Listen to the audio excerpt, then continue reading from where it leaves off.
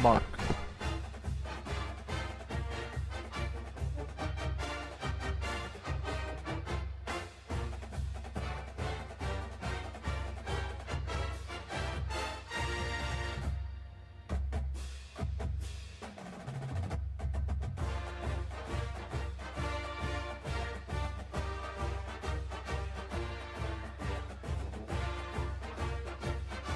"30 seconds till broadcast."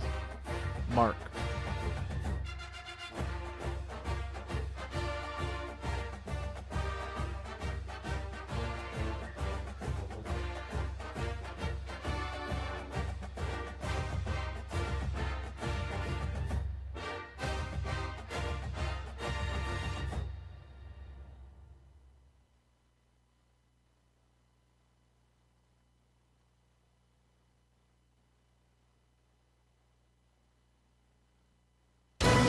From NCAA regionals at Plainsman Park, Auburn baseball is on the air. Bases loaded, 1 out. Stretch the pitch. Carter lines it into center to base hit. McCrane will score. They'll hold up Bingham. Oh, the ball got away. All the way to the wall. Here comes Thompson around third. He's going to score. That is a winner. Slug, line drive, base hit left field. Here comes Bingham. Here comes the throw from left. It is safe. He's safe. Swing drive, deep left field. Back at the warning track. Ball game. Series win for Auburn. Coming up, starting lineups and our exclusive conversation with head coach Butch Thompson. This is the leadoff show. Here's the voice of the Tigers, Andy Burcham. Welcome to hopefully a long day of baseball. Auburn stayed alive in its regional yesterday. The Tigers need to win twice to force a winner-take-all game tomorrow. Good afternoon, and War Eagle from the Rod Bramblett home radio booth at Plainsman Park with Brad Law, Jacob Hillman, and Quinn Burkeen in our Skyview Auburn studio. I'm Andy Burcham. Auburn jumped on NC State for 8 runs in the first, led as many by 10 by the third inning yesterday. The Wolfpack made a pair of comebacks, cutting the lead to 3 before Auburn won it 17-13. Andreas Alvarez went 5 2/3 innings, tonight's his 10th win. Ethan Bingaman and Cade Ballou homered twice on a day that Chase Fralick added another. Milwaukee continued its explosive offense last night, sending UCF to the elimination bracket. Andrew Williamson hit his 4th homer of the regional, but it wasn't enough as the Panthers won it 13-6. The Knights used 6 pitchers in the loss, which ended late last night. To make a second straight super regional at Plainsman Park, Auburn must beat UCF and Milwaukee, and then Milwaukee one more time. Auburn goes with Alex Petrovic in this first elimination game. The redshirt sophomore right-hander is 5 and make that 9-2 with an earned run average of 3.21. UCF counters with Roman Kimball. The redshirt senior right-hander is 1-1 with a 5.52 ERA. All of that said, and we're going to tell you this now, we are in a weather delay. There is weather north of Plainsman Park, and they are being very cautious to get this game started before or if that weather does impact what's happening here. At this point, the tarp is not out. There is no rain in this area yet, but there is rain north of Plainsman Park, and they don't want to start this game and then stop it, and that would certainly affect pitching for both teams here today. So we will continue with our pregame coverage, and we will have bonus coverage on the back end here during this pregame show today. When we return, the Butch Thompson pregame report from the NCAA Regional. This is the Auburn Sports Network. Here's a clip from a recent Talking Tigers podcast with Andy Burcham. Director of the Outlive campaign, Jackie Pearl. Last season, we were able to give $350,000 to 12 different cancer support organizations across the state. And I would love to see that grow because there are so many organizations across the state doing so much. But it's a testament to the support that the Auburn family has given both the basketball program in the last decade and the fact that we know cancer touches everyone. Absolutely. There's not a person that I know that doesn't have somebody that they know that has not been impacted by cancer. And so it's something everybody can relate to. Sport is a place that brings everybody together. And so in a way, it does kind of go hand in hand. New episodes of the Talking Tigers podcast are released Mondays, wherever you listen to podcasts. Subscribe to the Talking Tigers podcast exclusively from the Auburn Sports Network. Are you ready for your winning moment? Find it at Wind Creek Casino, where the action never stops. Hottest games, loosest spins, more ways to win. We've got the highest payouts and the most epic rewards. At Wind Creek, there's a win waiting for you around every corner. Wind Creek Casino. Find your winning moment. Gambling problem? Call 1-800-GAMBLER. In the SEC, it just means more. But what is it exactly? It's the fans, the students, the traditions, the legends. It's passion to celebrate deeper, reach farther, think smarter, make an impact off the field. It's that intangible thing that happens when 16 schools raise the bar as one. Because in the SEC, it just means more.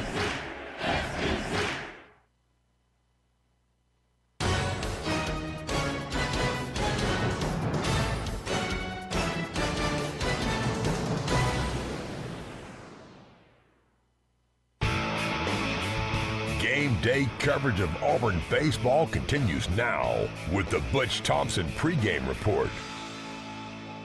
Here's hoping for a long day of baseball at Plainsman Park. Man, you only get one May 31st, 2026, and we want it to be one that, we'll remember, for the legacy of this team. But it's going to be a long, hard, drawn-out day, and being where your feet are at, whatever saying you want to put on it, we got to be fully invested in this first game against UCF. A talented team, good team. Williamson's hit 4 home runs, 3 in one game one, and another one last night. So, how do we keep him from beating us from that standpoint offensively? But they're talented all around him, ahead and behind him.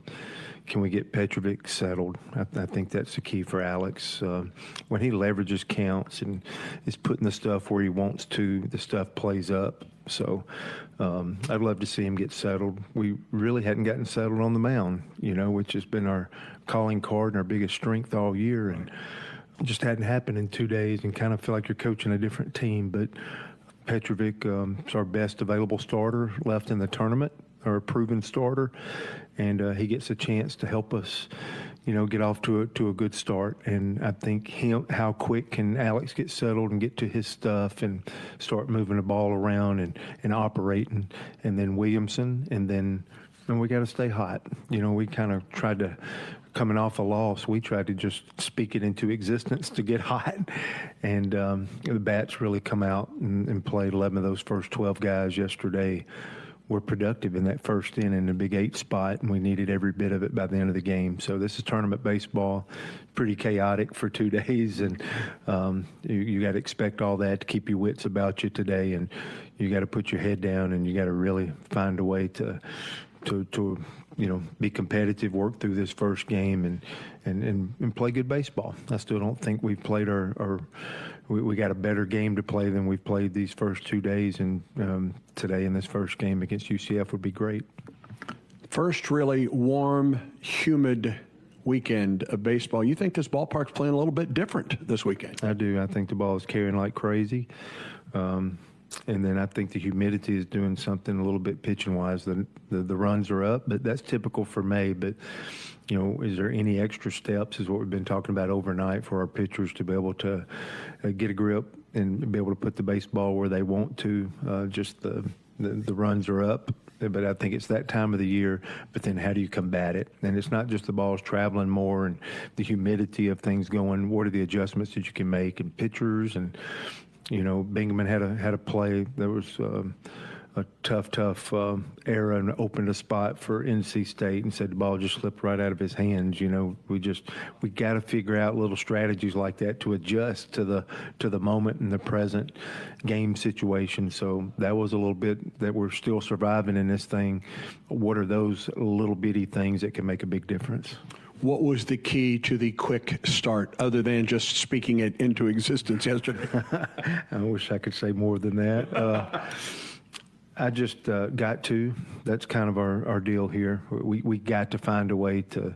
UCF now has got basically a third starter going, And that Milwaukee team, jumped out ahead of them just like they did against us. So there's a 24 appearance guy, their most appearances, and the guy tied for their most saves still available. So this is a, tall order today to have to work through a regular starting pitcher, a guy with their most appearances, and a guy that saved games for them. So that gives them, I think, some confidence for UCF, feeling like they got 9 innings handled here on a script. And we got Petrovic and Hetzler. Those are 2 guys that haven't thrown yet for us. We were forced to have to throw Sanders yesterday. We're doing everything we can to try to understand the tournament consequences. But those are 2 guys for us, and then we have to start bringing guys back. So I think whoever wins this tournament is going to stay hot offensively. It needs to, and it needs to be the Auburn Tigers. So great job yesterday. Productive job game 1 from an offensive standpoint. Can we finish this tournament? It feels like it's going to favor as everybody gets deeper into their pitching, and where's that water line of where everybody's pitching changes and somebody's got to step up and rise to the moment. I think the team that plays the most consistent, most powerful offense here probably has the advantage. What has been the key to Alex Petrovic? Because more times than not this season, he's gone to the Hill on a Sunday or a Saturday, if it was a Thursday, Friday, Saturday series, with the series on the line. Today, the season is on the line as he goes to the Hill today. Yeah, it's behind the scenes. He's just won his clubhouse. The players just absolutely believe in him. When he's rolling, he gets the team off the field. We spend more time at the plate than we do in the field. And what he does all week, he's just absolutely always lifting everybody up, and coaches included. He's just a great spirit. And then he's good. And it's, when he's rolling and settled, it's a high percentage of strike offerings. And I think he can give you a couple of different looks. So his stuff's good. His intangibles of even if you touch him or rock him, he can get settled. So there's some intangibles, but the behind-the-scenes work to earn the respect of the ball club, I think, is something that every pitcher, every young pitcher out there should be trying to do. It's not just about your game; it's about everybody around you and getting these guys to play behind you and believe you. He's taking all those necessary steps to make that work for him. And you're at home today? And we are at home. We're the home team today, and we're in Plainsman Park, and our boys have got to keep finding a better version of them playing baseball and play hard. But yesterday we had a hard crowd coming off of a loss, just absolutely fighting for us, and made a difference. And my expectation would be for it to make a difference today as well. Wish you all the best. War Eagle. War Eagle. Children's of Alabama reminds you that every child's head injury should be treated like a serious injury until a doctor says it's not. The CDC estimates some 4 million sports and recreation-related concussions occur each year. Even a minor fall or collision may be a concern. Symptoms typically include headaches, unsteadiness, confusion, or sleepiness. To find out what to do in case of a suspected concussion, visit childrensal.org/concussion and always dial 911 in case of an emergency. Alabama Power is here for you when big storms hit, but we're also here for the little things. We're there to get the coffee started, to make sure everyone's ready for school, for midday dance breaks, and evening entertainment. We're also there to help you save on all that energy with easy-to-use tips, tools, and efficiency programs. So enjoy these moments. Kids, movie night. And we'll do the rest. Visit alabamapower.com and follow us on social to learn more. Strike out ants, termites, and other pests with a call to Cook's Pest Control. Cook's proven pest control methods and superior termite control system keep your home safe and are backed by a 110% satisfaction guarantee. As the weather gets warmer, your spring cleaning isn't done until you call the official pest control partner of the Auburn Tigers, Cook's Pest Control. Looky, looky, looky, here comes Cookie, Cook's Pest Control. Hey Tiger fans, it's college baseball season, and SeatGeek is the official ticket marketplace of Backwards K's and Barn Burners. SeatGeek makes it easy to find tickets so you can be a part of all the action this postseason. Whether you're buying or selling tickets to Auburn baseball games or to any other live event in Auburn, SeatGeek is the place to do it. SeatGeek is the official ticket marketplace of Auburn Tiger baseball. Let's go, Tigers. SeatGeek. The starting lineups are presented by Yellowwood brand pressure-treated pine. If it doesn't have that yellow tag, you don't want it. All right, we'll start with UCF. The Knights are coached by Rich Wallace. He's in his third season as the head coach of the team from Orlando. The Knights lineup looks like this. Diamez Ross is the center fielder. He's the leadoff hitter. Left fielder John Smith III bats second. Hitting third, the home run machine for the Knights this weekend, the right fielder Andrew Williamson. The cleanup hitter is the catcher, Zach Skinner. Batting fifth, it's the third baseman, Javier Crespo. Landon Moran is the first baseman. He will bat sixth. Hitting seventh, the designated hitter, getting his fifth start of the year, Steven Chukka. Jordan Lodis is the shortstop. He will hit eighth. And batting ninth, the second baseman, Austin Jacobs. Again for the Knights, 32 and 22 on the year. It's Ross, Smith, Williamson, Skinner, Crespo, Moran, Chukka, Lodis, and Jacobs. Now for the Auburn Tigers, Butch Thompson's team, 39 wins and 20 losses. It's the same lineup the Tigers have used in the first two games of this series with really good offensive production. It's Mason McCrane in right field leading off, third baseman Eric Guevara hitting second, and catcher Chase Fralick batting third. The cleanup man is the second baseman Chris Rembert. Left fielder Bub Terrell hits fifth. Ethan Bingaman at first base bats sixth. Hitting seventh in center field, Cade Ballou. Batting eighth, the shortstop, Brandon McCrane. And the freshman, Taylor Belza, gets the nod at DH. Again, he'll bat ninth. Again for Butch Thompson's squad, McCrane, Guevara, Fralick, Rembert, Terrell, Bingaman, Ballou, McCrane, and Belza. Are you looking for pregame activities? Check out OpelikaUnforgettable.com for stay-and-play options this summer. Great hotels, unique restaurants, breweries, a distillery, tons of shopping options. And don't forget a visit to Opelika's historic downtown entertainment district. Next game, pregame in Opelika. We're back to Plainsman Park after one more pregame timeout. This is the Auburn Sports Network. Massive international soccer is coming to Auburn for the first time. Two proud nations, one global game. Argentina versus Iceland. Tuesday, June 9th at Jordan-Hare Stadium. Incredible elite competition and world-class talent coming to Auburn. Road to 26. Argentina versus Iceland. June 9th. Get tickets at aubtix.com or roadto26.com.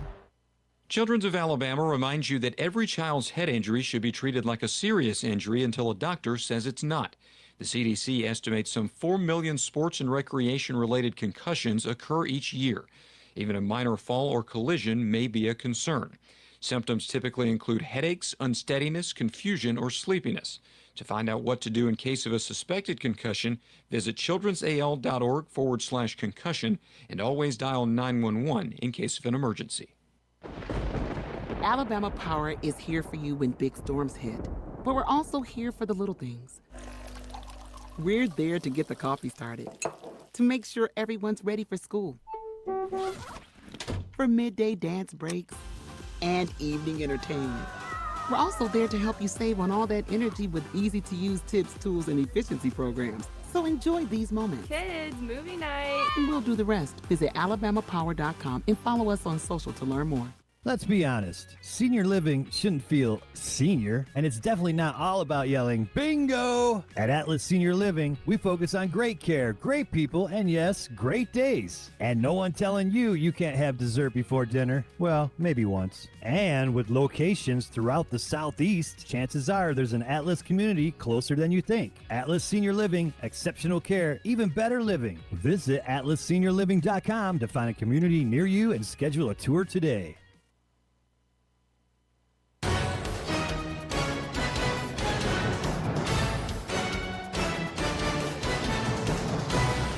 Welcome back to Plainsman Park. A big cheer just went up from the fans that are filing in as they made a weather delay announcement. It had nothing to do with the expected time of the delay, but they're slashing prices on certain items in the concession areas. here at Plainsman Park. So big cheer went up for that. The start of the game is delayed by weather, and so it'll be a little while before we have baseball here at Plainsman Park. For our affiliates down the line, if they would like to take it back for local programming, that's just fine. If you want to keep it here, we will have bonus content for you. We're going to flash back to the 2025 regional championship game against NC State right here at Plainsman Park. First, though, it is 2:04 Central Time.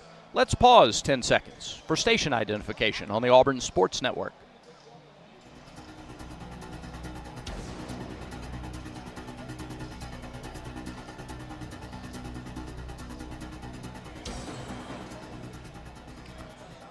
We hope to have baseball for you. We're not sure exactly when. We know that the start of the game is delayed by weather, and so we will begin some special weather delay programming here across the Auburn Sports Network, and as we have updates to give you, we will bring them to you. In the meantime, if you want to just continue to monitor wherever you get your Auburn baseball news, whether that's your local radio affiliate or social media or however else you get your Auburn baseball updates, follow those throughout the afternoon. And again, we hope at some point to bring you baseball, this elimination game between Auburn and UCF. The leadoff show is finished, and now special weather delay programming while we wait on the Auburn Sports Network. After NC State needed nearly 4 hours to knock Stetson out of the Auburn Regional, the Wolfpack are trying to stay alive here tonight against your Auburn Tigers. The throw goes wild down to second. Rembert ready to step in. Hogue, Head, Frasman in the outfield. First to third in the infield for the Wolfpack. McHugh, Nixon, DeCrisio, and Woodson. Sosa behind the plate. Dominic Fritton is starting for the second time in 3 days. He started the opener against Stetson, managed only 33 pitches, 6'1", 193, a lefty out of Fuquay Arena, North Carolina. The junior is 5-5 with a 4.30 earned run average, 16 starts, 83 2/3 innings, 103 strikeouts, 40 earned runs, 86 hits, 265 the average against Dominic Fritton. First up against the lefty, Chris Rembert. First up in the ballgame, the voice of the Tigers, Andy Burcham. Lefty goes off the stretch. Rembert 1 for 10 in the regional, and the first pitch is upstairs for ball one. 76 degrees, wind out of the west at 3 miles an hour, partly cloudy skies overhead. 1-0 to Rembert is in for a strike. David Ewell behind the plate. Nate White down at first, Eric Gaucher at second, and Mark Hutchinson is at third. A ball and a strike to Rembert. Stretch the pitch. It misses outside. 2 balls and a strike. For Fritton, fastball, slider, splitter. Fastball up to 96, but again, he started 2 days ago, and this is by far the least rest he's had between starts. 2-1 pitch to Rembert. Swing, line drive, base hit. Into center field in the gap. Rembert cuts the bag at first. He'll hold up there. And it's a leadoff single for the Tigers. Auburn at its best offensively when those right-handed hitters don't mind going the other way, especially against a left-handed starter who's going to try to own the outside corner up and away. Auburn struggled against that, quite frankly, against Ole Miss on Friday night and in the SEC tournament against Lampkin. Rembert took one up and away and sent it into right field. With Guevara out of the lineup, Bub Terrell has been Auburn's best hitter in this regional, and he moves into the 2-hole. 4 for 6 this weekend with 6 runs batted in. It's raised his average to 296, so it's lefty on lefty here as Rembert gets his lead in the pitch.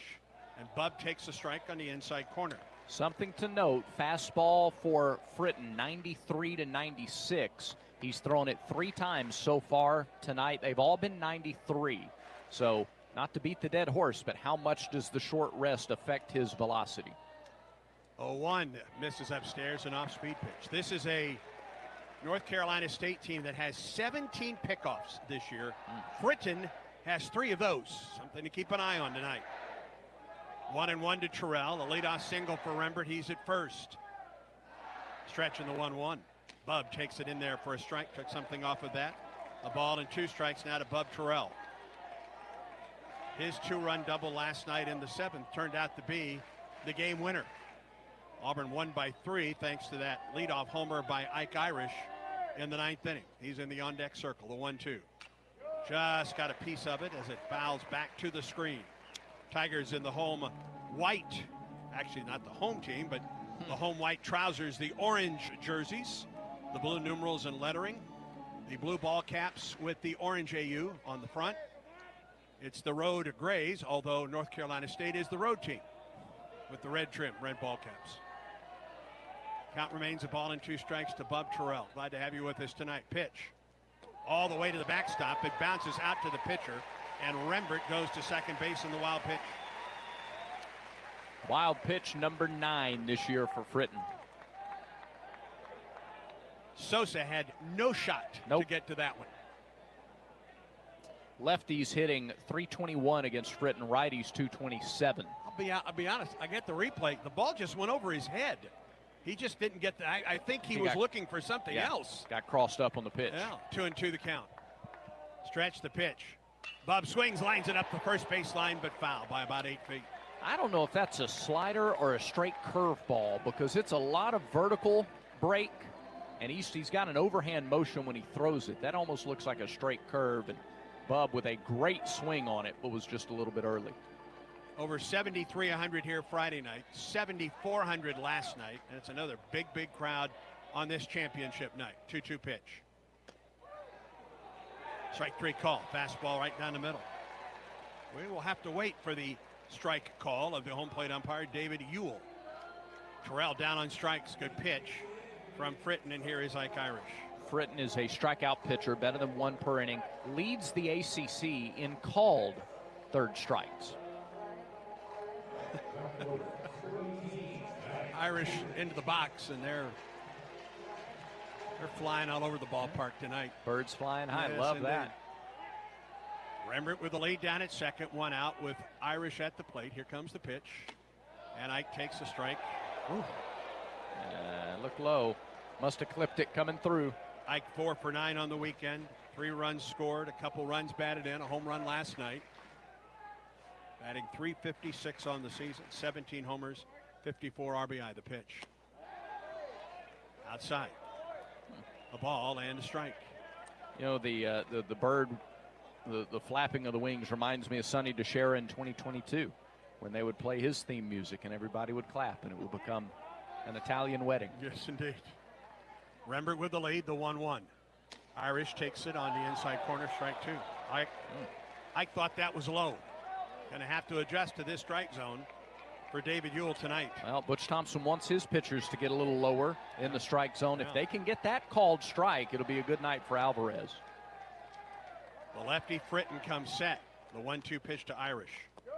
Bounces up there. It is blocked by Alex Sosa. Count goes to 2-2. Yes, on top of the plate is too low.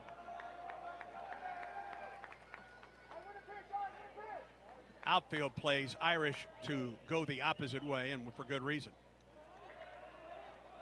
Which means if he could get it over the top of McHugh at first base, he could run for a while. 2-2 pitch. Stayed back on that one, and he fouled it out of play off the left side.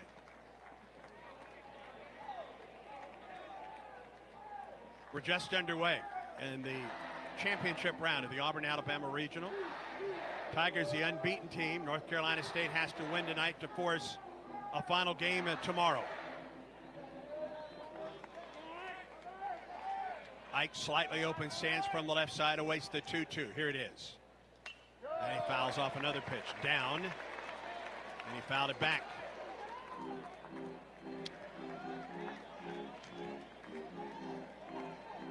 North Carolina State beat Stetson today 17-12.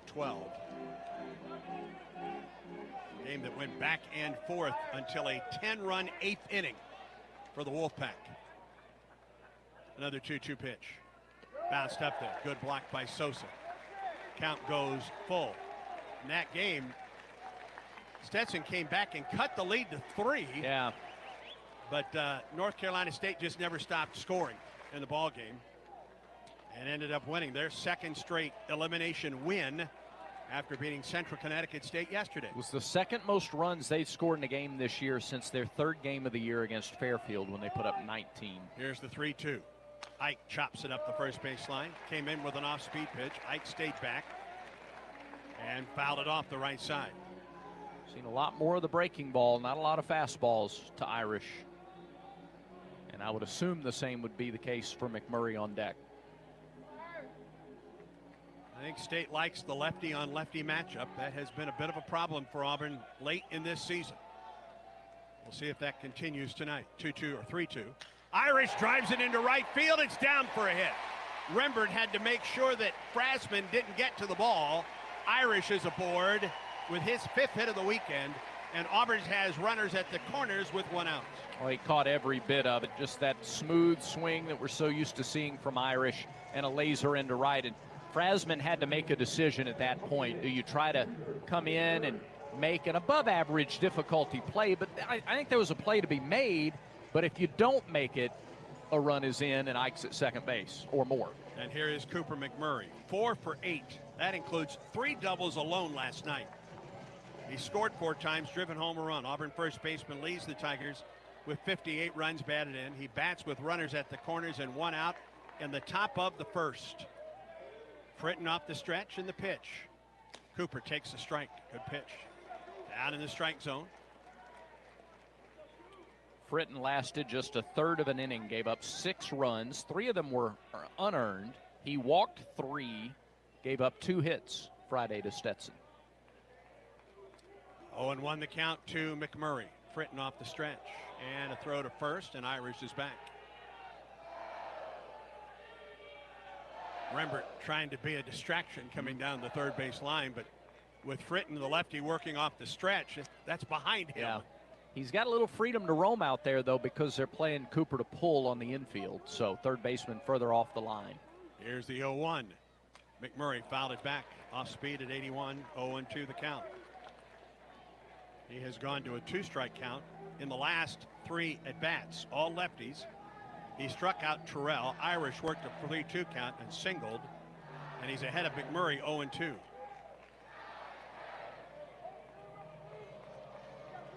Dominic Fritton comes set, the 0-2 pitch.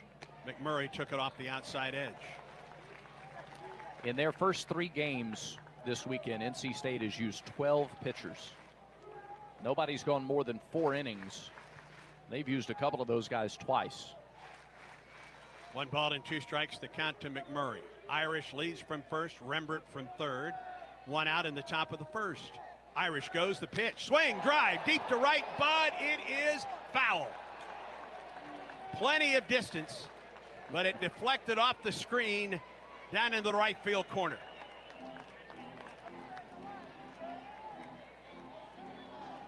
Irish got a good jump for first, didn't he? He really did. He timed it perfectly. Loved sending the runner there. Auburn trying to be aggressive against Fritton here in the first inning. Second really good swing by a left-handed hitter that was just a little bit early. Another 1-2 pitch to McMurray. Here it is. Just missed the outside corner. I mean, barely missed the outside corner with a fastball. 2-2.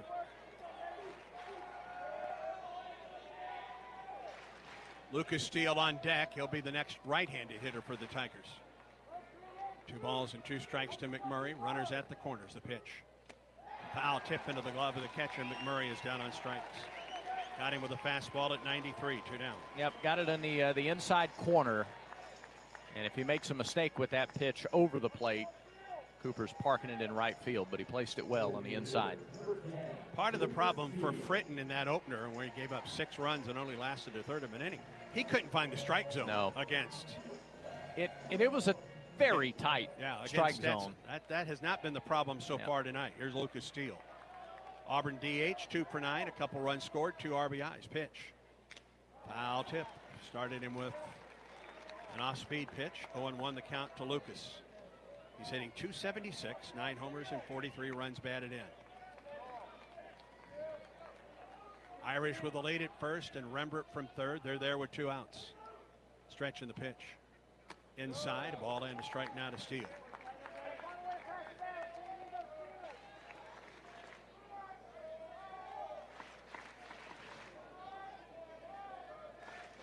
Outfield plays Steele straight away. Infield back with 2 outs.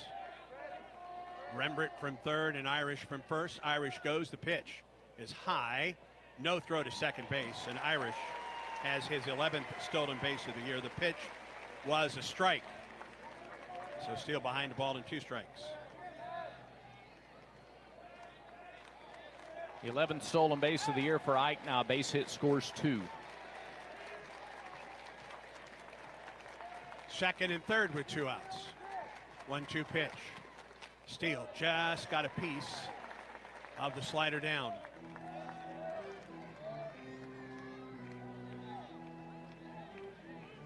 A leadoff single for Rembert, a 1-out single by Irish.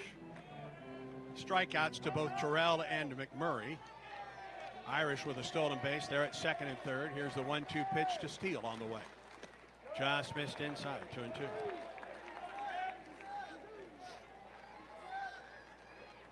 Here's a 2-2 pitch to Steele on the way. Tried to hold up on a pitch that was down. He went around, and the inning comes to a close. Fritton strikes out the side. No runs, 2 hits, no errors. 2 men left for Auburn. We go to the bottom of the first. Auburn threatens but does not score in the top of the first, and so Andreas Alvarez is out there in the bottom of the inning in a scoreless game. NC State will have Head, Hogue, and McHugh coming to the plate. Defensively, Terrell in left, Ballou in center, Irish in right field. Along the infield, first to third, McMurray, Rembert, Fabian, Snow, Freilich behind the plate. And Andreas Alvarez, the freshman, gets his first taste of regional action. The freshman from Seminole, Florida, 5'10", 192. The right-hander is making his 8th start of the season, his 13th appearance. He's 2-1 with an earned run average of 6 even. 36 innings, 37 hits, 24 earned runs, 15 walks, and 28 strikeouts. He's hit 5 batters, thrown 4 wild pitches. Teams are hitting .268 against Andreas Alvarez. And he will get Ty Head, Josh Hogue, and Chris McHugh in the first. North Carolina State 35-20. Went 17-11 in the ACC. Head 3 for 14 on the weekend, and the first pitch from Alvarez is a strike on the outside corner at 95. Snow plays even with the bag, but off the line at third. The pitch, strike 2. 94 on that fastball. Alvarez last pitched against Jack State on the 13th of May. That turned out to be a run rule game. 0-2 pitch to Head. Here it is. High and away. That was his only appearance in the month of May. Pitched 5 innings, gave up 1 hit, no runs, walked 1, struck out 2. Yeah.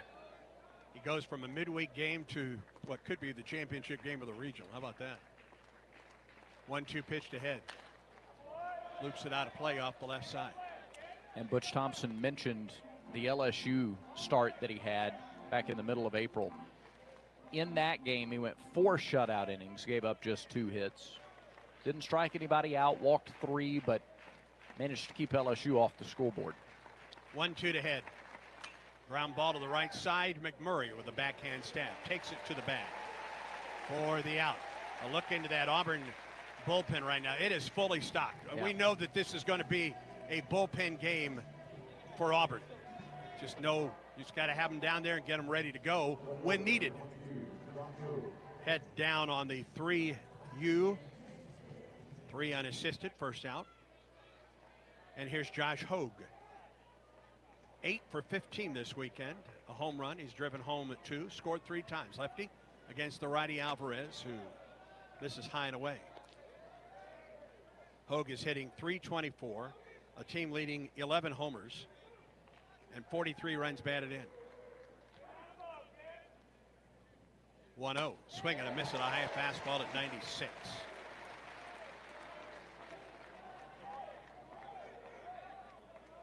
Three in this lineup with double-digit home runs. Hogue and Frasman with 11, and Sosa, the catcher, with 10. 1-1 to Hogue. Tried to get the outside corner, missed. 2 balls and a strike the count. Auburn threatened but did not score in the top of the first. Left runners at the corners. 1 out, nobody on for North Carolina State in the bottom of the first. 2-1 pitch. Outside, 3-1.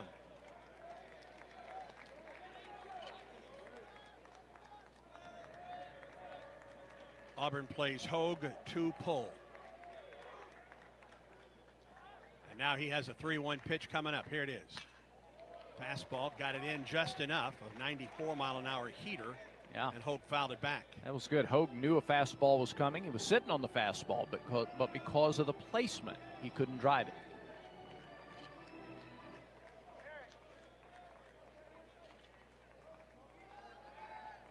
Andreas, the wind in the 3-2. Hogue sends one to center. That's where Cade Ballou ranges back and makes the catch for the second out.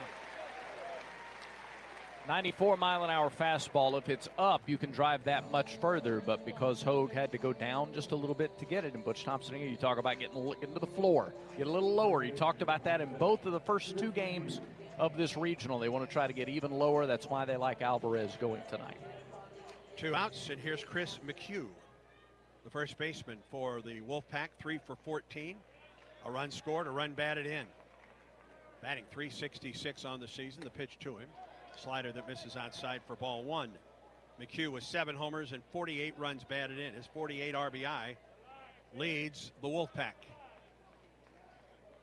And his .366 average leads them as well. Line drive, that'll get down for a base hit. Into right field. McHugh around first base, holds up there, goes down, throw back in, and not in time, and the ball gets away from McMurray. McHugh tried to put on the brakes and lost his balance. Irish threw in behind him, but McHugh got back to the bag. So a 2-out single to right by Chris McHugh.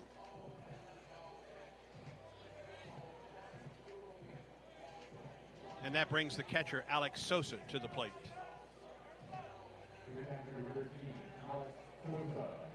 From Vieira, Florida, sophomore, left-handed hitter, batting .292 with 10 homers and 40 runs batted in. Sosa caught the entire first game of the day today for NC State. That was nearly a 4-hour ball game. McHugh gets his lead at first with 2 down. Sosa jumps on the first pitch, a fastball, and fouls it back.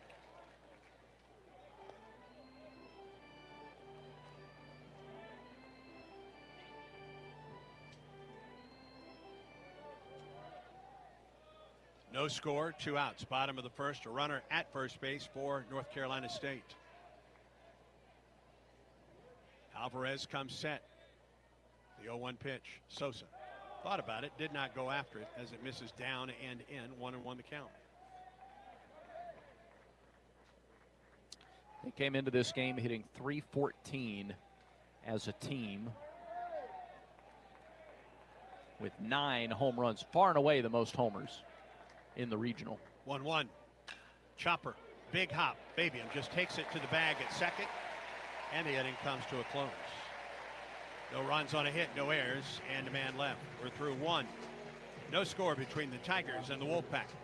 We move to the top of the second. Auburn is the visiting squad for the second straight game in this region. No score between the Tigers and NC State. Snow, Ballou, and Freilich for Auburn here in the second inning. The starter, Dominic Fritton, gave up a couple base hits, but Auburn could not drive home either Rembert or Irish, and Fritton struck out the side. Eric Snow's had a good weekend for the Tigers. That's just the way he has played for Auburn down the stretch of this season. He is 5 for 8 in the regional. He scored 4 times, driven home 3. Has played second, short, and third for the Tigers. He's riding an 11-game hitting streak, and almost half of those have been multi-hit games. And takes the first pitch, a high strike call to Snow, batting .309, 7 homers, and 33 runs batted in. Snow, Ballou, and Freilich for Auburn. A righty and a couple lefties against the lefty Fritton. The pitch. Eric swings and misses. That may be the splitter. Ball dropping out of sight. Snow went into the finale at Ole Miss hitting .294. So in just a couple of weeks, he's raised his average 15 points. He's behind 0-2. Stretch in the pitch. He swings and lifts it up on the right side and into the .984 club. Fritton has done a very good job getting ahead of every hitter so far. Control was a massive problem for him Friday. Not so here early tonight. Here's the 0-2. Snow lifts it into right. Freshman over a couple steps makes the catch for the first out of the inning. Got it in enough. It was up and far enough in that Eric couldn't turn on it. And here's Cade Ballou about to make his first ever NCAA regional at bat. 15 years ago in this ballpark against an ACC team, an Auburn native had a pretty big swing of the bat. Got Creed Simpson on a Sunday night against Clemson. Auburn, the visiting squad that night. That pushed that regional to a Monday. Here's the pitch to Ballou, high and outside. And the third baseman, Woodson, came up near the edge of the grass. Ballou with very good speed. He has 12 stolen bases. Woodson even with the bag now, and the 1-0.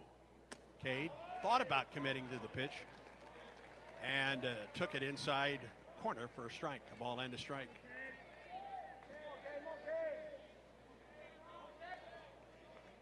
No score. We're in the top of the second. One out for Auburn. 1-1 pitch to Ballou. Behind the pitch, down and away. You think that's a splitter? I think it is. Yeah, it doesn't appear to have a lot of lateral movement. But it's got some drop. Yeah. And he may see it again on a 1-2 pitch. Stretched by Fritton and the pitch. Ballou chops it first base side and foul.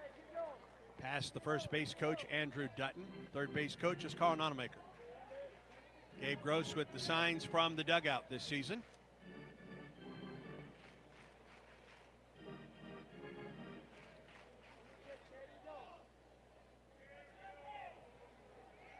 We're in the top of the second. No score between Auburn and North Carolina State. Auburn wins tonight. Tigers win the regional. Get ready for a super regional here. A state win moves to a final game tomorrow. The pitch, Ballou takes it high. 2 balls and 2 strikes. Fritton was freshman All-ACC 2 years ago, second team freshman All-American 2 years ago.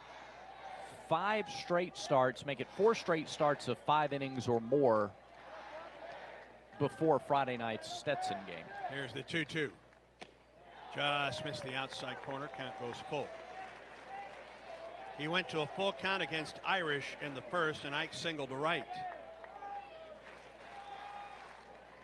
Now 3-2 to Ballou with 1 out, nobody on in the Auburn second. Stretched by Fritton and the 3-2. Hitting. Well, that's not a big surprise, is it? No, it is not. Off-speed pitch that came in and it hit Cade Ballou. That is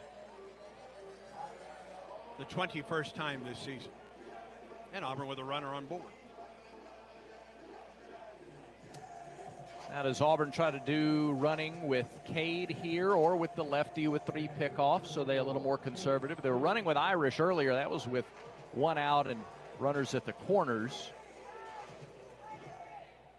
I like the way Freilich handles the bat, obviously. Ballou gets a lead at first. Look out for the move from Fritton. He has 3 pickoffs. The pitch. Freilich takes it high and inside.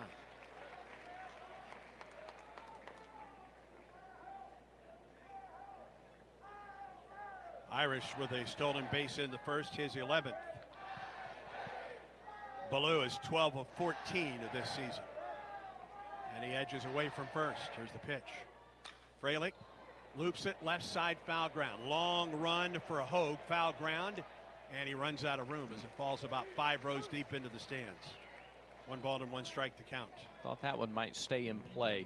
It'll be interesting to see now how Woodson sort of at in-between depth at third base. Chase Freilich is 2 for 8 this weekend with a run scored. He's batting .335 this season. 4 homers and 39 runs batted in for Auburn's everyday catcher. Freshman All-SEC. Outfield plays Freilich to hit the opposite way. Ballou with the lead at first and a throw over. And Cade is back. Woodson even with the bag now. I wonder if they were trying to get Freilich to show they think he might be bunting. I think Auburn's more apt to run the runner at first than bunt here. And they've got Ballou picked off. Throw down to second base. Ballou goes down. And the shortstop runs him down for the out. 2 down in the inning. 4th pickoff this season for Fritton. 1 3-6. 2 outs and nobody on. That changes the inning, doesn't it? Sure does. There's Pierce Fralick.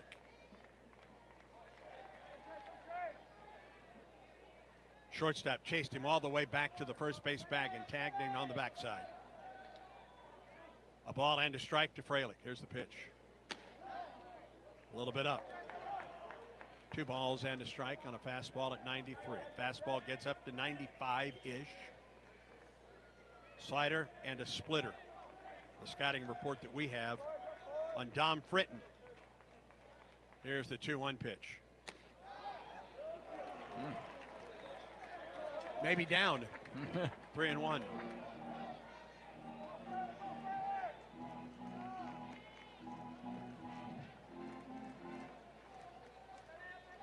Three balls and a strike to Fralick. Fritton stretches and pitches. Swinging line drive left center field. That is into the canyon and off the wall. Fralick around first base. He digs for second with a 2-out double. That is the 16th of the year, and you knew he was going to do something. Yep. After Fralick, or after Ballou was picked off at first base. You knew it was going to come. I mean, it's almost written in stone, isn't it? Well, he got a hitter's count, and he got a great pitch to drive. You're not going to get that pitch by Fralick, and left it up. Chase drove it opposite field into the canyon. A lot of room. It's Auburn's 9th double in the last 2 games. The 8 doubles last night against Stetson, the most by an SEC team this year. And now Fabian to the plate. Pitch on the way. He shows bunt, pulls the bat back, and the pitch misses high for ball 1. With 2 outs, the third baseman Woodson playing back. Let's see if he edges in just a bit. Derek is 2 for 7 in the tournament. Pitch on the way. Again shows bunt. That's a strike on the outside corner. Might have been showing that until he got a strike. Fralick at second base with a double. Auburn's 3rd hit of the night. Chase is there with 2 down. A ball and a strike now to Fabian. There's the stretch and the pitch. Strike call at the knees. A ball and 2 strikes.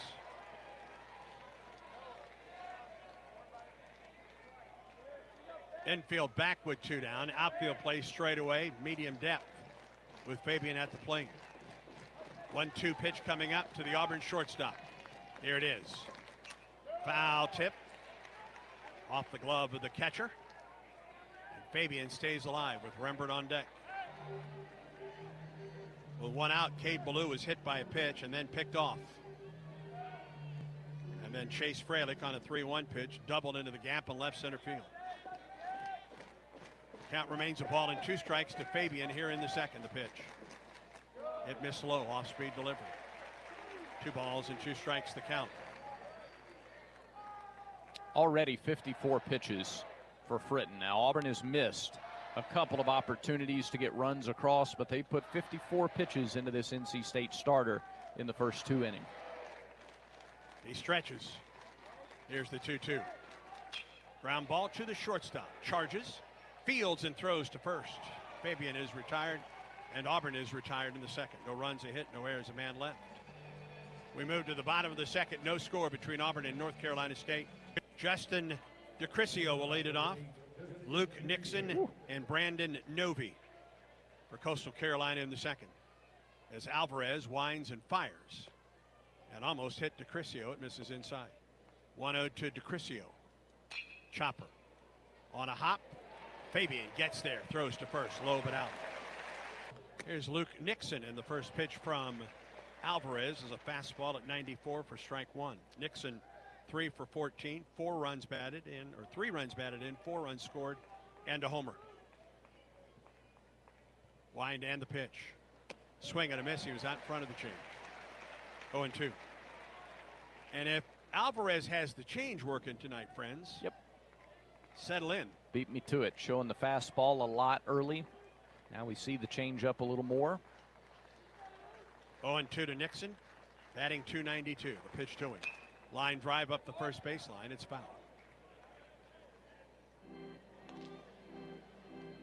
Bounces off the brickwork and out to Ike Irish, who floats the ball into the K corner. Count remains no balls and 2 strikes to Nixon. The pitch. Wasted one high and outside, a ball and 2 strikes. 1-2. Nixon chops it in the hole and through. It's a base hit beyond to Rembert and into right field. Just a high hopper, a tomahawk swing by Nixon. And with McMurray going to the bag, Rembert, the only guy could get it, had to go too far to his left. And North Carolina State's best runner is on base. Nixon, 14 stolen bases in 16 attempts, and that brings Brandon Novy to the plate. 4 for 12, 5 runs scored, 6 RBI, and a couple homers. He's hit 2 of his 3 home runs here this weekend. The pitch missed a little bit up. Yellowwood scoreboard, Kentucky leads West Virginia 10-7 in the 6th. Kentucky trying to force a winner-take-all game tomorrow. Good lead over there by Nixon. The stretch and a throw over, and he's back. That is in the Clemson Regional, where Kentucky eliminated Clemson earlier today. Texas San Antonio leads Texas 2-0 in the bottom of the 2nd in Austin. 1-0 pitch to Novy. Fastball in there for a strike. You'd think that Aubie's here down to our right. Autographs and pictures. It's not Aubie. It's Bruce Pearl.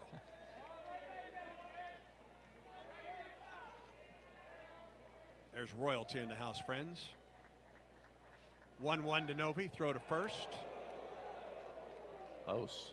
Very close. Good throw right on top of the bag by Alvarez.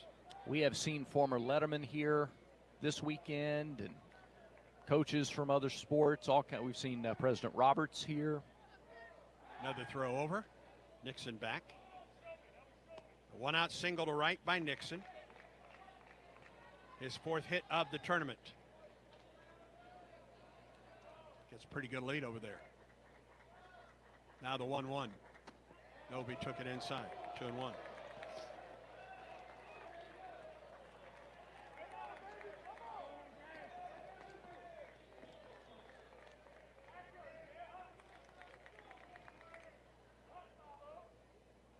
Alvarez gets the sign.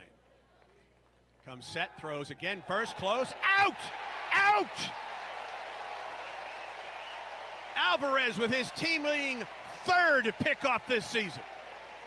You mentioned that Nixon is the best base runner, the leader in stolen bases for NC State, and Auburn knew it too. They paid close attention. Alvarez with a terrific move. They nearly got him a couple of times before that.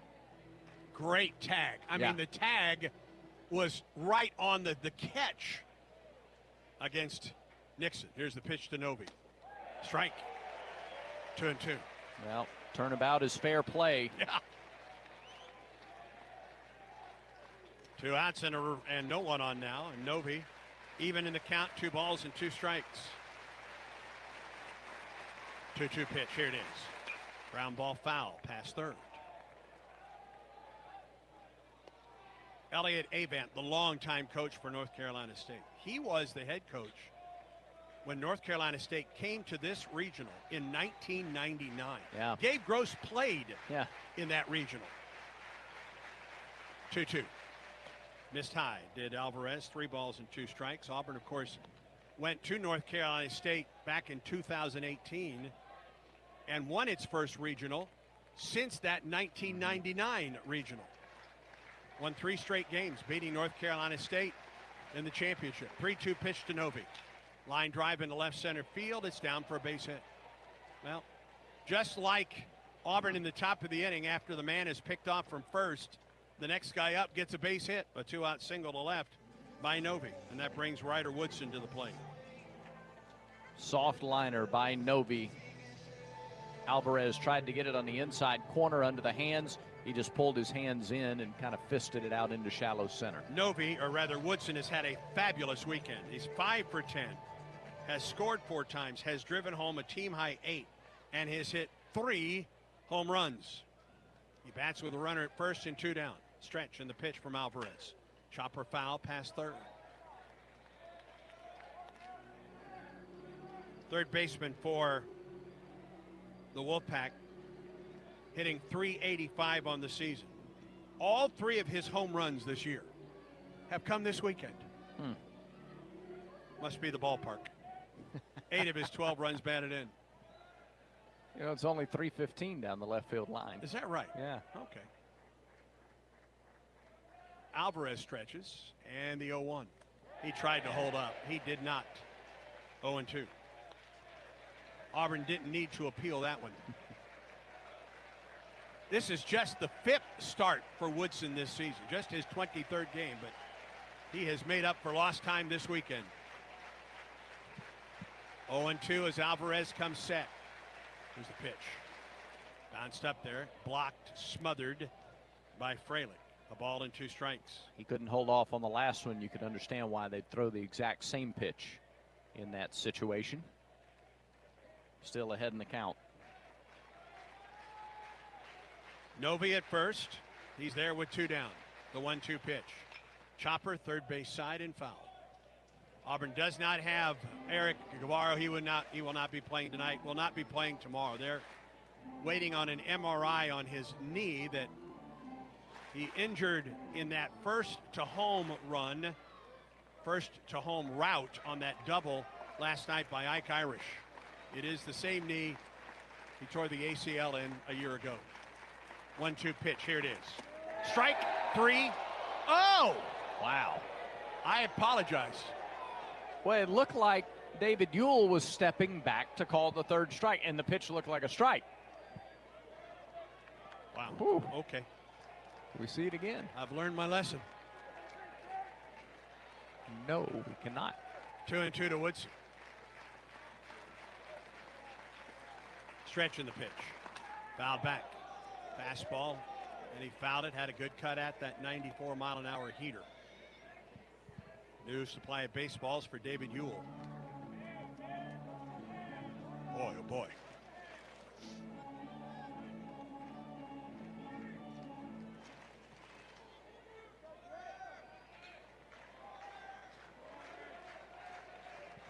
Novi a lead at first. He's there with 2 outs.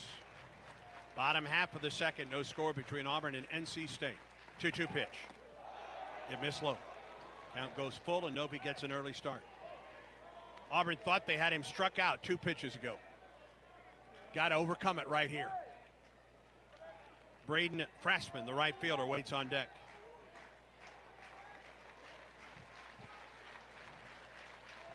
Alvarez off the stretch. There goes the runner, the pitch. Chopper foul at the plate. It got a piece of the hitter. And a new baseball for Andres Alvarez.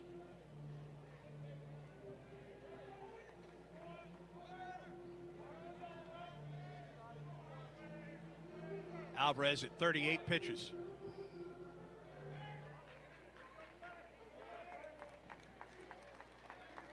And another 3-2 coming up here to Ryder Woodson. Right-handed freshman out of Naples, Florida, the pitch. There's strike 3 on the outside corner. First strikeout of the night for Andres Alvarez. No score between Auburn and North Carolina State. Rembert, Terrell, and Irish for Auburn to face Dominic Fritton. 54 pitches for Fritton as Auburn starts the second time through the order. And now the bullpen for North Carolina State is populated. Nobody throwing, but they put some guys in that pen in the inning over, or the inning change. Rembert led up the game with a single. Was stranded at third in the first inning. Pitch on the way to Chris. High, ball 1.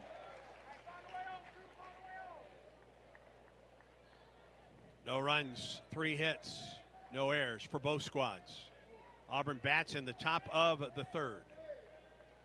Stretched by Fritton in the pitch.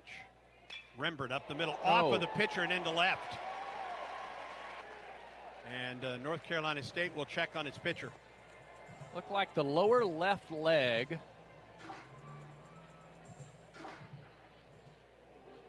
It hit Fritton and bounced between the shortstop and the third baseman into shallow left.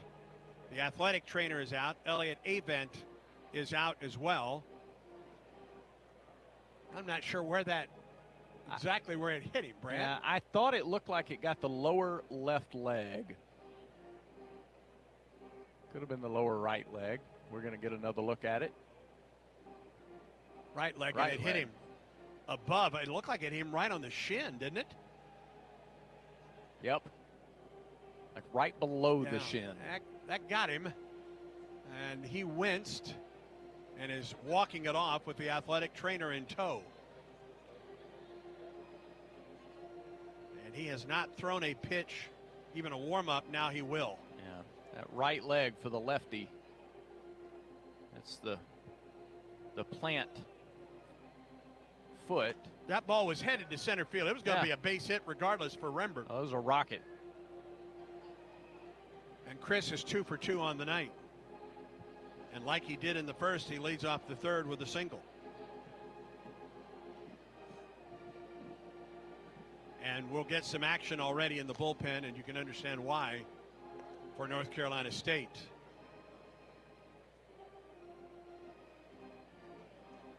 And Fritton is going to give it a go. That is not a visit charge to North Carolina State because of the potential injury to the pitcher. And that brings Bub Terrell to the plate for Auburn. Bub, a strikeout victim in the first. He's 4 for 7 in the tournament with 6 runs batted in. That 6 RBI leads Auburn. Rembert will lead it first. Fritton comes set in the pitch. Swing, ground ball up the middle. It's through for a base hit for Terrell. Rembert at second base will hold up there. And Auburn has runners at first and second and nobody out. Bub Terrell's 5th hit of the weekend. He got a hanging breaking ball, and he didn't wait for something better. He went up to get it. Well, that's yeah. 2 straight rockets right back at the pitcher. Yep. On consecutive pitches to Rembert and to Terrell, and that brings Irish to the plate with runners at first and second and no one out for Auburn. Ike with a single through the right side in the third or the first inning. He stole second, but was stranded there. He could be sitting on a breaking ball, too. Fritton off the stretch and the pitch. Ike takes that off-speed pitch, and it misses high.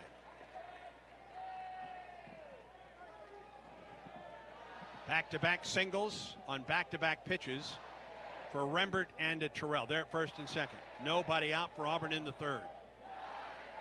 1-0 pitch. It misses low, 2-0. Throwing for NC State in the bullpen, left-hander Cooper Consiglio.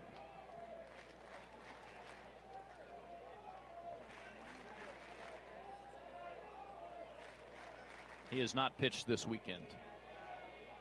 2 balls and no strikes to Ike Irish. Stretching the pitch. Fastball in there for a strike. 2 balls and a strike.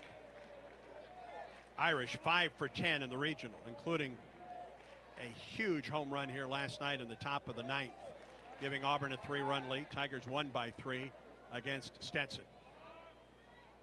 1-2, or 2-1 rather, is just a little bit outside. 3 balls and a strike. I'll be honest with you, friend, I'm still learning this strike zone with the home plate umpire. Agreed. He's trying to get that out. He's trying to get Ike to chase on the outside corner where even if he makes contact, it's limited what he could do with it. He's just not going after it. 3-1 to Irish. Runners at first and second. The pitch. Got him with a fastball on the outside corner. May have been ball 4. Ike came up empty. The count goes full. Ike trusts himself on 3-2. He thought he'd take a shot with a huge home run swing. Rembert gets his lead at second and Terrell at first. Fritton off the stretch in the 3-2. Irish sends one up the left side. Just a flick of the wrist and onto the third row of the Tiger Terrace out there. First and second, nobody out for Auburn. Another 3-2 pitch coming up to Irish. Here it is. Swing and a miss. He got it. It's a big strikeout for Ike Irish, and Fritton came back from a 3-1 count. And here's McMurray, who struck out in the first. First and second, 1 out. The pitch. Cooper takes it outside, ball 1. The pitch to get Irish after that fastball off the outside as he came back inside to get Ike. 1-0 the count to McMurray. Stretch and the pitch. Swing and a miss. He was late on a fastball. 1-1. Fastball's down to 92, but he's locating it well still. He's especially against the lefties, he's going away. 1-1 the count to McMurray. Pitch on the way. Off speed in there at the letters for strike 2.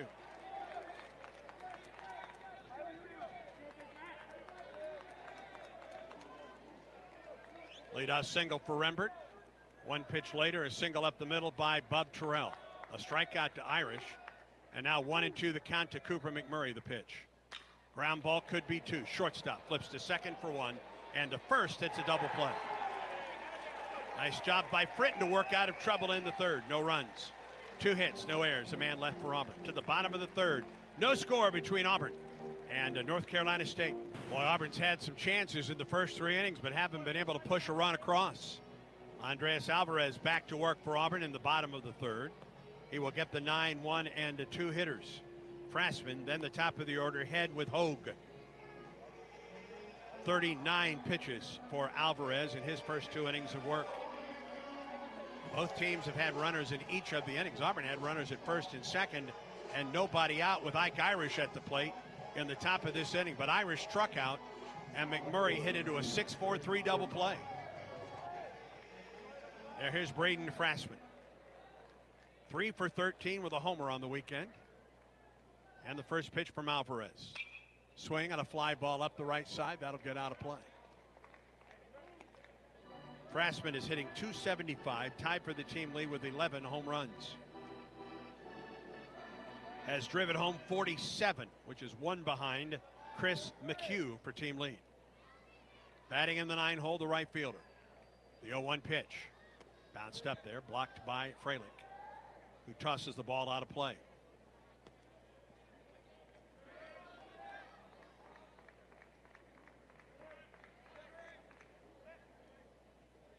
Alvarez the wind and the 1-1 to Frasman.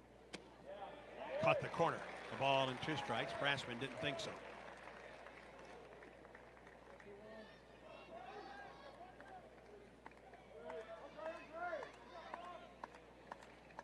One-two pitch.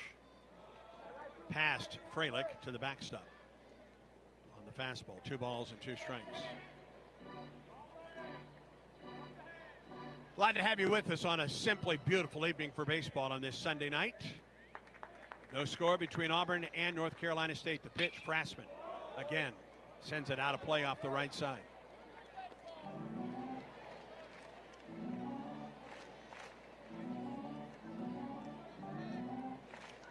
Another monster crowd on hand at Plainsman Park tonight.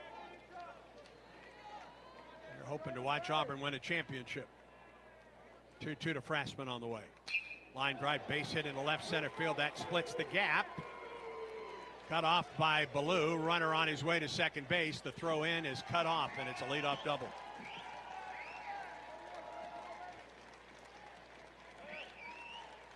#12th double of the year.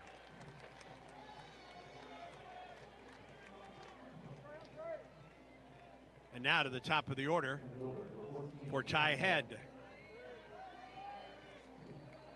A fastball that was center cut, and he split the gap in left center field.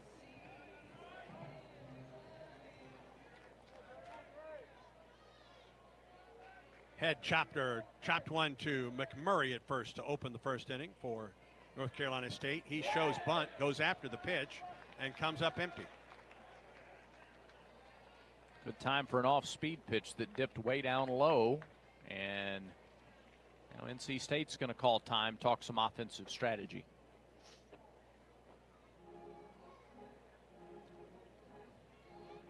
Head has 3 sacrifice bunts this season. 22 total for the Wolfpack this year. A leadoff double by Frasman. He's at second. Auburn's had opportunities in the first 3 innings, but haven't been able to score. North Carolina State with an opportunity here, a leadoff double. Frasman down at second. 0-1 the count to Head. Snow plays up at third. Here's the pitch. Showed bunt, took a pitch downstairs. 1-1 the count to Ty Head.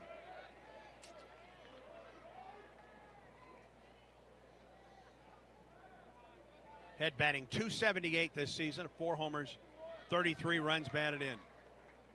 Now the 1-1 again shows bunt. Pops it up to Alvarez. And the runner goes back to second base. Tried to pull the bunt to the right side and popped it up, and Alvarez caught it. 1 out. Pitch was at the knees, and Head had to lower the bat head because the first 2 were low. I think he was expecting something a little bit lower and was underneath it. Popped it up. 1 down, and here's Josh Hogue. Fly to Ballou in center in the first. He's 8 for 16 this weekend. Andreas off the stretch. Here's the pitch to Hogue. Fly ball into center again for Ballou. Back into his right, makes the catch. Runner at second tags. He does not score or does not go to third. The throw in comes back to the pitcher's mound. I'm not certain where that was going. Thankfully the runner didn't tag. Yeah. Because he would have got to third base on the play. I don't know. I don't know if he was trying to throw back to second and airmailed it, or perhaps trying to throw it back to the pitcher. 2 down. Here's Chris McHugh. And good afternoon. We welcome you back to Plainsman Park, where the tarp has been pulled for about an hour on the ballpark. There has been lightning in the area. Rain has been falling. It's a light rain that's falling right now. As we wait for the start of this elimination game between Auburn and UCF. The game was scheduled to begin at 2. Obviously, we're an hour delayed, and we don't know how much more this game will be delayed. But the officials are meeting right now. As a matter of fact, they're meeting over in the Auburn dugout. Auburn's head coach, Butch Thompson, the USF head coach, or the UCF head coach, officials with the NCAA are meeting down there right now. So perhaps we will have some word as to when they expect to get this game underway at some point. This is bonus programming on the Auburn Sports Network. It's the championship game from last year's NCAA Regional here at Plainsman Park between Auburn and North Carolina State. Before we continue, let's pause 10 seconds for station identification on the Auburn Sports Network.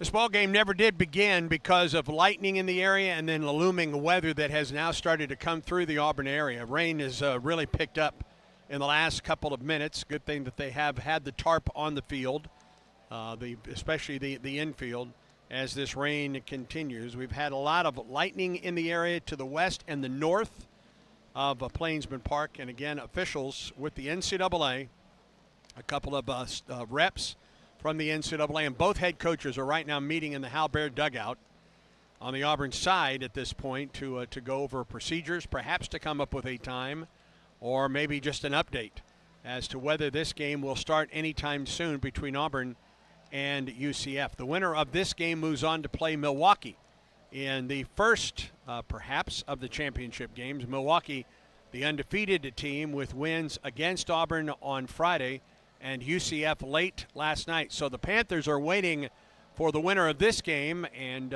if Milwaukee wins that one, whether it's played tonight, late, or tomorrow, whenever it's played, if Milwaukee wins that one, they move on to the Super Regional. The regionals that hook up in this side of the bracket is Auburn's regional and Nebraska's regional. So that's the situation that we have right now. But again, the rain is falling, and it's a pretty steady rain at this point. And again, officials with the NCAA, both head coaches are meeting in the Auburn dugout with an update. When we get that update for you, we will let you know, but not likely to begin this game in the next half hour, maybe in an hour. We're not certain at this point. They have moved everyone either undercover underneath the stadium or to their cars here at Plainsman Park because of lightning in the area at this point. They've also reduced prices on adult beverages, domestic adult beverages, and hot dogs.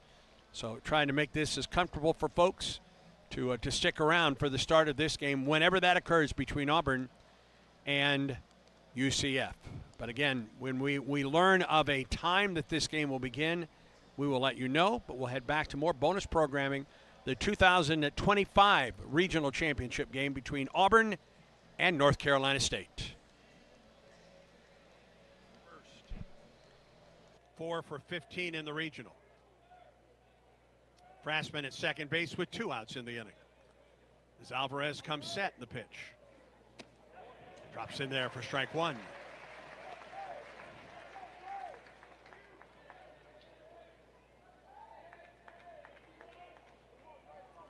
Plainsman has 3 stolen bases in 5 attempts this season. Gets his lead at second. The 0-1 pitch. McHugh held up. Pitch missed out and down. Count goes to a ball and a strike to the North Carolina State first baseman. McHugh, 6'3", 215, a sophomore from Commack, New York, and a transfer from Virginia Commonwealth. Now the 1-1. Just inside, 2-1. He gave up on that breaking ball, and Alvarez nearly landed that on the inside corner. That was much closer than it looked at first. 2-1 the count.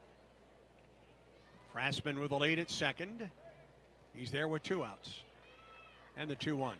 Bounced up there, backhand stab by Fraley, keeps the runner at second base. Now 3-1 to a very dangerous hitter. As a matter of fact, the leading hitter in the lineup. McHugh hitting .369. A team leading 48 runs batted in, and he awaits a 3-1 pitch now from Alvarez. Takes a big breath and comes set. Here's the 3-1 pitch. Chopper foul. Came inside, and McHugh bounced it over the top of the Auburn dugout. Full count. I'd say all the time, if you're going to come in with a fastball, you got to get it there. Got to get it in, and he did in that instance.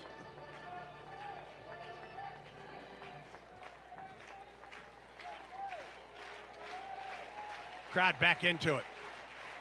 As Alvarez peers in, gets his sign. Here's the 3-2 pitch to McHugh on the way. Ground ball foul past third. Rattles up the brickwork down the left side and into left field. So an inside fastball followed by a 3-2 slider.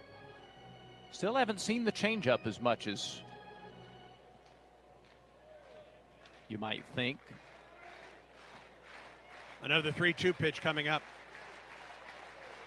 to McHugh. Here it is. Fastball just blew it by him. 93 on the heater. All right, and if you would bring it back, double, Quinn. Plainsman doesn't go further than second base. Second strikeout on the night for Alvarez. We're through 3. No score between Auburn and We have an update for you for the start of this game between Auburn and UCF. The game will not start before 4:06. Right now they're hoping to get this game underway at 4:06. They will meet one more time at 3:30.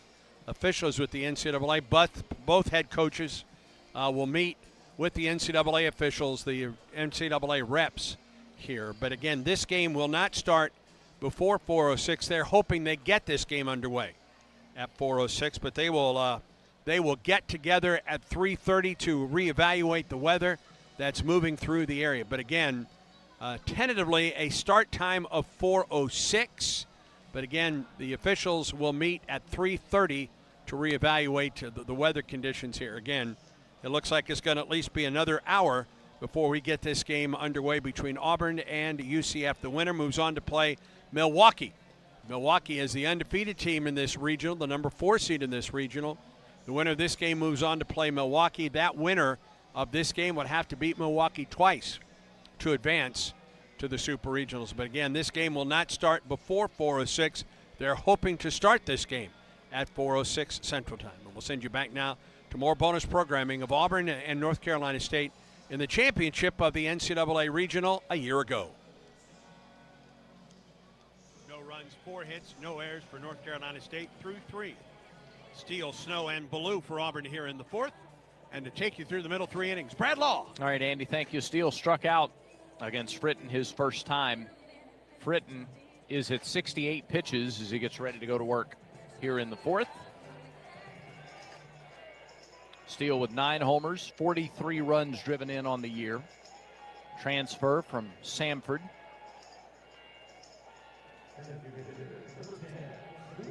We'll try to get the Tigers started. Auburn had the leadoff man on in both the first and third. Tigers have had runners in scoring position in each of the first 3 innings. Pitch to Steele. Inside, nearly hit him. Turned him around. 1 ball, no strikes. Other regional games across the country. Tennessee, Wake Forest tied at 6. They're in the bottom of the 9th in Knoxville. 1-0 to Steele. Is a called strike on the outside corner. 1-1. Kentucky leads West Virginia 11-7. Kentucky trying to force a winner-take-all game 3. Southern Miss trying to do the same in Hattiesburg. Golden Eagles lead Miami 10-1 in the 4th. 1-1 pitch, breaking ball, missed high, 2-1. Texas, San Antonio has put up a touchdown early against Texas. 7-0, the Roadrunners lead the Longhorns. That's in Austin. 2-1.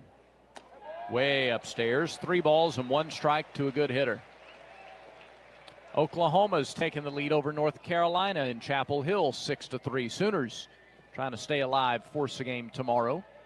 Florida State leads Mississippi State 5-2 in the 9th in Tallahassee. 3-1 to Steele, little dribbler. Past the pitcher, shortstop charges, and then can't field it cleanly with his bare hand. It was a slow roller, just a little dribbler, not a bouncer. And once it got by Fritton on the mound, it had to be perfectly fielded by DeCrisio at short. He charged, he tried to reach down with the bare hand, and he couldn't come up with it cleanly. So Steele is aboard, and it's the 3rd time in 4 innings that Auburn has a leadoff man on base. Now here's Eric Snow. 0 for 1 with a fly to right.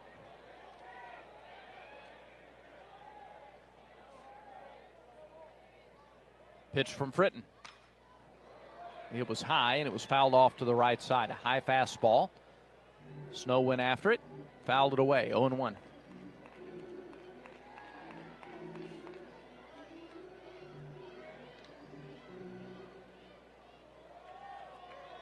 Lefty-righty matchup. Fritton comes set and delivers. And it's flied up the right side, foul again, over and onto Donahue Drive. Quickly 0-2 to Snow, starting at third base, where he finished the game last night. 7 home runs. Snow spent better than half the year in the leadoff spot. 0-2. It was down, checked his swing. He didn't go on the appeal, and it's a ball and 2 strikes.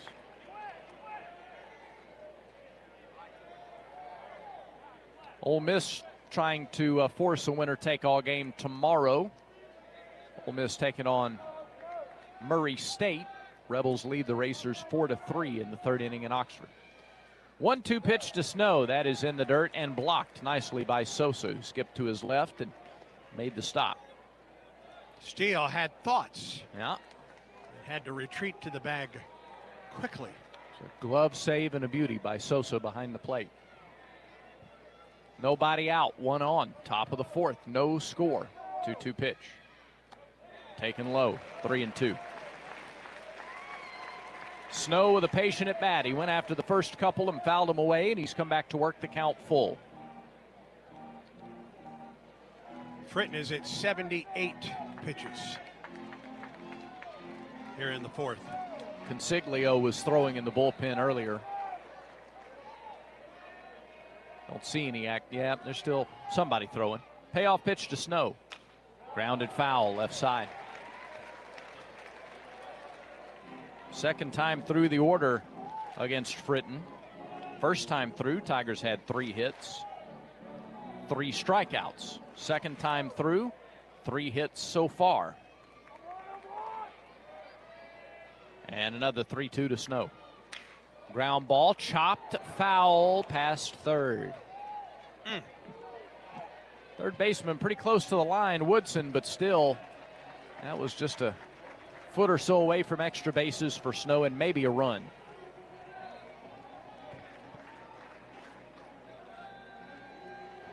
Woodson's not as close to the line as you might think against a right-handed hitter. Outfield plays Snow straight away. Room on the right side if he can punch it through. Payoff pitch again. Chopper, left side, foul. Woodson got it between the bag and the third base coach's box. Highly competitive at bat right here for Eric Snow. Yes, coming up will be the 9th pitch of the at bat. With Cade Ballou on deck. Steele gets his lead from first. Scoreless game. Pitch home. Low, ball 4. Great at bat, Eric Snow. He fell behind 0-2. Was aggressive early with his swings and then stayed patient. Yeah, just never was out of control in the at bat either. Do you think? No, He never felt like he was overmatched. Excellent. Yeah, well said.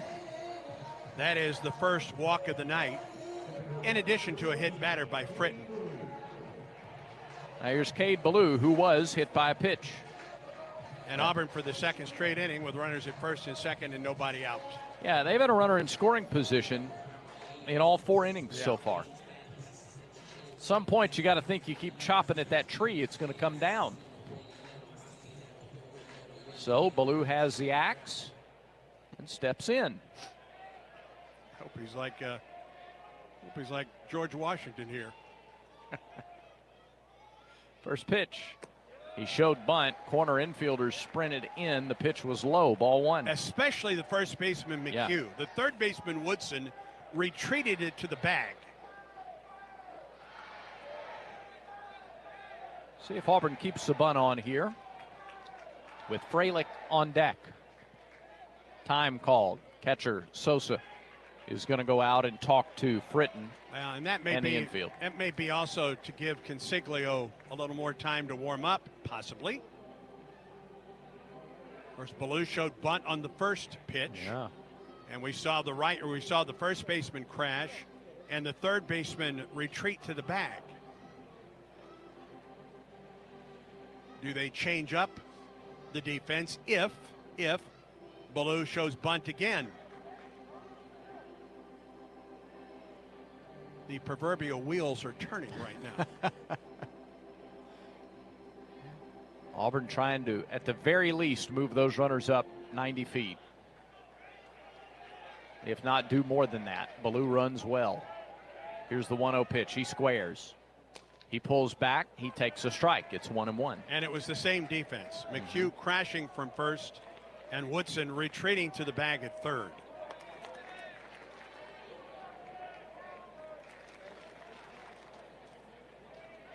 He could square and slash here. Nope. Bunt stays on. Pitch misses low. 2-1. It looks like they're committed to Cade trying to get the bunt down, trying to get those runners over. And if you bunt well enough, he's got the speed. They've got to make a perfect play. Runners at first and second. It's Steele at second, Snow at first. Nobody out. Pitch to Ballou. He takes a ball away, and it's 3-1. Ballou's trying to give him an out. All right, do you keep the bunt on 3-1? He's had trouble finding the strike zone in this at bat, or do you turn Cade Ballou loose on 3-1? I think I'd keep it on. We'll see if they do. It's a good question. Yep, he squares. He bunts it foul left side. And now it's full. And now he won't be bunting. Well, it was a 3-2 pitch that he was hit on, an off-speed delivery in the second, but that was with one out and nobody on. It's a completely different situation now. Nobody out and runners at first and second for Auburn. Does Fritton get anywhere near the inside corner this time? Runners get ready to move. Infielders still play in, and the pitch is nowhere close. It was way upstairs. Corner infielders. I guess they were convinced he was going to bunt all the way. With 2 strikes, yeah, it doesn't matter now because it's ball 4, and the bases are loaded with nobody out for Chase Freilich. Back-to-back walks. Freilich doubled the last time he was up. He gets a gapper here, and Auburn can clear the bases, but Elliott Avant will come out. We'll see if this is Cooper Consiglio, 28, the left-hander, who's been in the bullpen for a minute. Yeah, he started warming up in the third after that ball was hit off of Fritton to open the inning, and then a single. But Fritton Struck out Irish and got a double play ball by McMurray to get out of trouble. They got 88 pitches out of Fritton tonight, if they are indeed making the call. I saw a couple of guys looking at the bullpen. They are, yeah. Number 28, 6-foot lefty, 190 pounds, a freshman from Palm Harbor, Florida, and Eastlake High School. Consiglio is 1-4 on this season, an ERA of 9.68. This will be his 17th appearance, his 11th in relief.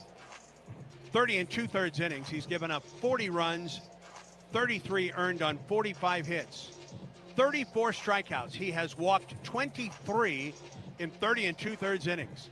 Has given up 6 homers, and opponents are hitting .338 against Consiglio, who makes his first appearance on the weekend for North Carolina State. Fritton making his second start of the weekend, works 3+ innings tonight, gives up no runs on 6 hits, 2 walks, 4 strikeouts. He hit a batter. Now, he is responsible for leaving the bases loaded and nobody out here in the 4th inning, and Chase Fralick coming to the plate. This will be another lefty on lefty battle. Lefties are hitting .400 this year against Consiglio. He is striking out more than 1 per inning. 4-pitch guy, fastball, slider, change, and a curve. Fastball at 93. He has given up at least 2 runs in each of his last 4 outings, and in 5 out of his last 6. Last time out against Stanford, gave up 4 runs on 6 hits in 2 1/3 through 44 pitches. That was on May 17th, so it's been a couple of weeks for Consiglio. By the way, Fritton, 88 pitches tonight, 52 for strikes. Golden opportunity for Chase Fralick, who doubled to the Canyon last time up. Young man is hitting .455 with the bases loaded in his freshman season. .455 with the bases loaded, and lefties hitting .400 against Consiglio. This is it. It's on a platter here. Consiglio, fastball, slider, change, curveball. Fastball 90 to 93. First baseman McHugh comes in on the edge of the grass. That's interesting. Third baseman comes in close to the bag. Pitch to Fralick is a breaking ball that loops up there high, ball 1. Well, this big Auburn crowd is just waiting to explode. Will Fralick give them the opportunity right here with the bases loaded and no one out? Scoreless game for now. Pitch to Fralick. A high strike, and it's 1-1.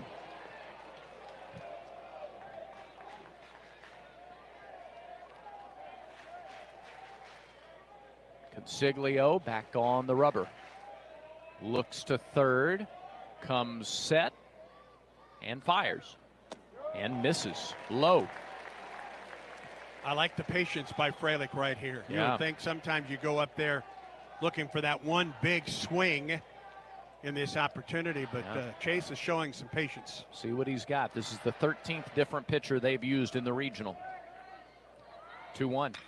Ground ball, base hit, right field. Steele scores. They'll hold Snow at third, and Fralick gives Auburn the lead. It's 1-0 in the 4th. Second hit of the game for Fralick, RBI number 40 for the freshman. Got ahead in the count, got a pitch he could turn on, and he sent it just beyond the reach of the second baseman, Luke Nixon. Freshman came up throwing. No reason with this opportunity to try and test his arm. He has 4 outfield assists this season. Still nobody out, and Fabian to the plate. First pitch to Derek. Strike on the inside corner, 0-1. Fabian bounced to short his first time. Outfield assist. Hogue 0 in left. Head in center and Frashman in right have 4 apiece. 4 each. Fabian, I don't know if he's 100%, but he's up there battling the pitch. Swing and a miss, and it's 0-2. Nobody out. Top of the order waiting in the wings. 1-0 Tigers in the top of the 4th. Again, that first baseman continues to play up. High chopper get over his head. Pitch home, swung and missed. Struck him out on a high fastball. Just kept climbing the ladder. Yep. With each consecutive pitch. So Fabian is the first out, and now Chris Rembert. Lefties hitting 400, now better than that. Lefties under 290. They're at 289 against Consiglio this year. Rembert is 2 for 2 tonight. He's singled to right and he's singled up the middle. First pitch to Chris. Swung on and missed. Threw him a changeup off the outside corner. And it's 0-1. Rembert has raised his average to 343. Outfield straight away. Consiglio's 0-1. High with a breaking ball, and it's 1-1. And as well as lefties have hit him,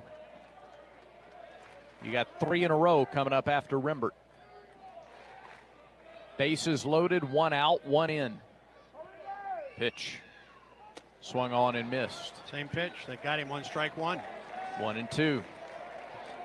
He's not leaving it out over the plate. He's keeping it away. Rembert's gone after it twice. Would he come back to the same thing? Consiglio on in relief of the starter Fritton. His 1-2 pitch to Rembert is fouled off the right side, out of play. Snow scampered down that third base line about a third of the way.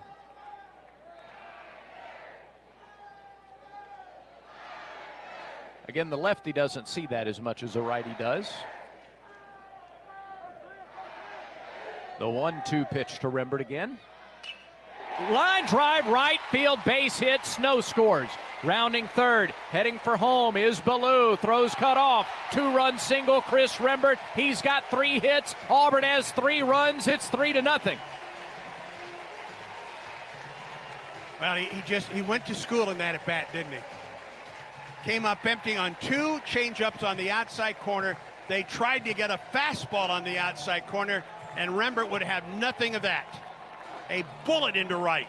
Plainsman came up throwing, but no chance to throw out the speedy Ballou at the plate. So they're at first and second, and still only 1 out, and Auburn has plated 3.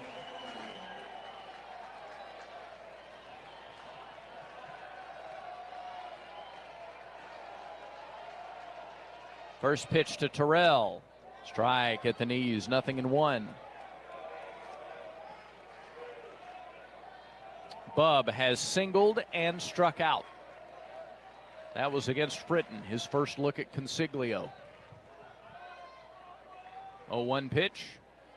Swung on and missed. Breaking ball, some vertical drop. It's 0-2. Sure did. Yeah, that disappeared on Bub.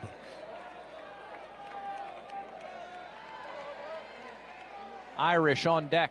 Freilich at second. Rembert at first. The 0-2 pitch. Terrell takes it low. 1-2. RBIs 42 and 43 for Rembert on the single to right. Chris is working on a freshman All-American season, friends. Yep. Average is going to be up around 445 when he comes to the plate. 1-2. Breaking ball up and in. Spins Terrell around. And the count evens at 2 balls, 2 strikes.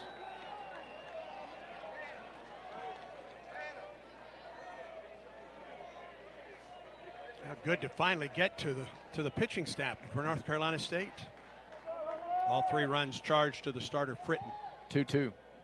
Breaking ball hit on the ground through the hole, right side. It gets through. Here comes Freilich. He's going to try to score. The throw home is late. Freilich scores from second. It's an RBI, Bub Terrell, and it's 4-0. Well, a bouncing ball that got between McHugh and Nixon. Carl Nonamaker decided to send his catcher. And for some reason, Plainsman double pumped in right. And Freilich scores. Carl Nonamaker never hesitated. Giving him the windmill.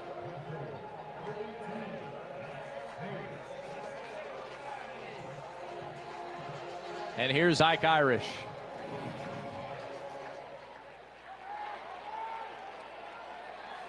"17 homers this year for Irish." First pitch. Called strike, outside corner. 0-1. Good pitch. I just wanted to see one. 8th Tiger to bat here in the top of the 4th. The junior from Hudsonville, Michigan.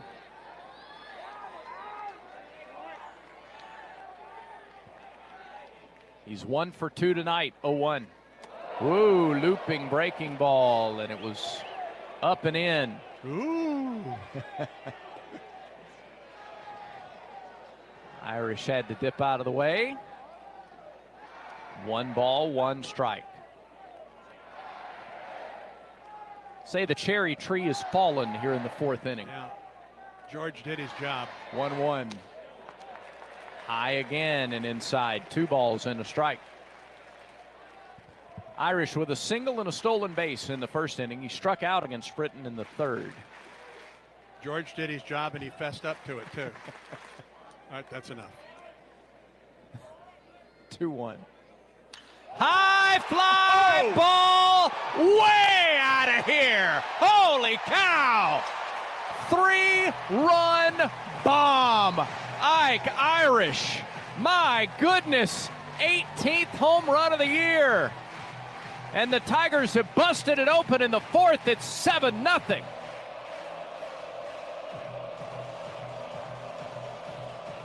$420 feet. And I'm not lying. That almost hit the lights in right field.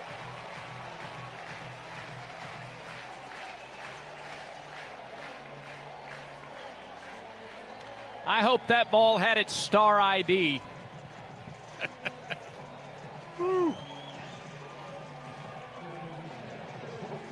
Don't use a paper ID at the airport. No, that doesn't work. No, it doesn't. You get held up for that. You sure do. Here's Cooper McMurray. 7 runs here in the 4th inning. Pitch to Coop. Called strike, 0-1. Still only 1 out. Wow. Buddy, that was tanked. Yeah. That there no question about it. Pitch to Cooper a little bit low. Yeah, and Ike knew it.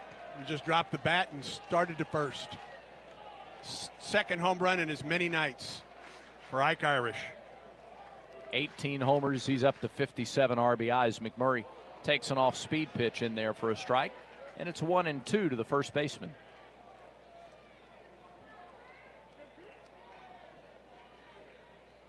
1-2 to Cooper. Swung on and missed, strike 3.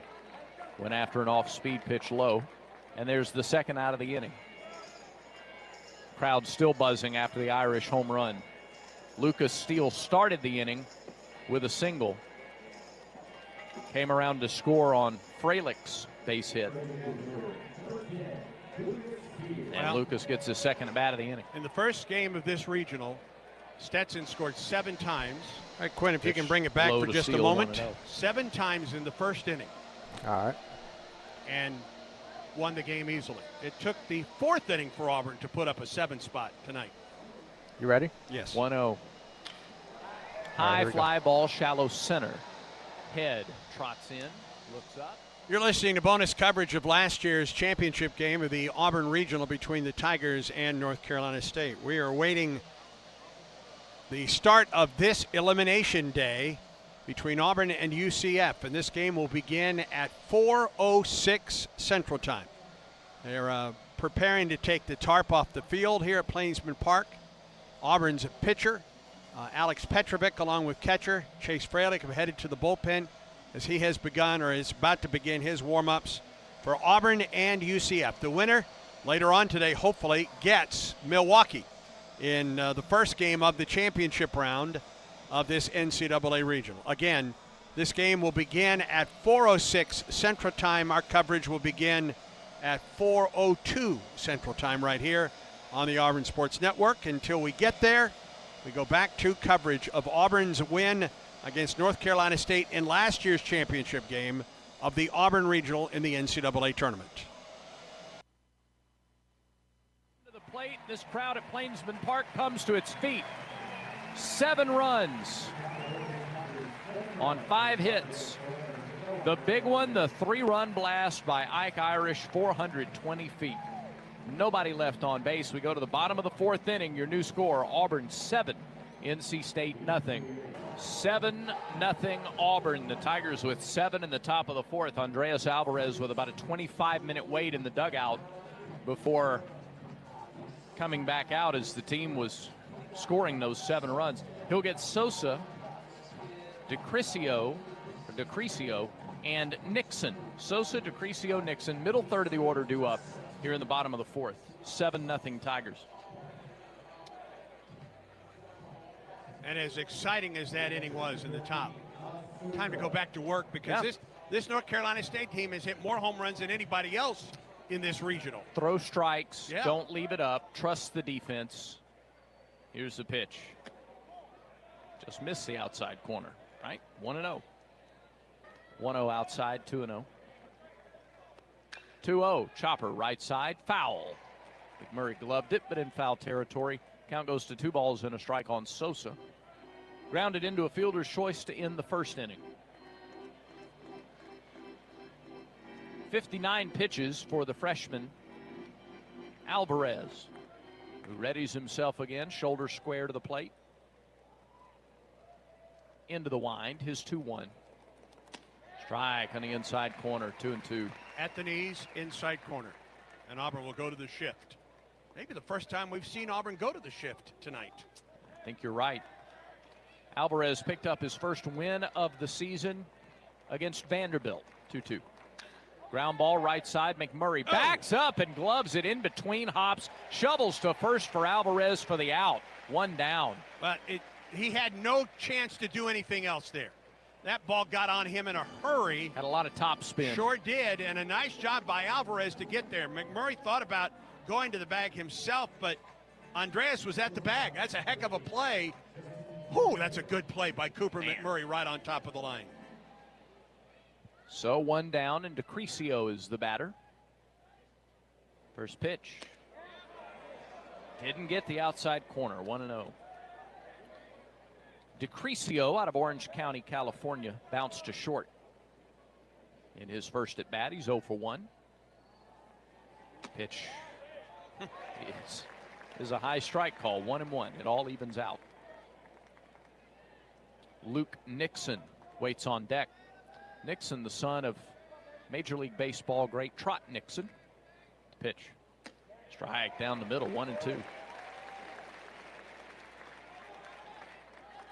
Auburn has faced its share of sons of big league ball players this year, you know it? It sure has. 1-2. Wasted 1 down and away. 2 balls, 2 strikes. Second baseman for Jacksonville State, the son of Jeff Blauser. Saw him a couple of times this year, really impressive. Transferred in from Clemson. And there are others. 2-2 to DeCrisio. Breaking ball, just missed it. No, he didn't just miss. I'm sorry. Called strike 3 on the inside corner. Boy. Just, I gave up on it, and I thought David Ewell did too. My apologies. Terrific pitch, obviously, from Alvarez. Sure. Here is Luke Nixon. Pitch. Breaking ball, missed low, 1-0. So Luke was born in 2004. His brother, his older brother, was born on September 11th, 2001. Pitch. Line drive into center field. It is down. Ballou has to play it on a hop. So a base hit for Nixon, his second of the game. He's 2 for 2. Trot Nixon was trying to get there for the birth. He was playing in the major leagues, trying to get there for the birth of his first son, and his flight was not allowed to take off that day. You know where he was flying from? No, not offhand. All flights were delayed that day. Correct. Yeah. So Nixon 2 for 2. He's at first with 2 outs for Novi, the DH. First pitch to Novi. A little bit out, 1-0. Novi singled in the second. Nixon was picked off. 7 home runs from Nixon on down in this order this weekend. 1-0 pitch. That caught the outside corner, 1-1. Nixon a homer, 2 for Novi, 3 for Woodson, and another for Frassman. the 6, 7, 8, and 9 hitters. 1-1 to Novi. Fastball, strike 2. It'd be big for Andreas to put up a 0 in this inning. And in quick fashion. Yeah. And he's a strike away from doing it. The stretch. And the delivery. Fly ball, foul, right side. Tried to sneak the fastball by him, kept it down 92 miles an hour, and a nice job by Novi to stay alive. Frank Thomas has eyes on the Tigers tonight. He's watching.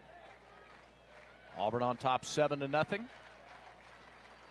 Here's the 1-2 pitch. Bouncer to short. Fabian charges. Fields flips to second for the force, and the inning is over. Big no runs. 0. No runs, a 2-out single. Nothing more. No errors and a runner stranded. We're through 4. Auburn leads 7-0. Auburn got the touchdown and the extra point in the 4th inning. Tigers lead NC State 7-0.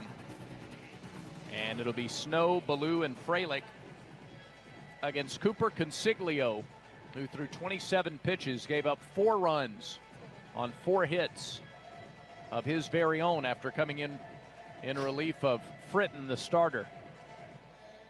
Fritton's night, 3 innings, 3 runs on 6 hits, 2 walks and 4 strikeouts, a wild pitch and a hit batter. Through 88 pitches, 52 for strikes.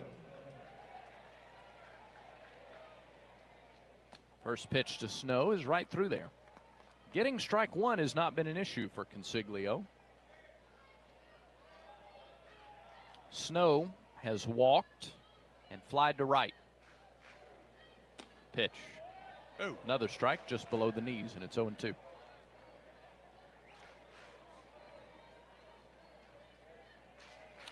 Snow needs a hit to extend his hitting streak to a dozen games. 0-2 pitch. Grounded foul, left side. 7 runs on 10 hits for Auburn. No runs, 5 hits for NC State. Wolfpack had a 10-run 8th inning in game 1 today against Stetson to pull in front and earn its spot in this game tonight. 0-2 to Snow. Low. 1 ball, 2 strikes. Sosa tried to bring it up off the dirt. Didn't fool the home plate umpire. 1-2 to the Auburn third baseman. Pitch. Breaking ball yanked into the Auburn dugout. Woo. Look out, Udai.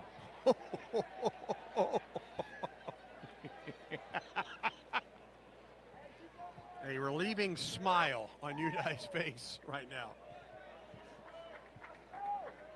Here's another 1-2. Fouled up the right side. Look out, 984 Club.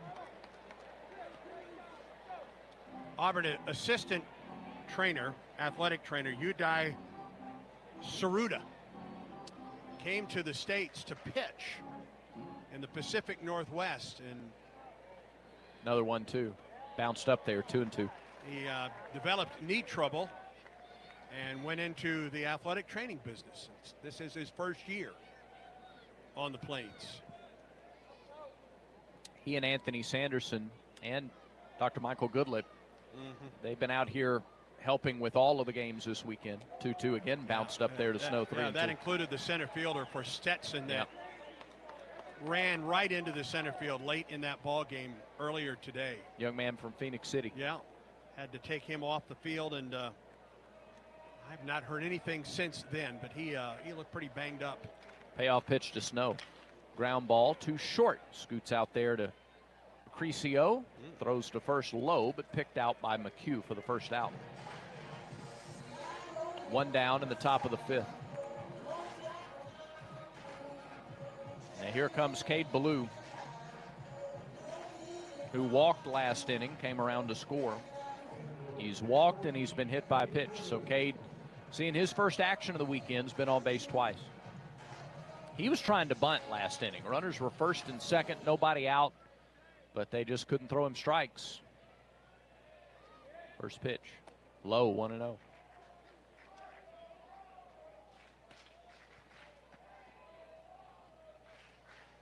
7-run fourth. That's all the offense in the game, and now we're in the 5th. Line in the pitch. Missed downstairs. 2 balls and no strikes to Auburn's center fielder. Good to have him back in the lineup tonight. He battled injuries all season. 2-0. Little chopper towards second. Glove, throw, in time. Nice play by Nixon. Sure was. Charging, and then he got the second hop just off the grass. He didn't wait for a third. And he throws out Ballou. Couple of ground outs in the 5th for Auburn. 2 down, nobody on. And here's Freilich. Made a tough play look routine there. Coming in and throwing across his body to get a speedy runner at first. That was a nice play by Luke Nixon.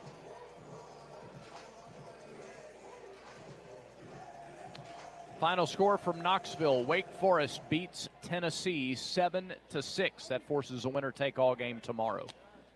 Pitch to Freilich, misses outside, 1 ball, no strikes. Freilich's 2 for 2, a single, a double, an RBI, and a run scored. It's a Wake Forest team that was among the many predicted to come to the Auburn Regional late in this season. Tennessee got them, and they'll play in a winner-take-all game tomorrow. 1-0 to Freilich, also low, 2 balls, no strikes. Oregon State pounded St. Mary's 20-3. Convincing. So it'll be Oregon State and USC later tonight. 2-0. Low again and outside. 3-0 to Freilich with nobody on and 2 outs. When you get the football coach and the men's basketball coach in the same building in a baseball game, you know it's a special night. Head coach Hugh Freeze here. Bruce Pearl with about half of his new team at the ballpark tonight too. 3-0. Caught the outside corner. 3-1. Auburn opens its season at Baylor in late August on a Friday night 7 o'clock start from Waco. 3-1. Chase takes it outside for ball 4, a 2-out walk. We'll be there on the Auburn Sports Network with a 4 o'clock Tiger Tailgate show. Freilich aboard for the 3rd time tonight. Much more baseball to come. Oh, yeah. And if Auburn wins this game tonight, it will host Coastal Carolina next weekend. We do not yet know if that's a Friday, Saturday, Sunday, or a Saturday, Sunday, Monday. With both teams, if both teams win tonight, I would think they would start that on Friday. But I'm applying logic. Pitch to Fabian, bunted left side, good bunt, fielded by the pitcher. He throws to first and he throws high and he pulls the first baseman off the bag, and Fabian is aboard. I wouldn't be surprised if they don't give Fabian a base hit. That's a really good bunt. Consiglio came off the mound and had to spin and throw to first. He rushed the throw and pulled McHugh off the bag. So while we await the official scoring, Auburn has runners at first and second with 2 outs. And that's the most important thing right here with a red-hot Chris Rembert at the plate. Rembert 3 for 3. It is a hit for Fabian. Pitch to Rembert. Looping breaking ball missed high, 1-0.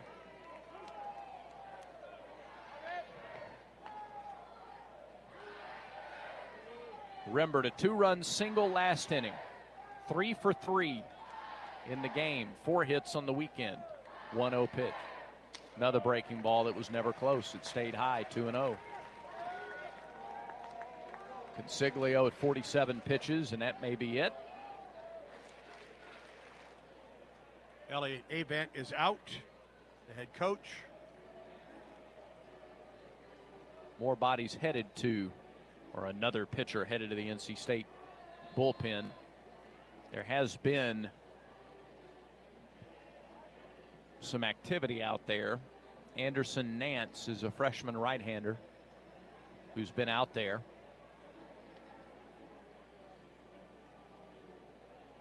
David Ewell heads out to force a decision. They're going to stick with him. Yep. Consiglio hangs out a little longer. And count 2 balls, no strikes to Chris Rembert. Auburn with 7 in the 4th. Trying to put together some 2-out offense here in the 5th. A 2-out walk to Freilich, followed by a bunt single by Fabian. Now they've turned the lineup over with 2 out. 2 balls, no strikes to Rembert. The part-time right fielder most often second baseman. Now everybody's ready. Consiglio's pitch. Good swing. Fouled it back to the net. 2-1. 7 runs on 11 hits now for Auburn. Alvarez has given up 5 hits, no runs through his first 4 innings of work. 2-1. Breaking ball, fly ball, right center field. It is down, it is to the wall. It's extra bases and 2 more RBIs for Chris Rembert. He took a big turn at second and now dives back in head first. 2-run double for Chris Rembert, his 9th double of the season. 4 RBIs in the game. Auburn leads 9-0 on Rembert's 4th hit of the game. Let me tell you something. We don't talk about this guy very often on his team speed, but Derek Fabian was flying around the bases with two outs. There was no doubt that he was going to score. A 4-for-4 night for Rembert. 4 runs batted in. And all of this with 2 outs in this inning. The walk, the bunt single, and the double, and now Bub Terrell. Pitch. Terrell slices it foul off to the left above the Auburn dugout. 0-1. Terrell an RBI single last inning. He's 2 for 3 in the game. A pair of singles. 2 of Auburn's 12 hits. 9-0 Tigers in the top of the 5th. 0-1. Line drive left center field. That's a base hit. Here comes Rembert. He scores. 10-0 Tigers. Terrell speeds towards second. It's a double for Bub. His 3rd hit of the game. His 8th RBI of the weekend, and Auburn leads 10-0. 17th double for Bub Terrell.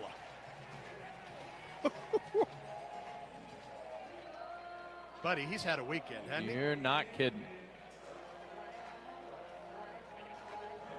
And speaking of guys with good weekends, Ike Irish. This inning started with 2 straight outs. Nobody on 2 outs. Yeah. And Auburn has added 3 more runs. Irish hit a homer almost to the hayfields his last time up. Good night. Pitch. Called strike. Threw him a breaking ball at 74. 0-1. I think he threw him a breaking ball the last time Mike hit it to the light standard and right. 7 in the 4th, 3 more here in the 5th. Auburn has busted it open. It's 10-0. Pitch. Irish, big cut. He comes up empty at the same pitch, and it's 0-2.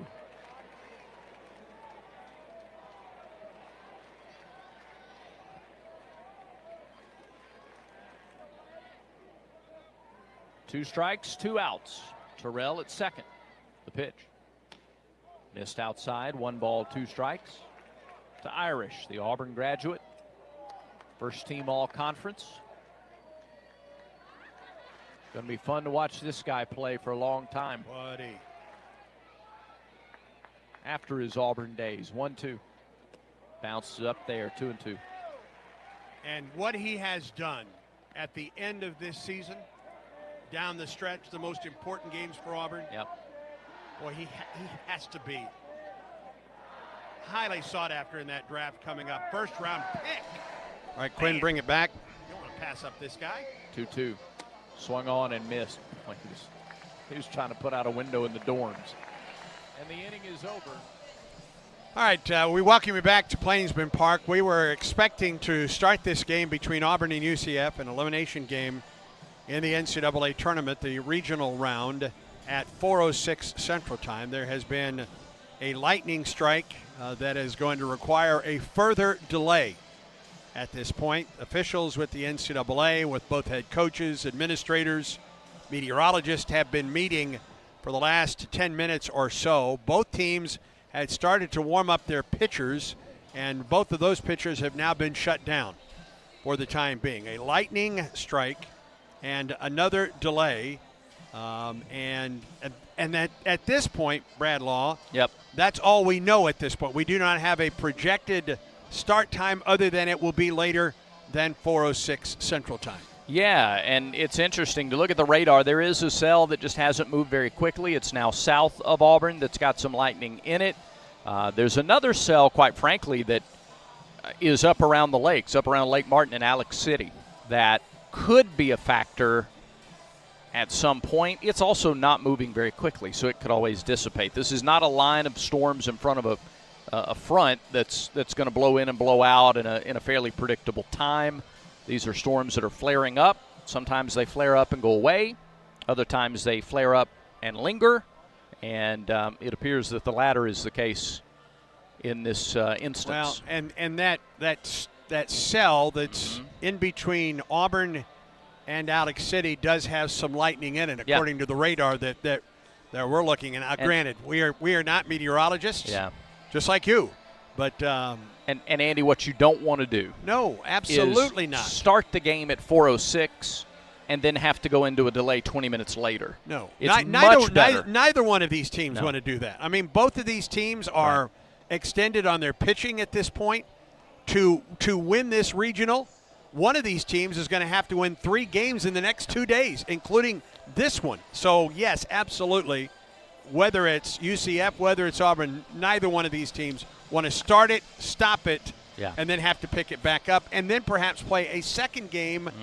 Well, one of these teams will play a second game, perhaps today. Perhaps today, That's the other question, is depending on when this starts. What we know is that it will not start at 4:06. And I can understand, like from the fan perspective, if you're opening your app and they're making the announcement right now to the crowd at Plainsman Park. If you're looking at an app and you go, there's no lightning within 8 miles right now, why aren't they playing? Well, realistically, that's why. Because if the option is play now and then delay in another 20 minutes, or wait a while, wait another 30, 40, hour, whatever, and then start and then play without a delay, that is the play. That is the wise play. It's the best play. And so they've also announced that here at the ballpark, hot dogs are now $1 and domestic beers are now $2. Goodness. So they're going to have a run at the concession stands all around the Plainsman Park. Hope they have enough. I do too. I bet they do. I bet they stocked and are ready to go. So folks have been really patient. I was walking around the ballpark a little bit earlier, saw a few cars headed out. Maybe they're headed out and coming back. I hope so. But still a large crowd has stayed throughout this delay. Your ticket will allow you to get back into the stadium. Yep. All right, if you've left, now I can't, if you had parking, I don't know at this point, but your ticket for the ballpark gets you back in. Yeah. For this first game of the elimination day, Auburn and UCF, we were scheduled to start at 2. The tarp was on the field. The tarp is off the field. They're ready to go from a facility standpoint. We're just now waiting for some more clarification with regard to the weather, as we understand it at this point. Yep, and that is, again, to reiterate, it's not raining right now at the ballpark. If you're just looking at an app and thinking we could play, to play now would run a very high, almost certain risk of having to stop the game at some point, probably in the next half hour to 45 minutes, probably.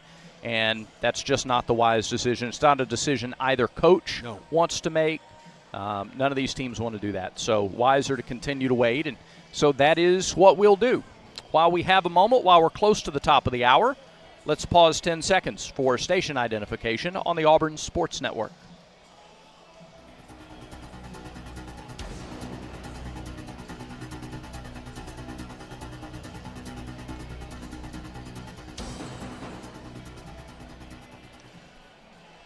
So we will not start at 4:06, a lightning strike that is going to push us into a further delay. As we have updates, as we get them, we will break into our bonus programming and bring them to you with hopes that, and we do feel like this game is eventually going to get underway at some point today. It just won't be at 4:06 like we hoped. Right. All right. Let's go back to more of the 2025 regional championship game against NC State. More bonus programming, weather delay programming on the Auburn Sports Network. 3 more runs. Back-to-back 2-out doubles by Rembert and Terrell bring home 3 runs, a total of 3 hits in the inning. No errors and a runner left. Go to the bottom of the 5th. Auburn 10, NC State nothing.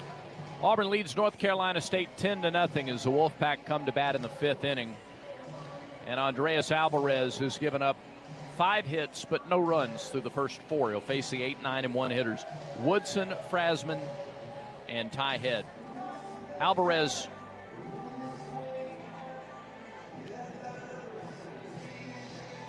five hits allowed. He has struck out 3.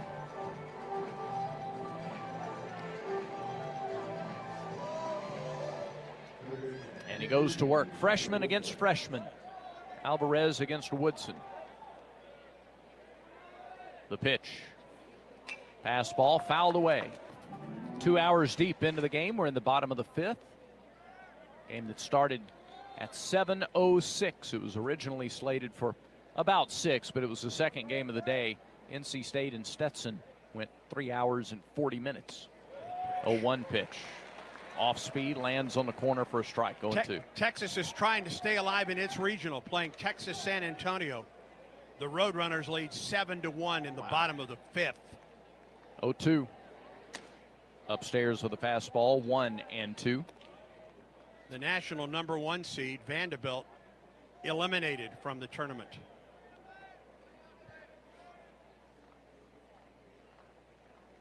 A ball and 2 strikes to Woodson.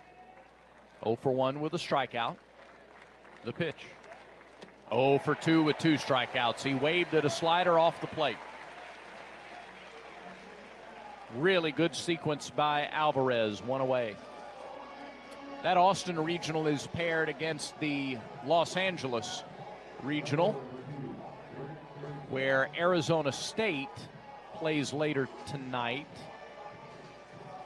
No, I beg your pardon. UC Irvine beat Arizona State, so it'll be UCLA and UC Irvine later tonight.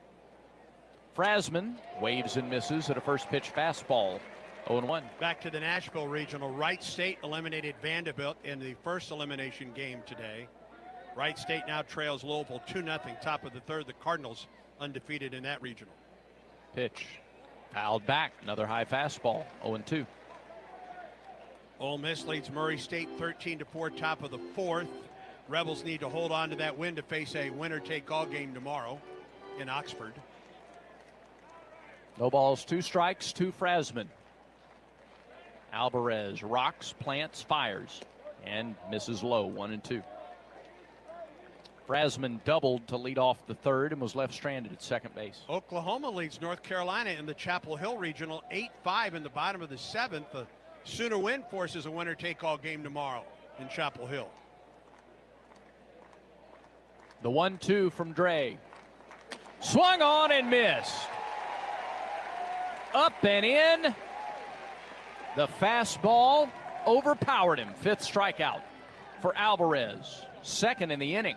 In the Hattiesburg regional, Southern Miss trying to force a winner-take-all game tomorrow in Hattiesburg, on top of Miami 10-5 in the bottom of the 5th. Here's Ty Head, the leadoff hitter. First pitch is lined to right. Irish had him played perfectly. Makes the catch, and it's a quick 1, 2, 3 inning for Alvarez, who ties his career high 5 innings pitched in this starting effort. 3 up, 3 down in the 5th for the Wolfpack. We go to the 6th. 10-0 Tigers. Record crowds for the first 2 games of this regional. Another packed house tonight. Cooper McMurray stands in there. Goes to work in the 6th. They will open with the shift now with McMurray at the plate. Cooper is 0 for 3, couple of strikeouts. He's grounded into a double play. The only starter that has not scored a run for Auburn tonight. Tigers lead 10-0. He shows bunt against the shift and takes it high, 1-0. 3 doubles in the game last night. And former Auburn pitching coach Darren Schoenrock was here, 1-0. High fly ball left field. Back goes Hogue to the track. He will have room. McMurray got under it just a little bit. There's the first out. Coach Schoenrock was here, and he was joking with Cooper after the game last night about, Cooper lost 30 pounds in the offseason, and Cooper joked with him. He said, Rock, if I'd kept those 30 on, that last double would have been a homer. He said, I'd have had the strength to get it out of there. Here's Steele. Ground ball to the shortstop in the shift. He throws to first, and they're quickly 2 down. And now it's Eric Snow with 2 outs. Well, Auburn did all the damage in the 5th inning with 2 outs, scoring 3. After the first 2 were retired fairly easily on ground balls. Snow was the first of those. He grounded to short last inning. He's walked and scored and flied to right. Pitch to Eric. Low and inside, ball 1. Auburn looking to go to 14-3 in regional games under Butch Thompson. Here's the 1-0. Swung on and missed. 1-1. And win number 14 for Coach Thompson would also make history. 1-1. Line drive caught by the leaping third baseman Woodson. Took extra bases away from Snow.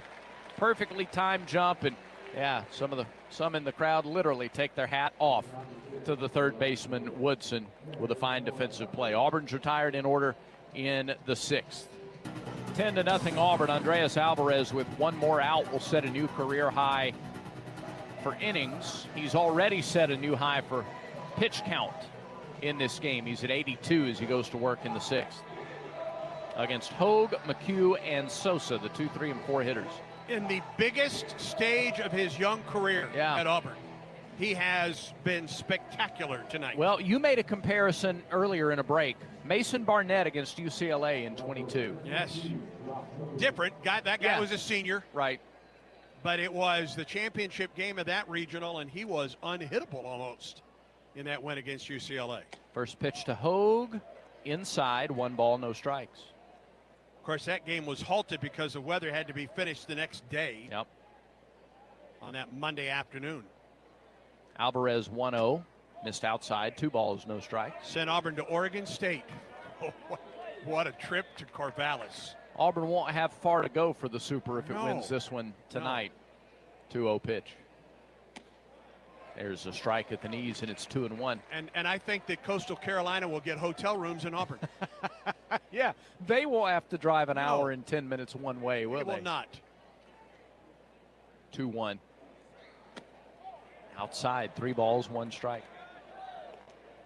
Yep, Auburn is 12 outs away from hosting a Super Regional for the first time in program history. 3-1. Line right field, that's a base hit. Solid single to right for Hogue. 6th hit of the day for the Wolfpack.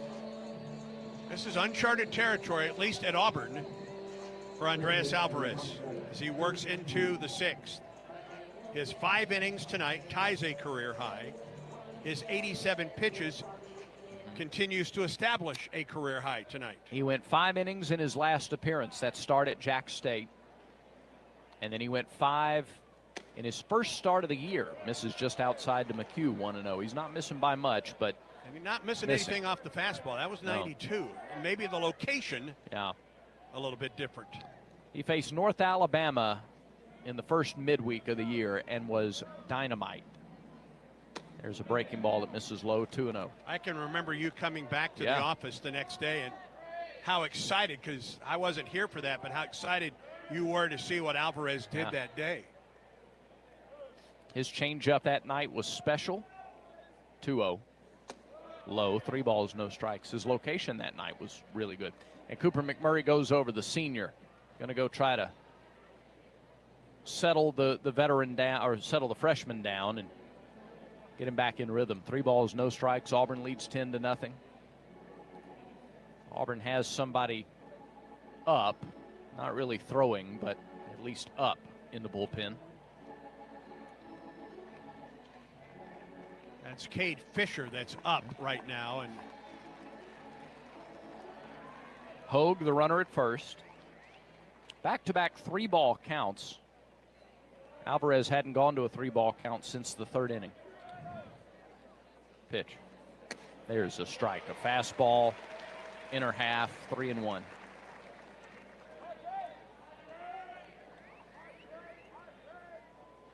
Alvarez, first taste of regional action. 3-1 pitch. Low, ball 4. Single and a walk to start the 6th.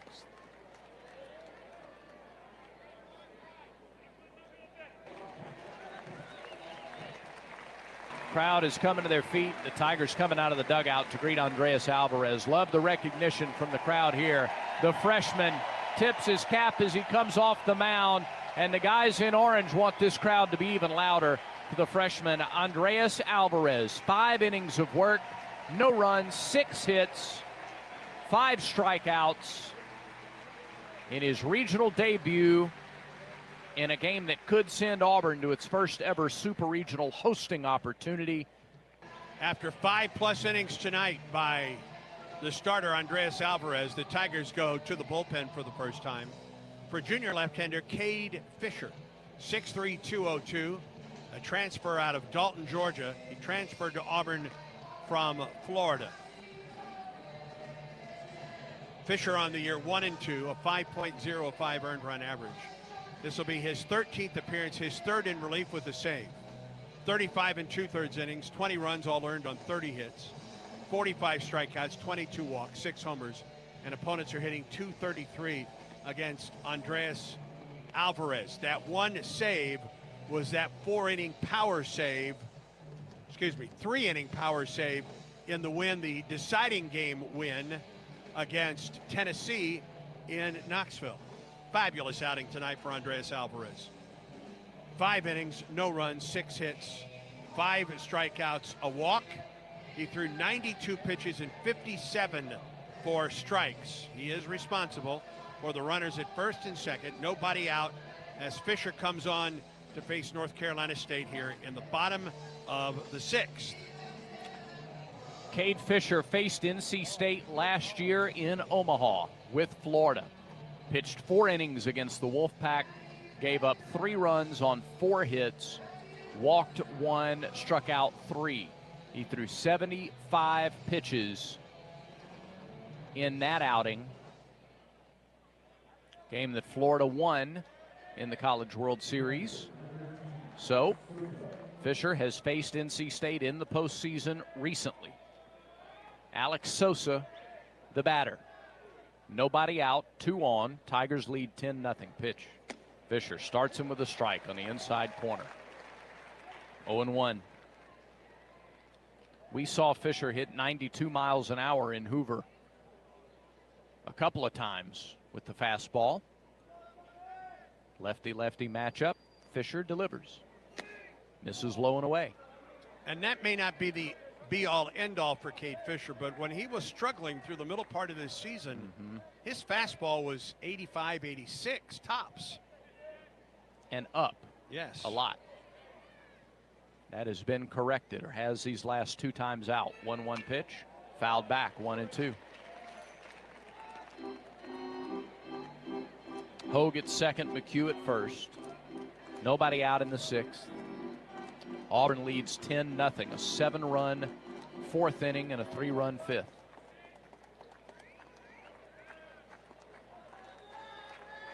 Fisher works off the left side of the rubber. Pitch clock is at 7. Fisher fires. Swung on and missed, strike 3. Fastball away, 88. Painted the outside corner. And when he's at his best, he's got the paintbrush working. It is about the location. Up, down, in and out. 1 down. And DeCrisio, the hitter. DeCrisio is 0 for 2 against Alvarez. He grounded out and struck out. Pitch. High pop, back and out of play. 0-1. It's an NC State team that won 6 series in ACC play. They swept Clemson. They had 2 games that were rained out, including a rubber game, so they had the opportunity to win 7 ACC series.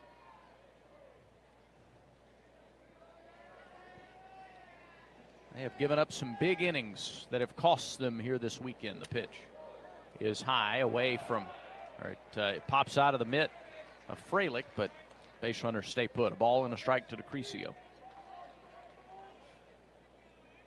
No one has hit into more double plays this season than Justin DeCrisio. 8. You don't say. 1-1. I do.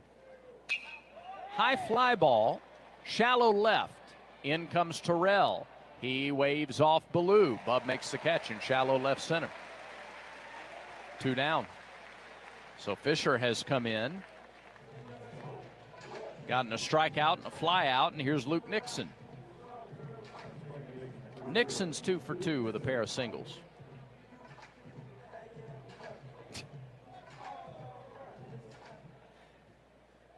Derek Fabian did the Dougie at short and turned around, got ready to play defense.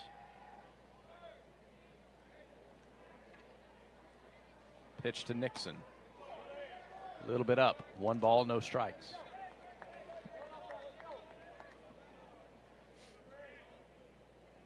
You were chuckling. I thought for sure you were chuckling at something I had done. No. Which is normal. Not this time. Mm-hmm. Pitch to Nixon. Check swing, foul ball, left side to the dugout. 1-1. No, I'm thinking about Derek Fabian, and the right thumb has to be hurting a little bit. And wasn't even expected to play last night. Right. Pressed into duty, answered the bell. Having a good time out there.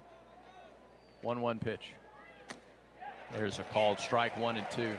87 fastball, inner half. Not against the left-handed hitter. NC State hit a homer off the railing of the War Eagle wall earlier that bounced into play. I thought about Fabian in that Wright State series. Here's the 1-2 pitch to Nixon. On the way. Little looper, left field, long run. Terrell, he can't get there, and it falls foul. Woo. Foul ball by an inch or two. I mean, not by much at all, and they're going to take a look at it. Sure are. Third base umpire Mark Cutchison was down the line a little bit, and we will get a second look at this one. No chance for Bub to get there. Slow it down. Oh man. That's as close as you can get. That drew some chalk. And with the artificial surface here, I do believe they chalked that line for this very reason. Yeah. And I thought I saw a little chalk come up.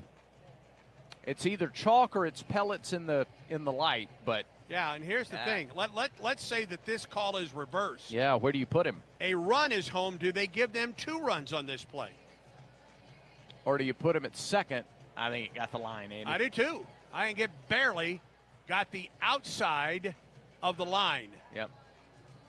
Replay reviews are brought to you by Jackson Services. It's time to review your home's heating and cooling system. Choose Jackson Services. Comfort you can count on. From quick repairs to energy-saving upgrades, Jackson Services keeps Alabama homes running smoothly year-round. Visit jacksonservicesco.com. Jackson Services, an official carrier authorized dealer. The replay continues. I don't know that you give them, of course, there's 2 outs. So the runners are off on contact.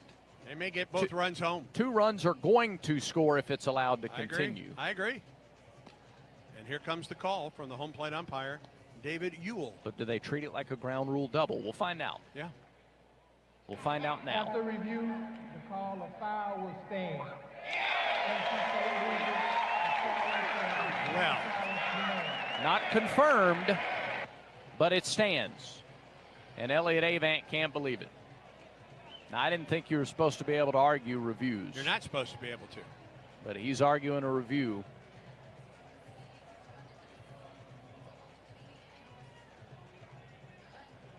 And he's arguing with the wrong guy because that call was made, I believe, in Pittsburgh. All right, he said his piece, and he's headed back to the NC State dugout. So it's a foul ball. And it's still a ball and 2 strikes.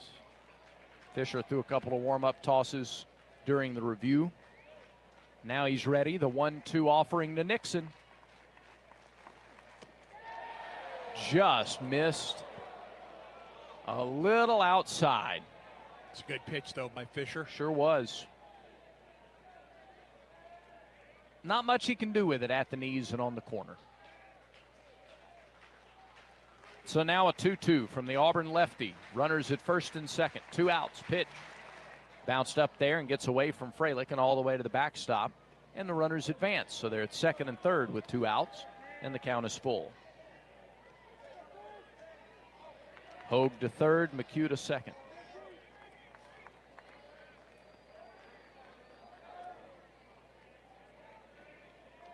Coastal Carolina and Duke are the only 2 teams to punch Super Regional tickets to this point. Auburn joins them with a win. Fisher trying to get out of the 6th inning. The payoff pitch to Nixon. High fly ball, shallow center. In comes Ballou, loses his hat, calls off Rembert and Fabian, who fan out. Ballou makes the catch. Inning is over. So Fisher comes on in relief of Alvarez and retires all 3 that he faces. Nothing doing for NC State in the inning. No runs on 1 hit, no errors, 2 stranded in scoring position. Auburn takes a 10-0 lead into the 7th inning at Plainsman Park. 10-0 Auburn as we go to the 7th inning. Bottom third of the order due up against Cooper Consiglio. And here to finish the drive home from Plainsman Park, once again, it's Andy Burcham. Consiglio, 62 pitches for the Wolfpack, including a 1-2-3 inning in the 6th, the first of the night recorded by Wolfpack pitchers. Auburn left 4 on base through the first 3 innings. They didn't leave anyone on base, scoring 7 times in the 4th and 3 more times in the 5th. And it will be Ballou, Freilich, and Fabian here in the 7th for Auburn. The first pitch, Cade swings and lifts one high and deep down the left field line, curving foul and out of play. Ballou on the night, hit by a pitch in the 2nd and picked off. Walked and scored in the 4th and grounded out to the right side in the 5th. Thank you. 0-1. Swing and a miss out in front of a change that was downstairs. As Auburn has lengthened its lead, it's gotten a little more aggressive at the plate, and that's made the changeup a little more of a working pitch. 0-2 pitch to Cade. Stayed off of that one. A fastball that was up. And the count goes to a ball and 2 strikes. West Virginia has come back and taken the lead over Kentucky. You're kidding. 13-12 in the 9th inning. 1-2. Ballou takes strike 3 on the inside corner. Good pitch from Consiglio. And that is 5 in a row set down by Consiglio. And here is Chase Freilich, who's been on base all 3 times tonight. Doubled in the 2nd. Singled home a run and scored in the 4th, and walked and scored in the 5th.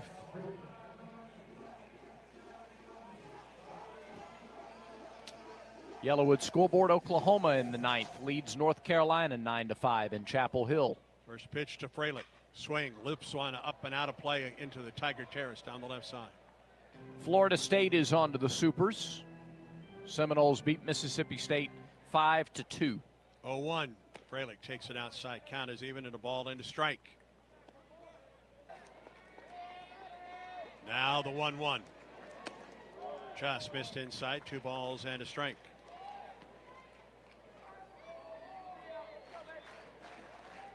Just another solid day's work for Freilich. His average up to 342. There's ball 3 down.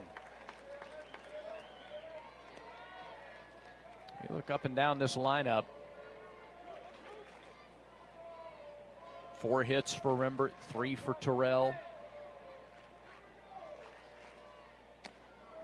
And there's a strike. 3 balls and 2 strikes. 4 RBIs for Rembert, 3 driven in by Irish. 2 more RBIs for Terrell, give him 8 in the series. Full count to Freilich. 1 out, nobody on for Auburn in the 7th. The pitch, and he walks. He's been on base all 4 times tonight. A 1-out walk for Chase, and here's Fabian. Consiglio has eaten the innings. Just wonder how much more he has left at 72 pitches. His only outing of the weekend, but as you mentioned, 72 pitches in relief. After 88 for Fritton, who for 3 innings was really good getting out of trouble, but it caught up with him in the 4th. And Elliott Avent is out.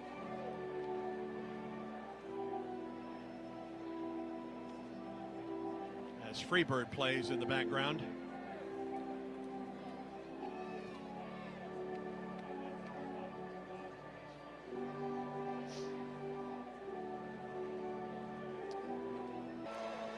Camden Wimbish makes his 12th appearance of the season. Wimbish, a sophomore right-hander from Locust, North Carolina, West Stanley High. 6'2", 205. Sophomore right-hander. Wimbish 1-0 with an earned run average of 1620. 8 1/3 innings. He's given up 15 hits, 16 runs, 15 earned, 8 walks, but 16 strikeouts in 8 innings. 5 doubles, 1 homer, 395 the average against Wimbish. He's balked 3 times in 8 1/3 innings. Wimbish has pitched once this weekend, 2/3 of an inning with 1 strikeout. So Wimbish on for the 2nd time this weekend and the 12th time this season. Consiglio, 3 1/3 innings, 7 runs, 7 hits, 2 walks, 4 strikeouts. He gave up 2 doubles and a homer, 72 pitches, 43 strikes for Consiglio. Wimbish, the 3rd pitcher of the game for the Wolfpack. And he will get the number 9 hitter in Derek Fabian with a runner at first and 1 out for Auburn in the 7th. For those wondering, there is no run rule in regional play. That's right. We're playing all 9. They're in the top of the 9th at Clemson. If West Virginia holds on, West Virginia wins that regional and leads Kentucky 13-12. Wildcats led that entire ball game. Yeah. And the Mountaineers an out or 2 away from advancing to the Super Regionals.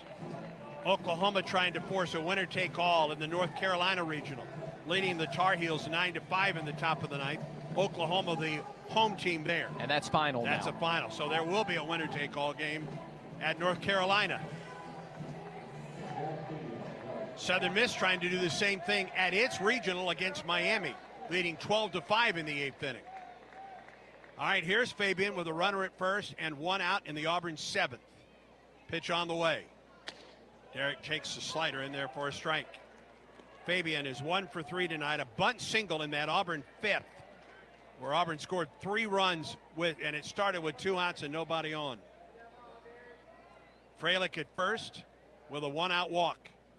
Now the 0-1. Strike 2, same pitch, 0-2 to Fabian.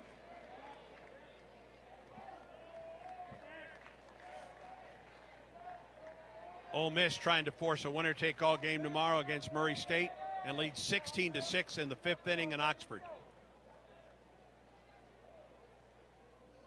0-2 to Fabian. Here it is. Miss low and away.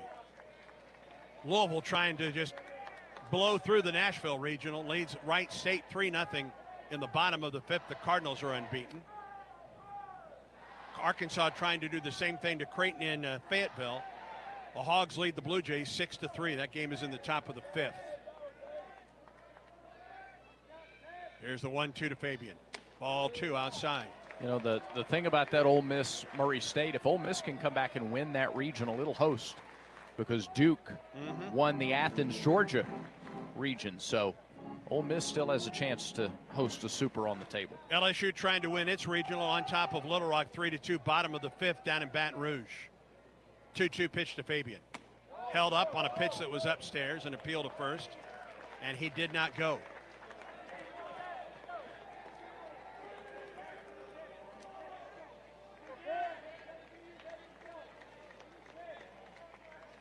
Full count to Fabian. Freilich gets his lead at first. He's there with 1 out. Tigers lead 10-0 in the top of the 7th. 3-2 pitch. Got him with a slider down and away. Ooh. Sharp break. Really good pitch on the slider. That is a nice strikeout tonight for North Carolina State pitching. And with 2 down, here's Chris Rembert, who coming into tonight was 1 for 10. He is 5 for 14 now. 4 for 4 tonight with 4 runs batted in. Here's the stretch and the pitch. Rembert swings and misses. That slider's a good one.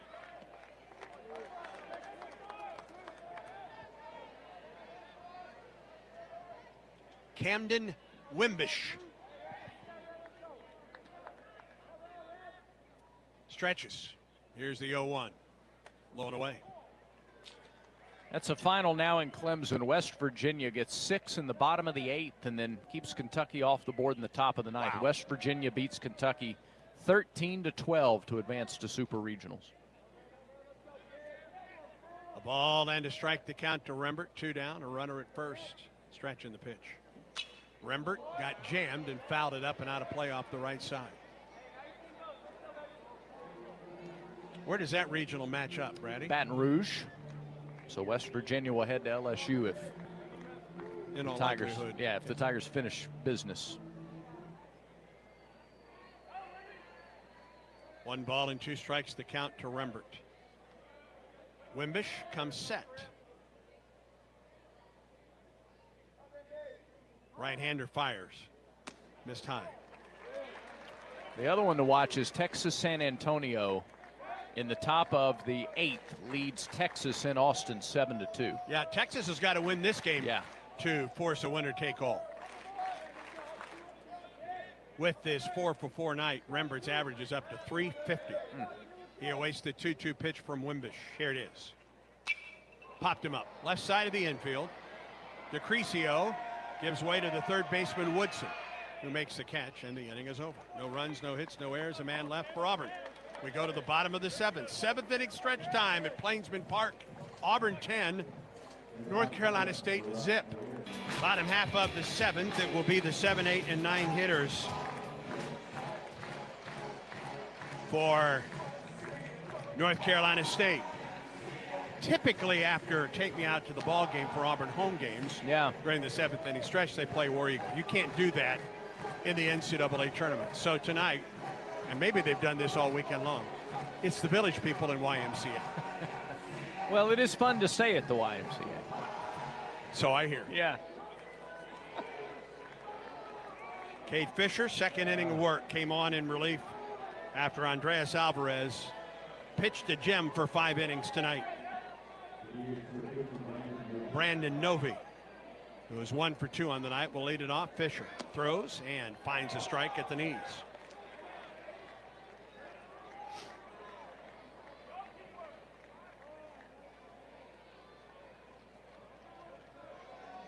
The lefty Fisher, the wind to the 0-1. Swing, lifts it up the right side over the 984 club and on to Donahue. No balls and 2 strikes. 10 runs tonight, 8 runs last night, 9 runs Friday night. The 3 home games before that, 11, 11, and 24 against South Carolina. Big offense in this park. 0-2. Swing and a blooper into right. Long run. Irish dives. He made the catch. Oh, Ike Irish in right.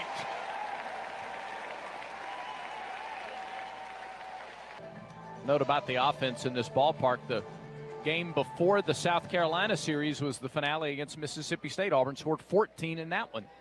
Here's Ryder Woodson. 0 for 2 with a couple strikeouts. First pitch, strike from Fisher. So 7 straight home games with 8 runs or more in double digits in 5 out of those. Not quite the regional that Auburn had from an offensive explosion in 2022. No. Where it just blew away everybody. 0-1. Outside. A ball and a strike.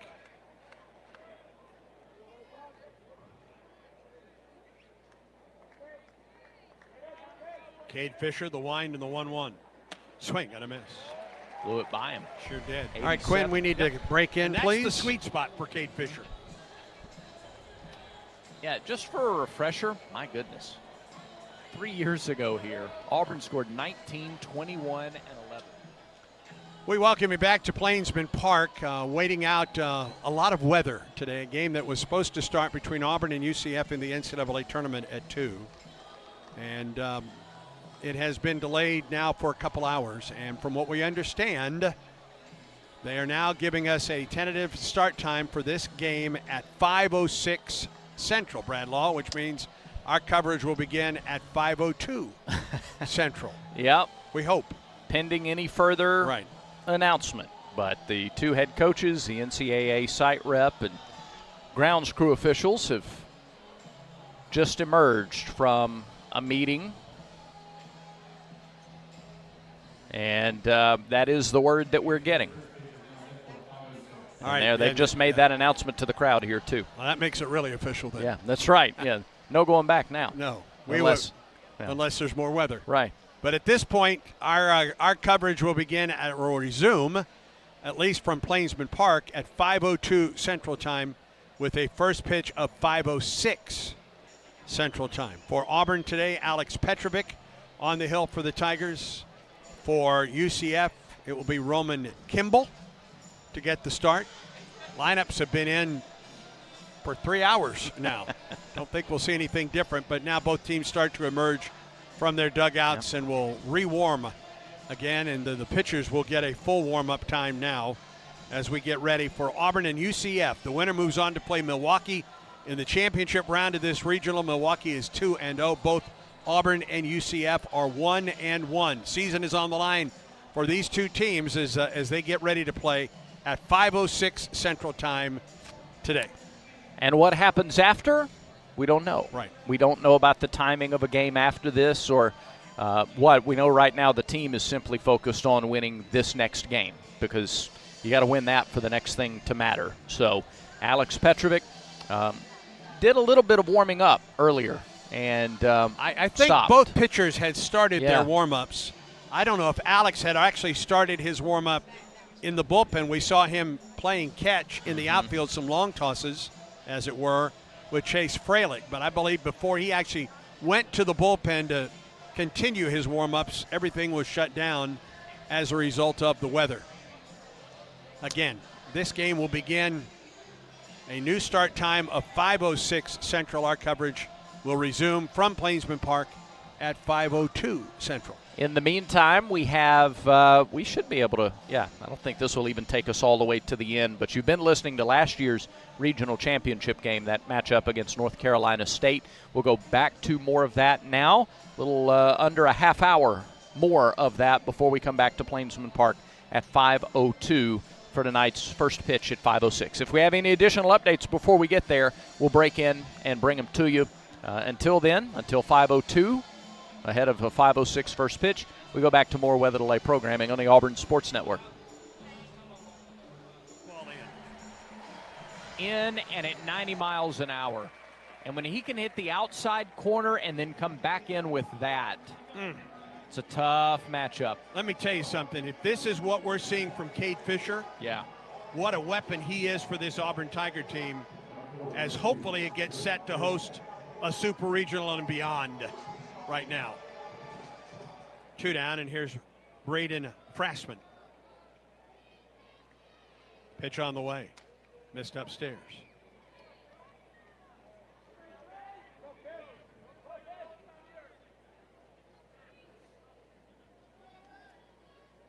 Cade ready to work the 1-0 pitch. Frasman up the middle and through. Underneath the glove of the diving Derek Fabian. A 2-out single up the middle by the right fielder. His second hit of the night. And that gets North Carolina State to the top of its order. And here's Ty Head. Nope. Yes.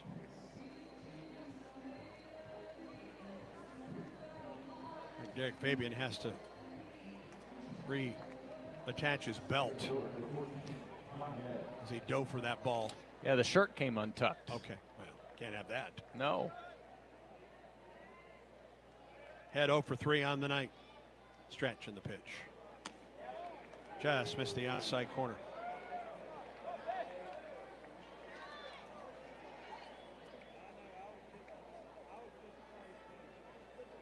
A ball and no strikes to Ty Head. Stretch in the pitch.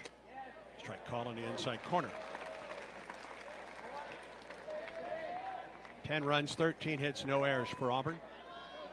No runs, 7 hits, and no errors on the night for North Carolina State. The ball into strike to Head. Fisher checks the runner and pitches.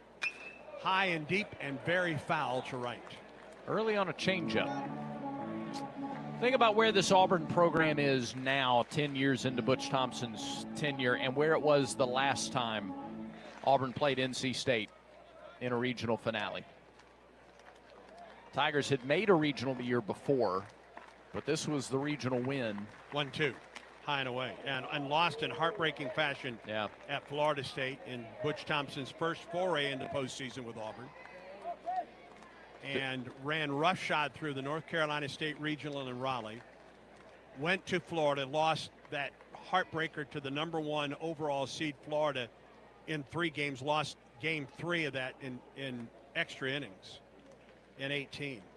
And it set up the 19 run, the Stephen Williams home run in Atlanta, and Auburn winning that super regional at North Carolina. 2 balls and 2 strikes ahead. The pitch. Swing and a miss. He struck him out. Inning over. Cade Fisher, 3 strikeouts. We go to the 8th. Auburn 10, North Carolina State nothing.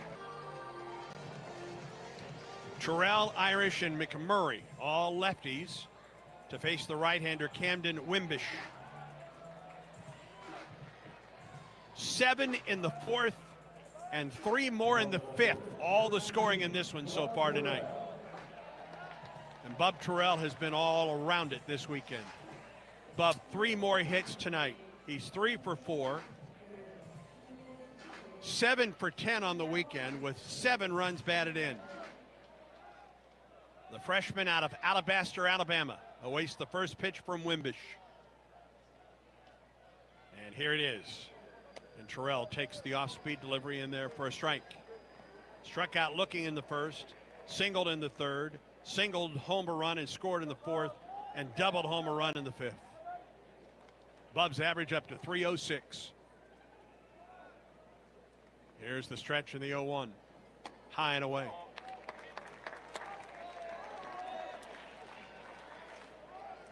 Terrell came into the weekend hitting .284.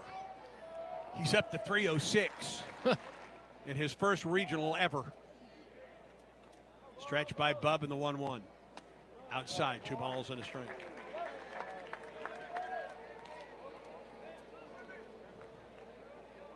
Cooper McMurray tied Kason Howell with 3 doubles last night for most doubles in a game in a regional. Just looking back, that 22. 2-1 pitch fouled back by Bub Terrell. Again, that 22 team with 40 runs in the first 2 games of the regional. Just about every one of these offensive records for a series, for a weekend, are from that weekend. Cole Foster hit 2 home runs in the first inning, 1 from each side of the plate, including a grand slam. He drove in 12 runs in 3 games. Yeah. 2-2 pitch to Bub. Here it is. Bounced up there. Blocked by the catcher, Alex Sosa. Say that to say Bub's 8 RBIs are a tremendous accomplishment. He's 4 off the mark. Foster had 9 in the Southeastern Louisiana game alone. I think he had 6 or 7 in the first inning alone. Yes. 3 balls and 2 strikes to count to Bub Terrell. Wimbish, the righty, stretches and pitches. And the Bub walks.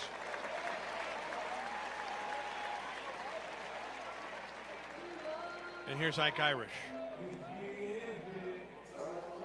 with one of the most majestic home runs we have seen all season long, back in the 4th. I mean, it was an absolute moonshot. And I'm serious when I say it almost hit the light standard just to the left of the Donaldson Performance Center. They go into the shift against him immediately. Terrell gets a short lead at first. Ike 2 for 4 on the night. Stretch in the pitch. It misses low for ball 1.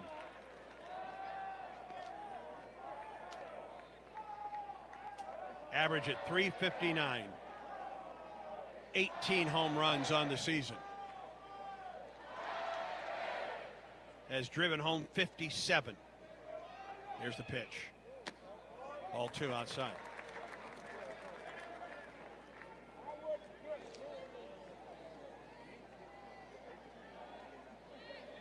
Irish's home run to right capped off that 7-run 4th. Punctuated it.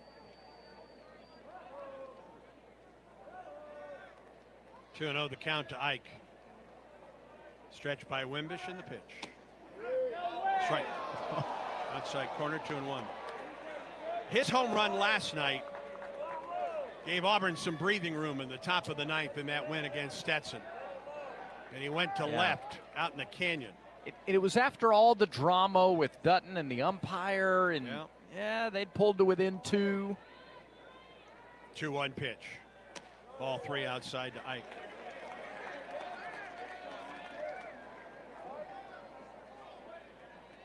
And it gave you just a little breathing room in the ninth inning of a game that had all kinds of drama. Yeah.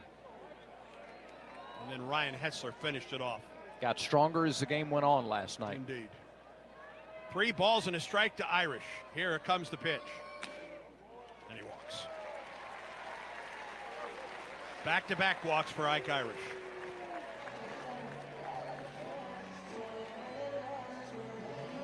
And that will bring the catcher Sosa out.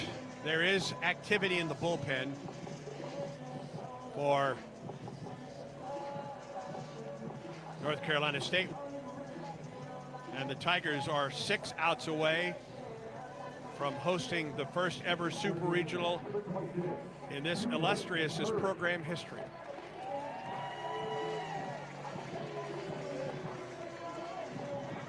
Here's Cooper McMurray with runners at first and second and nobody out in the 8th.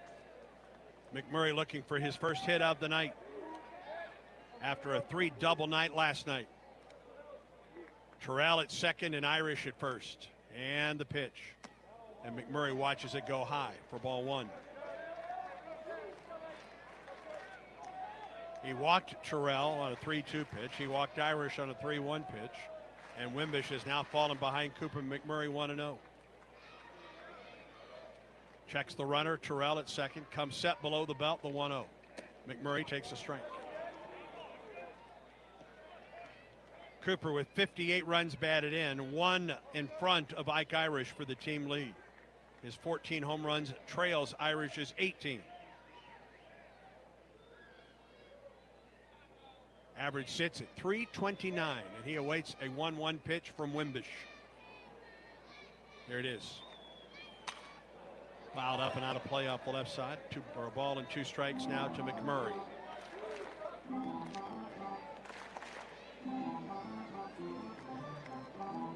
How about this on the Yellowwood scoreboard? Little Rock has taken the lead over LSU at 6-3 as they go to the 4th in Baton Rouge. That's a major story if that gets to tomorrow's game. Yeah. 1 ball and 2 strikes to McMurray. 2 on and nobody out for Auburn in the top of the 8th. Here's the 1-2 pitch. Cooper takes it low. Ooh, didn't miss by much. 2-2.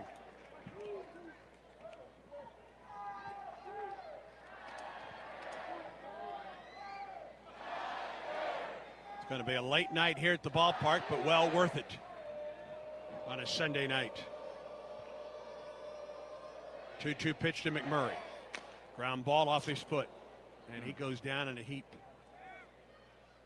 And Anthony Sanderson is immediately out to tend to his graduate first baseman, who hobbles away from the plate. Got him on the top of his right foot, it would appear. While he walks that off, Andy, a couple of other Yellowwood scoreboard updates. Arizona leads Cal Poly 5-0 through 1.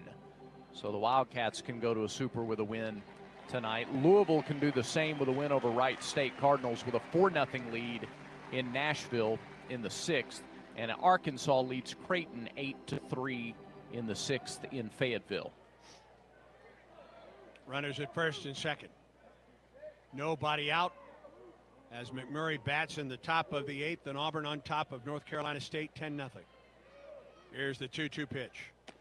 Ball 3 low and away.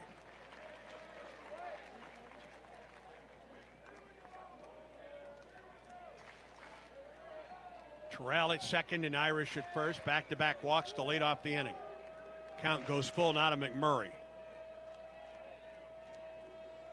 Stretch by Wimbish. And the pitch. Inside. And he walks the bases loaded.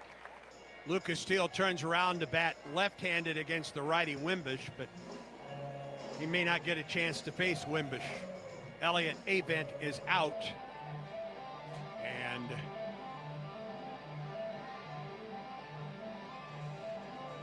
don't think we have we seen the call to the bullpen? We have. Yep. Carson Kelly is the new pitcher, number 24 for NC State. 6'2", 200-pound senior right-hander from Lee County High in Sanford, North Carolina. Kelly, 1-0 in 15 appearances, a 4.35 ERA, 20 2/3 innings, 22 strikeouts, 17 hits, 11 runs, 10 earned. He's walked 10. He's given up 1 double, 2 homers, 4 wild pitches, 2 hit batters. Opposition hitting .239 against Carson Kelly. Wimbish goes 2/3 of an inning, 3 walks, 1 strikeout. 29 pitches, only 12 strikes. He has walked the bases loaded to start the Auburn 8th, the top of the 8th inning. The Tigers already leading 10-0. Carson Kelly is a legacy at North Carolina State. His dad, Randy, his grandfather, Frank McDonald, and his uncle, David McDonald, all attended North Carolina State. He's trying to put out a fire here in the 8th inning and give North Carolina State a chance to come back in this one. Auburn leads at 10-0. This was the inning in which North Carolina State scored 10 runs. Sure did. To overwhelm Stetson, eventually overwhelm Stetson. Stetson didn't go down without a fight, but this was the inning for NC State offensively. Say that to say some more runs, not a bad thing. Lucas Steele will bat left-handed against the right-hander Carson Kelly, with Terrell at third, Irish at second, and McMurray at first. Lucas, a strikeout in the first, singled and scored in the 4th, fly to center and grounded out to short.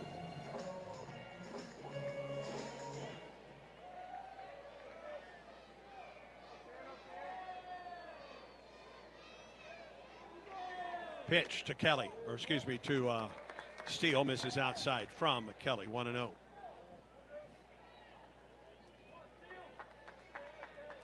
Lucas is hitting .375 with the bases loaded this season. He awaits the 1-0. There it is. Ball 2 outside. Sidearm delivery from Kelly.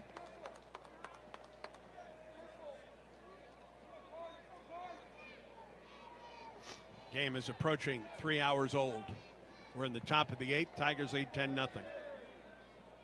Now the 2-0. Steele takes a strike on the inside corner. Grand opportunity for Auburn right here to add to this 10-0 lead. Figure NC State's been at the ballpark over 10 hours today. They played a 3-hour, 41-minute game against Stetson.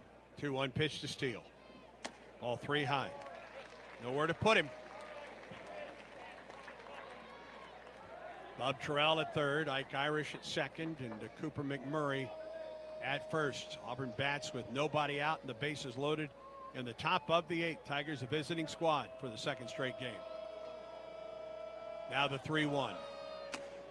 Ball 4. Missed high. An RBI for Steele. Terrell comes home on the bases loaded walk. Irish to third. McMurray down to second. And Auburn leads 11-0, and Eric Snow to the plate.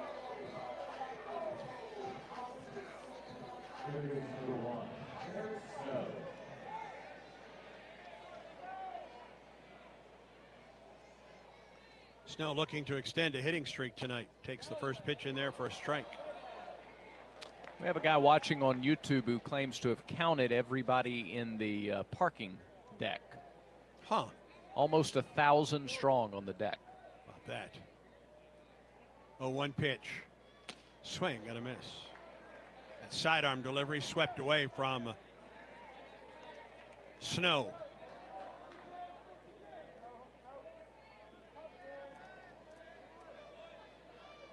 Bases loaded, nobody out, a run home for Auburn. The 0-2 pitch to Eric. Got him swinging with a fastball. Came inside. First out of the inning. And here's Cade Ballou.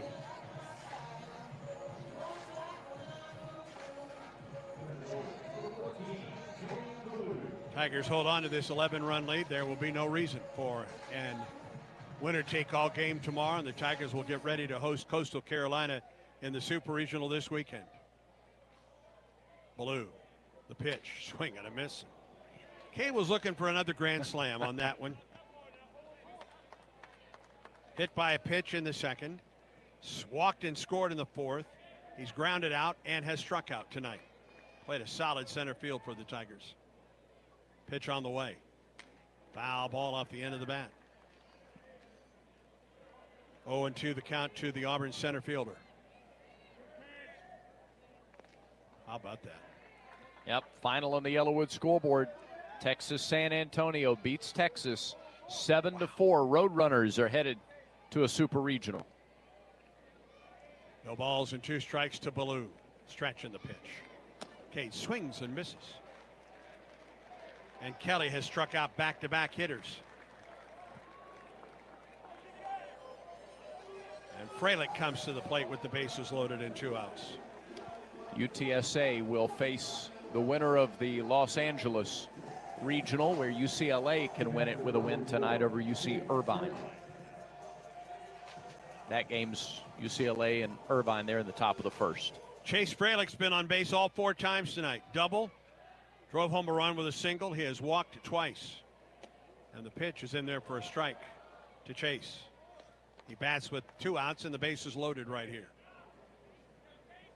Steele at first and McMurray at second with Irish at third. Stretch. Here's the 0-1 pitch to Fralick. Reaches out, fouls it back to the screen. No balls and 2 strikes. After the walk to Steele, Kelly has struck out Snow and Ballou, and he's ahead of Fralick 0-2. 2, 3, and 4 hitters coming up for North Carolina State in the bottom of the 8th. With Auburn on top 11-0. 0-2 pitch to Fralick. And it misses high and outside. A ball and 2 strikes to the Auburn catcher. He's caught every week or every pitch of this weekend regional.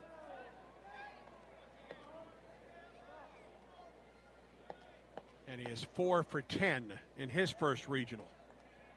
These Auburn freshmen have afforded themselves very well this weekend, haven't they? They sure have. No learning curve. 1 ball and 2 strikes to Fralick. Here comes the pitch. Ground ball to the right side. Second baseman backs up, swirls and throws to first and gets Fralick. And the inning comes to a close. A run, no hits, no errors. 3 men left to the bottom of the 8th. Auburn 11, North Carolina State nothing. 2, 3, and 4 hitters for North Carolina State in the 8th. Auburn leads it by a score of 11-0.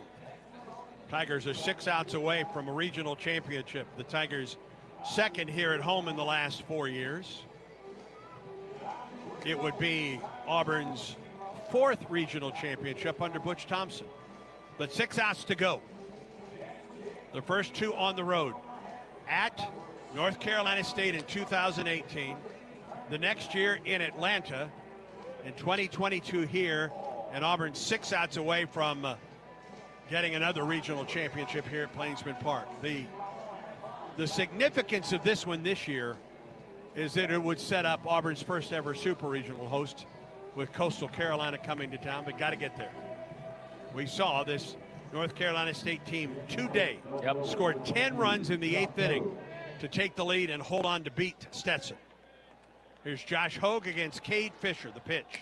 Fastball, strike 1. Right, Cade has come in just dealing tonight. He's done exactly what you need a guy to do with a big lead. Throw strikes. Absolutely. 0-1 pitch. Line drive into left field. It's down for a hit on a couple hops to Bub Terrell. Hogue's aboard with his second hit of the night.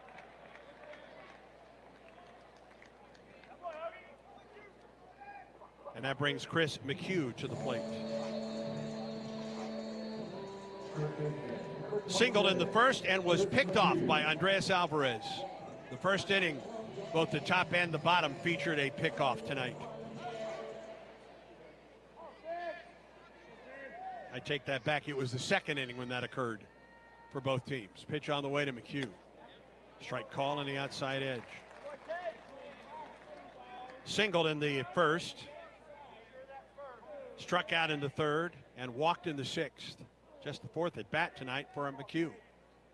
That's how good Auburn pitching has been, the 0-1. Popped him up right side.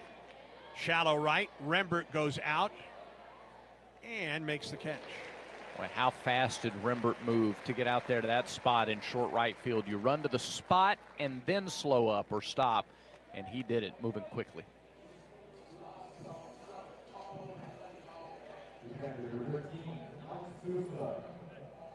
One down, and here's the catcher, Alex Sosa. 0 for 3 on the night. Fielder's choice in the first. He tapped out to McMurray on a really nice play right on top of the line in the 4th. And a strikeout. He was the first one to face Fisher in the 6th inning.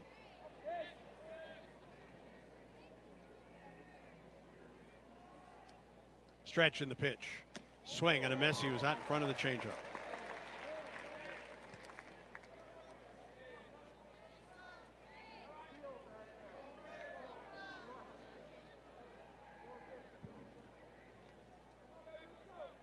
One on, one out for North Carolina State in the bottom of the 8th. Pitch on the way. Sosa takes it outside, a ball and a strike. Auburn was 7 runs in the 4th, 3 more in the 5th, and a single run in the 8th. And the Tigers lead 11-0.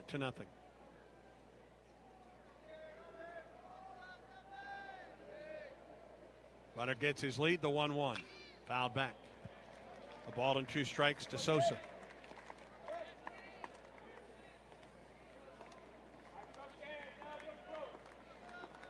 Some folks have headed to the exits, getting ready for the work week. Most everybody else in the ballpark ready to celebrate a championship. Auburn is 5 outs away from doing that as Fisher comes set. And the 1-2 to Sosa. Missed outside, 2-2. Auburn pitching has given up 8 hits tonight, only 1 walk. And only one of the 8 hits have been an extra base hit. This game was scoreless until Auburn unloaded 7 runs in the top of the 4th.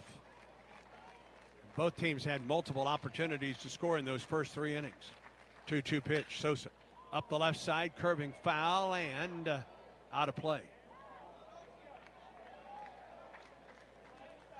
Auburn 7 for 18 with runners in scoring position. NC State 0 for 6.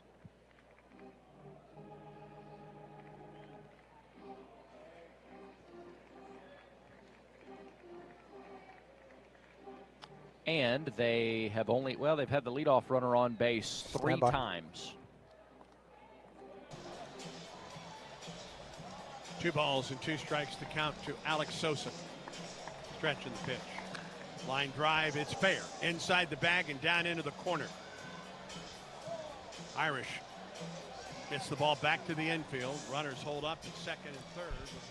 War Eagle, and we welcome you back to Plainsman Park, where the coaches have met with the umpires. We've had the national anthem. The lineups have been introduced. And it's time for Auburn Tiger Baseball. Along with Brad Law, I'm Andy Burcham, as Auburn gets ready to face UCF in this critical elimination battle of the NCAA Regional here at Plainsman Park. The Tigers have emerged from the dugout, and a big, big crowd, most, the overwhelming majority of whom stayed. And not just because of the discounted hot dogs and beverages. They want to see this Tiger team take care of business here against UCF in an elimination game. The starters have come away from the dugout, and they are waiting to run onto the field. And you'll hear the ovation for them when they do just that. About 4 minutes away from the start of tonight's game. Let's set that defense. It's the same one that's played in the first 2 games of this regional. Bub Terrell will be in left field. Cade Ballou will be in center. Mason McCrane has the longest run out to right field. Along the infield, it's Eric Guevara at third, Brandon McCrane at short, Chris Rembert at second base, Ethan Bingaman at first. Behind the plate, Chase Freilich, and Alex Petrovic will get the start for the Tigers. The sophomore from Cypress, Texas, redshirt sophomore, 6'4", 241-pound right-hander. He makes his 16th start of the year. He's looking for his 10th win. He's 9-2 with a 3.21 earned run average. 81 and a third innings, 62 hits, 29 earned runs, 19 walks, and 81 strikeouts. Teams this year against Petrovic are hitting .207. And a chance for Petrovic to pitch in the postseason. Postseason Petro. And we look forward to seeing that for the first time. Injuries ended his first 2 years on the Plains as Auburn takes the field and Petrovic stalks to the mound. Last time we saw Petrovic was against Arkansas in the SEC tournament. 4 innings, 2 hits, no runs, 2 walks, and 7 strikeouts. But he only threw 71 pitches because of a weather delay. After 4.5 innings. 4 innings for him, and it was a long enough delay that he was not able to come back. Here we've had what will amount to a 3-hour delay before the start of this game, and I'm not entirely sure there won't be another delay. We certainly hope there's not, but we can't count that possibility out. But the NCAA officials made the decision that this game should start, and therefore it will start at 5:06. For UCF, it'll be Ross, Smith, and Williamson against Alex Petrovic. An elimination game. The winner moves on to face Milwaukee either really late tonight or perhaps tomorrow, but they advance. Or both. Or both, right. The loser, their season is done. So let's play some baseball in front of a fired-up crowd under cloudy skies at Plainsman Park. Knights about to come to bat for the first time and get this game underway, and we very happily turn it over to the voice of the Tigers, the Hall of Famer Andy Burcham. Brad, thank you. And first pitch weather brought to you by Jackson Services. When your comfort quits, Jackson Services shows up. Heating, air, and plumbing done right the first time. Family owned since 1973. Call Jackson Service today. Feel the difference. Jackson Services, delivering comfort, creating trust. At game time, 76 degrees, cloudy skies overhead. The humidity is 95% as this game begins. Wind out of the east, northeast at 10 miles per hour. Both teams wearing white trousers. Auburn, the orange jerseys. USF, the gold jerseys. And Alex Petrovic getting ready to throw his very first NCAA pitch. He'll go against Diamez Ross. And the pitch is on the way, and Ross takes a fastball in the inside corner for strike 1 at 93. Eddie Newsom behind the plate, Travis Carlson at first, Kevin Elsey at second, and Alan Gorwitz is at third. Guevara plays up at third base for the left-handed hitting Ross. In the pitch, swing, drive into right, long run in there, and it is gone. It's a home run for Ross, his 4th of the year. And USF breaks out on top on a line drive to right. Boy, oh boy, UCF, 2 guys in the lineup with double-digit home runs, but not Ross. That's just his 4th of the year. Jumped on an 0-1 pitch. It was just a laser, a line drive that barely got over the wall, but it did. And you mentioned 95% humidity. 3 hours ago on the leadoff show, the conversation with Butch Thompson. Humidity is affecting offense in a positive way here this weekend. 1-0 UCF, and here's John Smith III. Wind and the pitch. Strike, fastball. The 4th home run of the year for Ross. Petrovic gave up homers in 3 straight starts to A&M, Mississippi State, and Georgia. 0-1. Off the end of the bat, over the head of the pitcher. Rembert charges field, throws, and got him at first. Good play by Rembert. No shot for Petrovic. It was bouncing too high over his head. Rembert charged in, fielded it well. 1 in, 1 out. Here's Andrew Williamson. Boy, you got to watch out for this guy. 4 home runs this weekend. He had 3 on Friday in the win over NC State. Hit another one here last night in the loss to Milwaukee. Yeah, all 4 of his hits have left the yard. Pitch on the way, and he takes it low for ball 1. An appeal, he did not go around. Williamson is hitting .327. 16 homers and 33 runs batted in. A leadoff homer for Ross. UCF leads Auburn 1-0. Stretch in the pitch. On the outside with an off-speed pitch. 2 balls and no strikes the count. Left-handed hitter against the right-hander, Petrovic. Alex stretches. Now the 2-0. Ball 3, inside and low, 3-0. Yikes, that one was the closest to the 3. So he tried the outside corner and tried the inside corner. Williamson a good runner as well. He has 8 stolen bases, and he's ahead 3-0. Do they turn him loose? This guy might be turned loose on 3-0. I would. Here it is. He held up and appealed. He didn't go. And a 4-pitch walk to Williamson. And already, and Butch Thompson is arguing that he might have fouled that ball off on a check swing. I think he's asking Eddie Newsom for some help.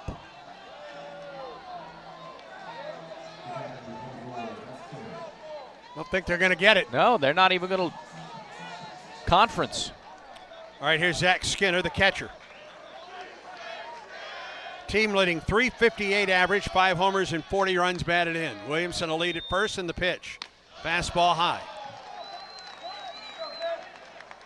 Waited 3 hours to get this game underway. And on an 0-1 pitch, Diamez Ross homered to right. A 1-out walk to Williamson. And a 1-0 count to Skinner. Stretching the pitch. Goodness. 2 balls and no strikes the count. Teeny tiny strike zone to start this ball game. See if Auburn hitters benefit from the same thing in the bottom of the inning. Williamson gets a good lead at first. 2-0 pitch, nope, throw over, and Williamson is back. The book on Petrovic has been, if you're going to get him in the first inning. And several teams have this year, and then he settled in after that. 2 balls and no strikes to Skinner. Pitch on the way. Skinner takes a strike on the inside corner, 2-1. This Auburn crowd has waited around all day to get to cheer about something. Yeah, many of them here an hour before the originally scheduled first pitch. Now the doors open today at 1 o'clock. Stretching the 2-1. Swing and a miss through the fastball by him. 2-2. Now that sets up the slider again, unless he thinks he can just throw it by the UCF catcher. No balls and 2 strikes the count. Excuse me, 2 balls and 2 strikes. Stretch, pitch. Foul tip. And he did think he could just throw it by the UCF catcher. Elevated a fastball, and Skinner got a piece of it.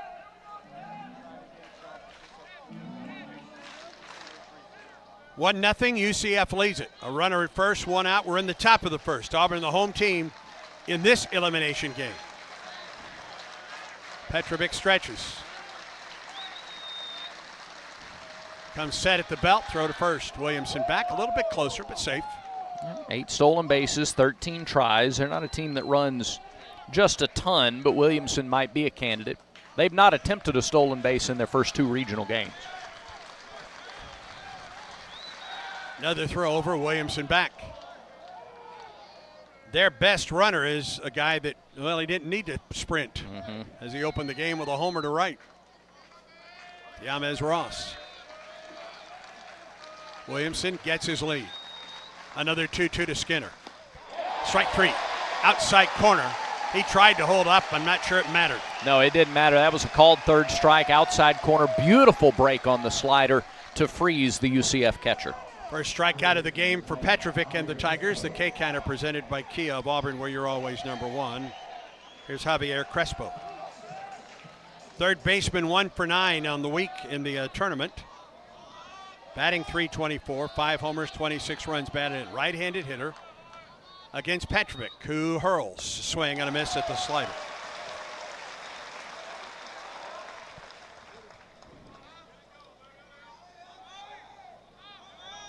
Williamson gets a little more of that lead at first base as Petrovic comes set.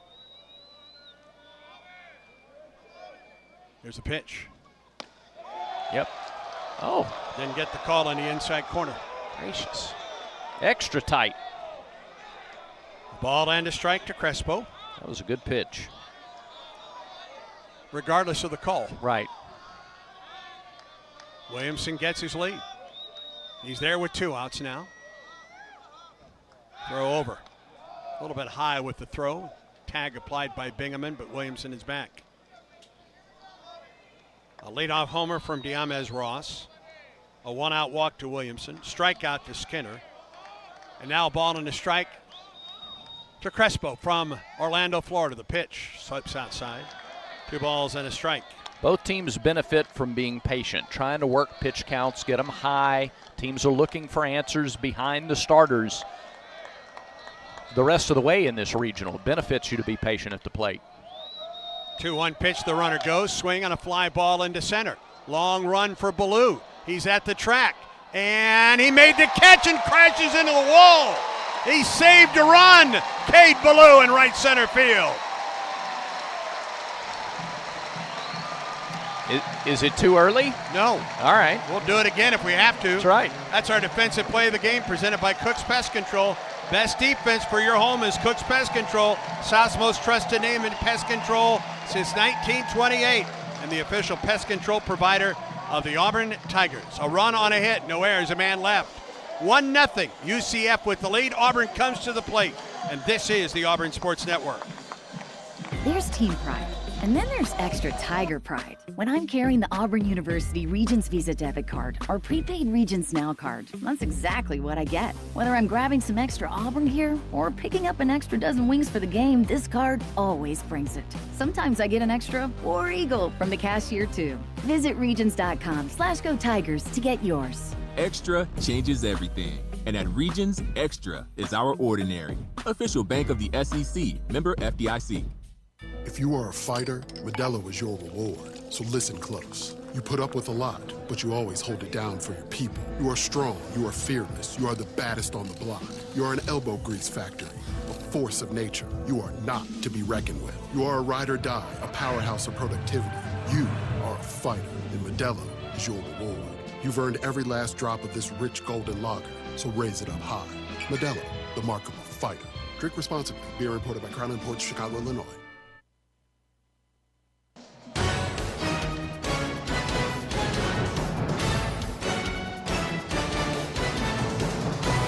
Beneath an odd sky with dark gray clouds and blue patches. Auburn trails 1-0 as the Tigers bat in the bottom of the first against Roman Kimball. He's a redshirt senior out of New Hartford, New York, a transfer from South Carolina. Spent 2 years at South Carolina before transferring in. His first year was at Notre Dame. So he's gone from South Bend to Columbia to Orlando, 6 feet, 195, a right-hander. Kimball makes his 6th start of the year. In 14 total appearances, he's 1-1 with a 5.52 earned run average. 29 in the third innings, 28 hits, 18 earned runs, 15 walks, 29 strikeouts. He's hit 3, thrown a wild pitch, and teams are batting .252 against the right-hander Roman Kimball. Defensively, John Smith III in left, Diamez Ross in center, Andrew Williamson in right. On the infield, it's Javier Crespo at third, Jordan Lodis at short, Austin Jacobs at second, Landon Moran at first, and Zach Skinner behind the plate. McCrane, Guevara, and Freilich, lefty, righty, lefty. The first 3 against Roman Kimball. Kimball, a right-hander, to face the lefty Mason McCrane to lead it off for Auburn, batting .314, 6 homers, 36 runs batted in for the 6-6 leadoff man for Auburn. From the left side, Kimball pitches, fouled back on a fastball at 90. Mason's had a good weekend. He's 4 for 10. He scored 3 times and driven home a run. And after one swing, he's going to put some stickum, spray some stickum on the bat. Really, really humid. And I think everybody's dealing with grip, whether it's hitters with the bats, pitchers with the ball, defensive players on the infield, and even outfielders on making throws in. Mason led off the game yesterday with a single, scored one of Auburn's 8 runs in the first. UCF leads this one 1-0. Here's the 0-1 pitch, high and away. Now, 4 of Kimball's last 5 appearances have been starts. And those starts have been 5 innings, 3 2/3, 2 1/3, and 2. Right-hander works from the stretch, the 1-1. High fly ball to left. Smith comes in and makes the catch for the first out. I don't think he saw that initially. I'm with you, Brad. I don't believe he did. One out, and here's Guevara. 1-0. UCF leads it. Guevara to the plate with one out here in the bottom of the first for Auburn. 2 weeks ago against Kansas State, Kimball started, gave up a run on 2 hits in 2 innings. He walked 3 and struck out 2. Eric is 2 for 7 this weekend with a home run and 4 runs batted in. Kimball pitches. Guevara takes a fastball for a strike. Eric batting .333, 13 homers. Now, have they called play? Yep, they sure have. The umpires have just motioned for everyone to leave the field. 13 minutes into the ball game.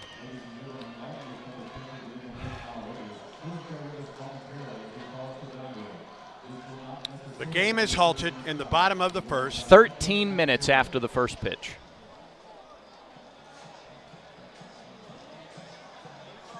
One out, bottom of the first, a 1-0 or an 0-1 count to Guevara.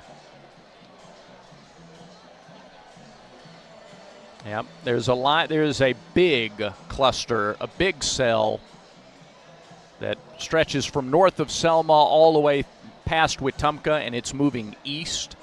And so it's entered that western 8-mile limit, and it's not a small one. Not a small one. The hope is that it could move south and maybe go south and west of Auburn, but it's definitely in that 8-mile range.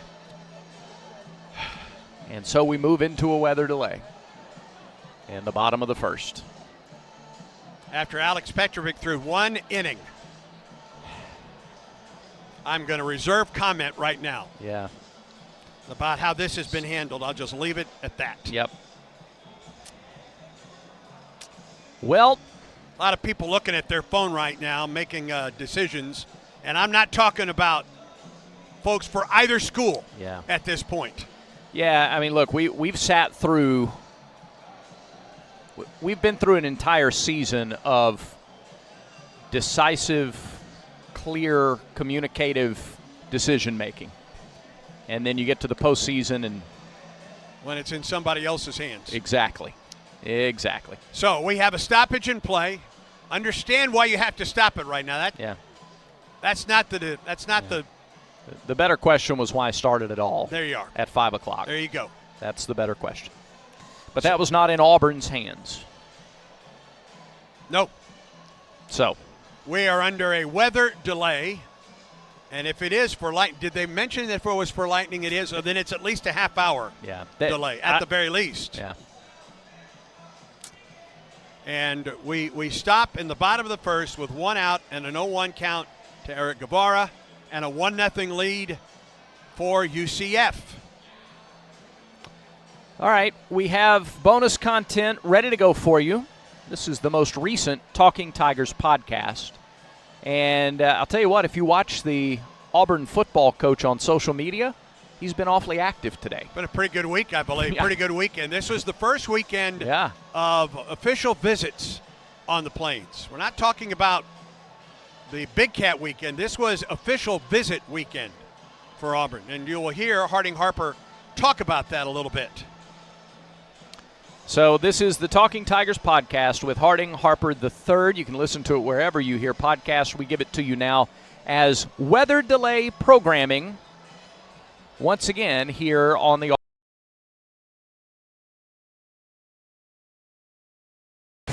Welcome to the Talking Tigers podcast with Andy Burcham.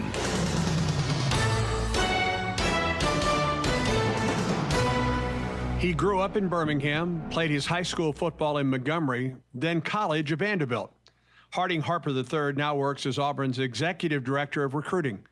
The former linebacker has worked both on and off the field in his career. After stops at Alabama and his alma mater, a call came from Alex Golish's staff at USF. And like several on that staff, he made the move to Auburn in late November. The Talking Tigers podcast is brought to you by Sensoryne, proud sponsor of Auburn Athletics.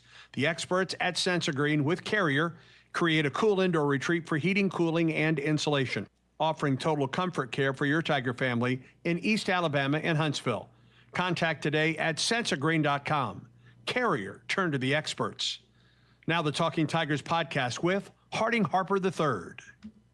Welcome to the Talking Tigers podcast. Very glad to have with us today Auburn's Executive Director of Football Recruiting, Harding Harper III. Absolutely. Is our guest on the Talking Tigers podcast. Glad to have you with us today. Absolutely. Thank you for the opportunity. What was your view? I mean, you grew up in Birmingham. You played high school. Finally, you finished your high school football in Montgomery. So what were your thoughts about Auburn growing up? Well, unique, super unique. Always been a bit of a betweener, and just being here in the state. My cousin actually played safety at the other place up the street there, played safety there, so I always admired him, but was never truly, I would say, a fan, of that place, and considered myself a little bit of a fan of this place, and it kind of went back and forth as a kid. And I always had these other teams I was super interested in, just a big fan of college football in general. But one thing I will say about Auburn and football in this state is there's no professional teams. So you talk about the place up the street and Auburn as easily the two biggest premier things for kids who play the game of football growing up. And especially being a senior in high school at Carver Montgomery, I mean, Auburn's 45, 50 minutes away. Getting the opportunity to see a lot of guys that I admire come play football here. Being able to watch a lot of really good football players come through this place. This place has always been so special. Got recruited by Auburn. I had the opportunity to actually take my 247 Rivals picture right outside the old football facility here.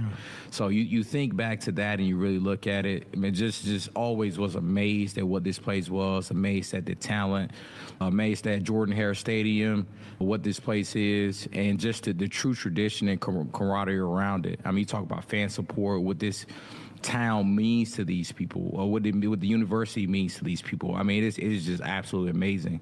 And to now be immersed fully into it is ultimately a dream come true. We're going to talk about that in just a moment. Linebacker, though, coming out of high school, right? Yeah, that's correct. Did you play any offense at all? So I did. I played a little bit of offense. So I played some tight end, played a little fullback as well. I also was the starting punter, which is an interesting note there. But did play a little offense, but I've always been a linebacker by trade. Ended up at Vanderbilt.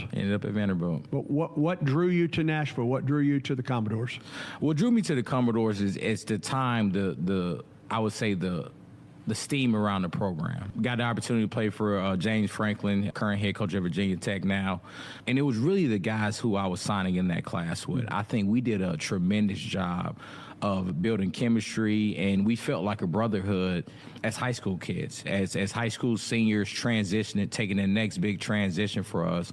We felt like, man, this was a place that we could go and change. And I think that's always, a lot of the guys in my class, myself, we were always about the opportunity and what we can build, what we can create, how can we be the originators of something.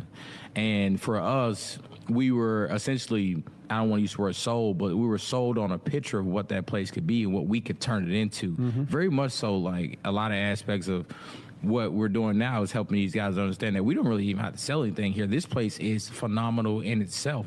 Our goal is just to get it back to what it has been. Difference was that Vandy was there has not been. You're trying to build it. Right. There was no proof of concept at the time. So for us, we believed in what we could accomplish as players, and having the opportunity to go play there, go be in the SEC, to go to a place where you feel like the degree is extremely high end, and build something unique is why why I ultimately chose Vandy, and why a lot of the guys in my signing class ultimately chose it as well. Political science degree. How much do you use a political science degree with what you do now? Not a ton, but I think it's some of the things that you learn. Sure. Some of those things that you learn, you're able to kind of matriculate that to another conversation. In that aspect, I think is where I've seen that most. I was a corporate strategy minor as well, so I've always been big into logistics, how things work, making a process more efficient. That is directly to what you do today. Exactly. Yeah. Exactly. So having that opportunity to use those skills to sharpen how we choose to scout prospects, choosing how we choose to determine who our coaches need to particularly watch. Who do we need to go see on the road when we're out on the road recruiting? When we're doing official visits, what's the best process for it to make sure our prospects are able to see everything that they need to see on an official visit? So I think that's where a lot of those skills start to shape into this. I can understand that. Absolutely. What is your route then from your time where you got that degree at Vanderbilt to the time now as the executive director of recruiting for Auburn football? Absolutely. So it's been super unique for me, and I've been ultimately very thankful for it. But kind of a unique career, and I get a little bit of a hard time for it sometimes but I enjoy it. So started out for me, as I got done, I got the opportunity to go back and visit with Coach Franklin and those guys at Penn State. Was there for a very short period of time, but got to be around some great players like Michael Parsons, Saquon Barkley, Mike Gesicki, and they didn't really have anything open at the time. And for me, it was just about the opportunity. So I decided to go coach high school football in Georgia at Centennial High School. Did that for a blink of an eye, and then the University of Missouri hired me as a graduate assistant with the defense and to help on recruiting as well. So you've been on the field and off the field in your career. I have, because the opportunity, obviously at the high school, I was linebackers coach, co-DC. University of Missouri, I was a graduate assistant, and that actually afforded me the opportunity to be able to coach linebackers at Division III at Lycoming College in Williamsport, PA. Okay. So did that, got me an opportunity at Colorado with Carl Durrell, who was originally our offensive coordinator my junior year at Vanderbilt, worked for them for a year, and that's when it kind of took off for me. University of Houston called me, Dana Holgerson, Doug Belk, those guys gave me an opportunity to come be the assistant director of player personnel over at Houston. And just an unbelievable opportunity. That's the first one where I got an opportunity where I didn't know anyone on the staff. It was purely based off of, doing a good job at where I had been at. And after that, got an opportunity to go work for the place across, up the road. Got a call from Coach Saban and got an opportunity to go do that. And got a chance to win an SEC championship with them and be a part of that. And after his retirement, man, the amazing opportunity came to go back to Vanderbilt, where I played at as the director of college scouting. And you want to talk about a full circle moment for me. I'll bet. And that's when it really started to become real, and how I navigated these things became truly my focus, because I wanted to be a part of a program that I know I could be there forever, where I could grow, where I could provide value, and where I could build with them. So that was that great opportunity. And then after that, Coach Golish called me, talked about how he needed someone to run his entire department down there in South Florida. And I truly believed in the vision that he had heard great things about Coach Golish. Got an opportunity to do that, and just kind of here why I'm here now. You mentioned that Houston was your first chance to go in a brand new opportunity where you didn't know folks. You were developing at that point. Was that the same when you went to USF with Coach Golish, or did you know some folks there in Tampa before you made that move? So didn't know anybody. Okay. Didn't know anybody. Andrew Warsaw reached out to me via Twitter and had, like I said, heard great things about the staff, had heard great things about Coach, knew South Florida for what it was, got to work with Charlie Strong, so I had a little insight on what that was, talking to him.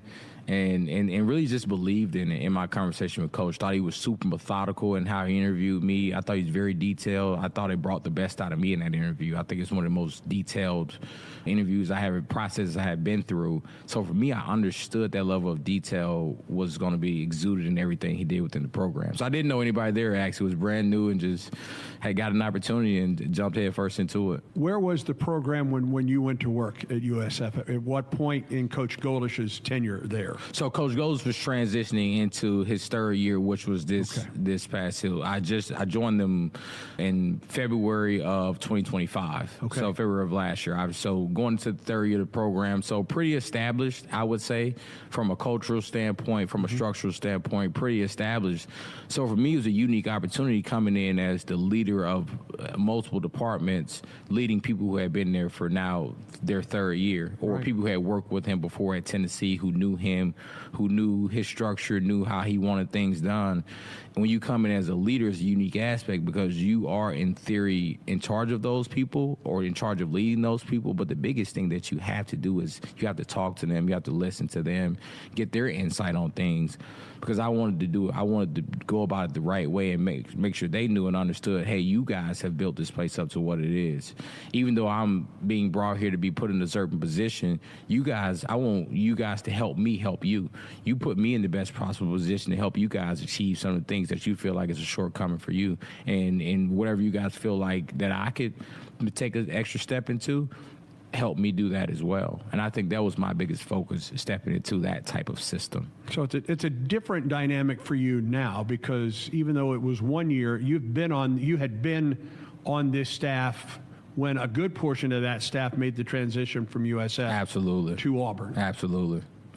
So I didn't walk into this place as if this was a new group of people. I felt, I was able to walk into this, and a lot of the people that we did bring in, I was able to get them up to speed on how things are structured, how we truly operating, what the expectations and standards really are. All right. When someone says, all right, give me a definition of the executive director of recruiting, that can be a pretty big umbrella. Yeah. What is it for Harding Harper III? So, you hit the nail on the head. It is a big umbrella, and it comes with a lot of different roles and responsibilities that maybe aren't on paper. Okay. But if we were to just sit here and talk about the position, essentially, I'm in charge of managing our player personnel scouting department, on-campus recruiting department, our graphics team as well, and keep everything pretty much in line for our head coach's recruiting. And I'm essentially his voice to those departments inside of our building, helping make a lot of those big picture decisions, making sure that the roles and responsibilities that were hashed out to everyone, that they're executing those at the highest possible level. And I also see myself as a huge support role. A lot of times when people need to get things accomplished and coach isn't available, I use myself as that voice for him. As I've had that conversation with him, use myself as a voice so we're able to get things done. When you work for a place like South Florida, the head coach already has a ton of responsibilities. When you come to a place like Auburn, the vision on the program, the just everything that entails with this place, it requires a lot more for him. So for myself is I've tried to insert myself in these things and have these conversations with him on the front end. So I'm able to make a lot of these decisions with his blessing, but he doesn't have to be a part of every single possible decision. But he was still a part of it, though. We want to keep him in the loop, want him to have an understanding of what's going on. But I myself serve as someone who can be back there and make these big picture decisions and go to him with what the actual plan is versus asking him, Coach, what do you want to do here? How many high schoolers are in your pipeline right now? That's a unique question. We are really big on high school players, like really big on high school players. I think the philosophy is that you build through high school at the end of the day. I'd say we've probably, in our pipeline right now, of guys we're truly looking at, it's probably right at 400, I would say. What is the process then? I mean, you've got that big number. There are guys that you're going to go through and say, we need to get it back, please. Yeah, we want to look at this guy even more. Maybe there's somebody you're like, nah, that doesn't quite fit at this point. What is that process like under your direction? And we welcome you back to Plainsman Park, where we're about ready to get back under action. Game was halted at 5:19 for weather. And the game was stopped with a 1-0 lead for UCF. 1 out for Auburn in the bottom of the first, and an 0-1 count to Eric Guevara. And there's still some weather out there, friends. Yeah, we're not in the clear completely. But we're about ready to get underway. Again, Guevara at the plate, 0-1 the count, 1 out for Auburn in the bottom half of the first. Diamez Ross led off the game, an 0-1 pitch, and homered into the right field corner.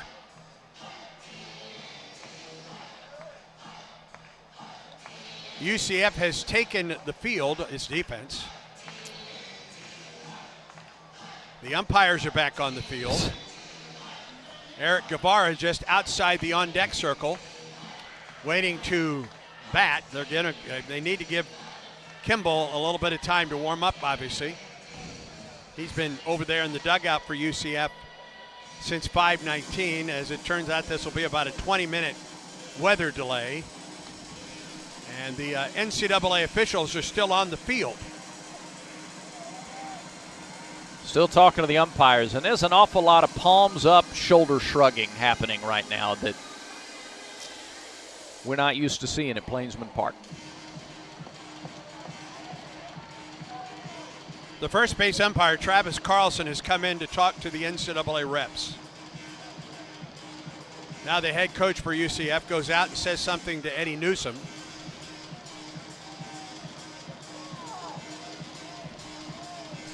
Boy, oh boy.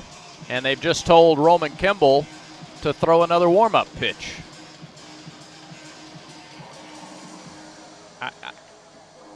Andy, everybody's throwing their hands up in the air. They Right. Nobody knows what's happening.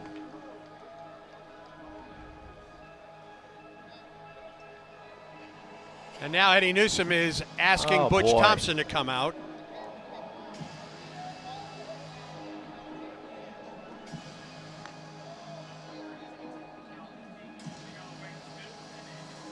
And I don't know if we're waiting maybe for and I don't know at this point. I could speculate as to why this game has not resumed. Obviously, it's safe enough for UCF to go out on defense. And now both head coaches are going to talk to Eddie Newsom.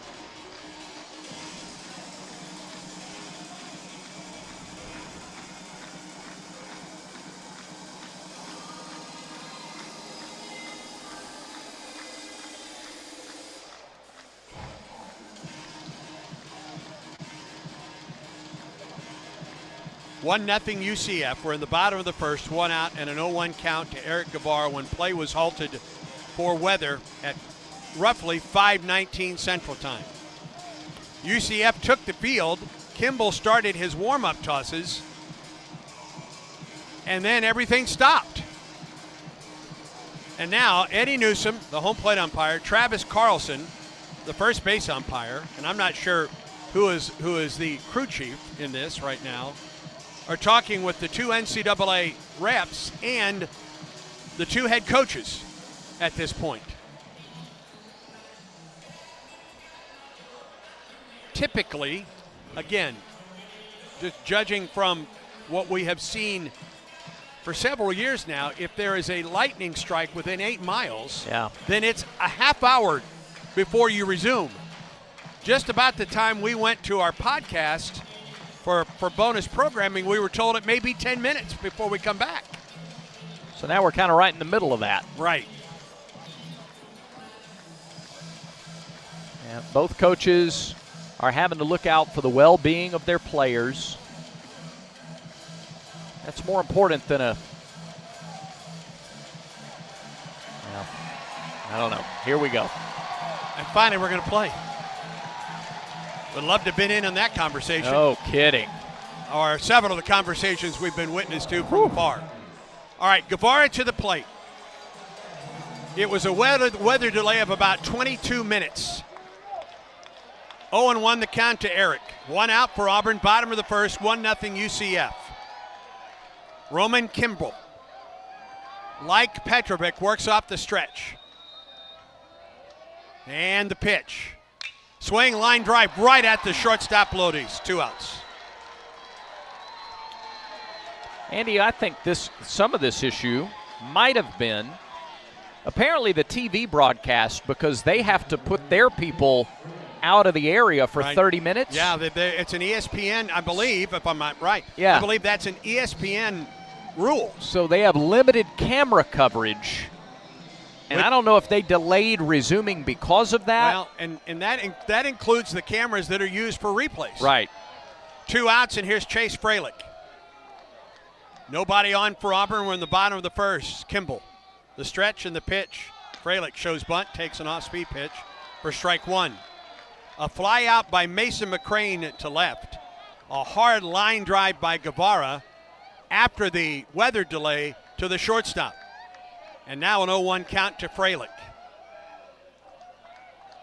Stretch by Kimball, and the pitch. Strike two underneath the hands on a fastball.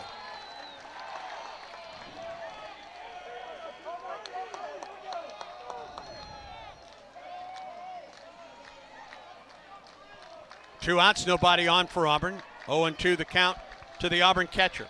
Freilich 3 for 10 with 2 home runs in the tournament. Pitch on the way. High and away. 1 ball and 2 strikes the count. Chase 3 for 10, 7 runs batted in. He scored 3 times. Has homered in both of the games of the NCAA tournament, batting .311. He's tied for the team lead with 16 homers. 1-2 pitch. Swing and a foul tip, and the inning is over. 3 up and 3 down for Auburn in the bottom of the first. We're through 1 of this elimination game. UCF 1, Auburn nothing. Auburn baseball continues in a moment. Alabama Power is here for you when big storms hit, but we're also here for the little things. We're there to get the coffee started, to make sure everyone's ready for school, for midday dance breaks, and evening entertainment. We're also there to help you save on all that energy with easy-to-use tips, tools, and efficiency programs. So enjoy these moments. Kids, movie night. And we'll do the rest. Visit alabamapower.com and follow us on social to learn more. Strike out ants, termites, and other pests with a call to Cook's Pest Control. Cook's proven pest control methods and superior termite control system keep your home safe and are backed by a 110% satisfaction guarantee. As the weather gets warmer, your spring cleaning isn't done until you call the official pest control partner of the Auburn Tigers, Cook's Pest Control. Looky, looky, looky, here comes Cookie, Cook's Pest Control.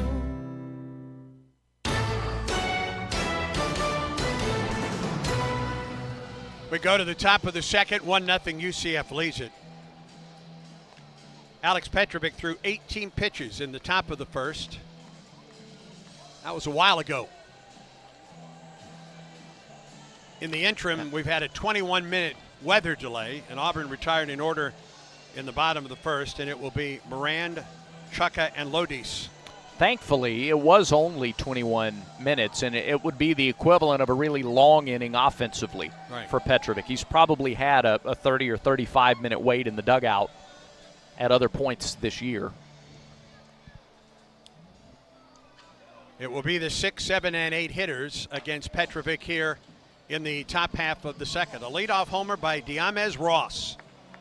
The difference in this game. Fell behind 0-1 and then hit a line drive into the K corner and right. Moran 3 for 7 this weekend. A run scored, 2 runs batted in. Batting .292 on the season. 2 homers and 31 runs batted in. Petrovic off the stretch. Guevara plays up on the grass at third. The pitch, curveball, strike.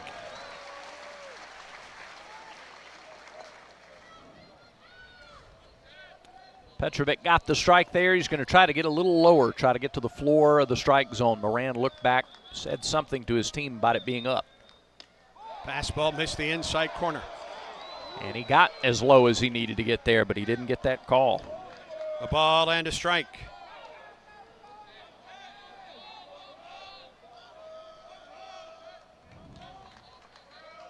One and one to Moran. Pitch on the way.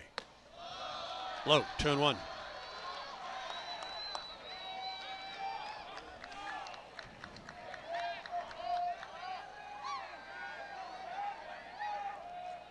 Alex comes set. Now the 2-1.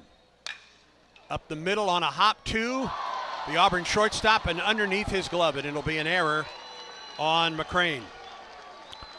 The second hop, Andy, was lower than the first hop, and he didn't have the glove all the way on the ground. The second hop didn't bounce like he expected it to. Second error of the tournament for McCrane. And a leadoff man on for UCF, and here's Stephen Chukka, the DH. Straight up stands from the left side, the pitch. Foul tip off the end of the bat to the Auburn dugout. Petrovic started him with a changeup there. He slowed the bat down enough to foul it away, but nothing more. UCF with 31 sacrifice bunts this season, but Chukka didn't show bunt there. Just his 5th start of the year, 8 for 30. Stretched by the Auburn right-hander. Here comes the pitch. Line drive into right. Here comes McCrane. Makes the catch, throws to first. It's just a little offline. Nicely played out there by Mason McCrane on a line drive. He had to come in on that one. A sinking liner. He made the catch and then tried to throw in behind Moran at first. And there's one out here in the second. Good swing by Chukka. Made really solid contact. But McCrane played that one really well. And here is Jordan Lodis. 2 for 8 in the tournament. He has a homer. Couple runs scored, couple runs batted in. 5 homers on the year, 29 runs batted in. Pitch. Up and in, ball 1 on the off-speed delivery from Alex Petrovic. Batting .242. Jordan Lodis, the shortstop. Petrovic started landing that slider well toward the end of the first inning. He comes set at the belt. Here's the 1-0. Fastball in. 2 balls and no strikes. He's tried to set that up with the fastball up and in on these first 2 to Lodis, but he's missed his spot. 1-0. We're in the top of the second. UCF with the lead, a runner at first and 1 out. Now the 2-0 pitch to Lodis. Ball 3 inside.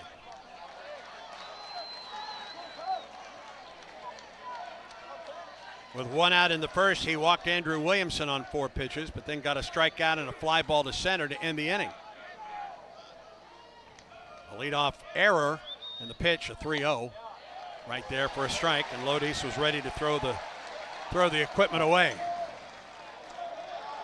Yeah, he'd started unstrapping that shin guard and had to tighten it again. Second inning presented by Auburn Bank, champions of you. Now a 3-1 to Lodis. Ground ball foul. Beyond the camera well. 3 balls and 2 strikes. Really good pitch. He was looking fastball and was early, but he got it enough in. Good location.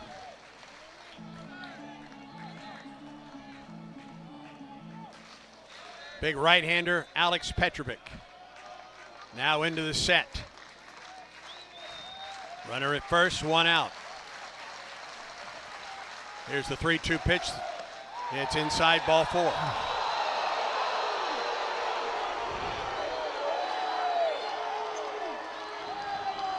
Moran bluffed and did not go. You could hear the fans. They thought that was strike 3. Runners at first and second. We get another look. Maybe inside? Yeah. Second walk surrendered by Petrovic. And here is Austin Jacobs, the second baseman. 2 for 7 in the tournament with an RBI. Runners at first and second, 1 out here in the second inning. Petrovic comes set in the pitch. Strike call on the outside corner. Fans have given Eddie Newsom a couple of Bronx cheers in the first 2 innings of this game. Jacobs has hit into 3 double plays this season. UCF with runners at first and second. And 1 out. We're in the top of the second. Pitch on the way. He shows bunt, pulled it back, and appeal. He did not go.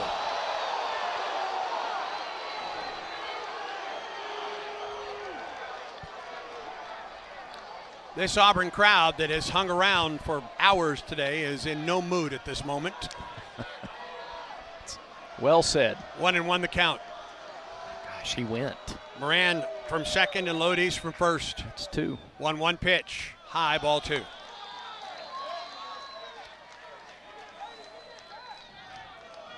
Two balls and a strike.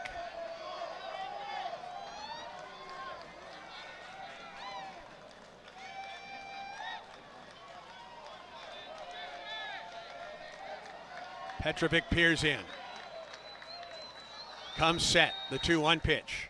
Fouled back to the screen on a fastball. 2-2.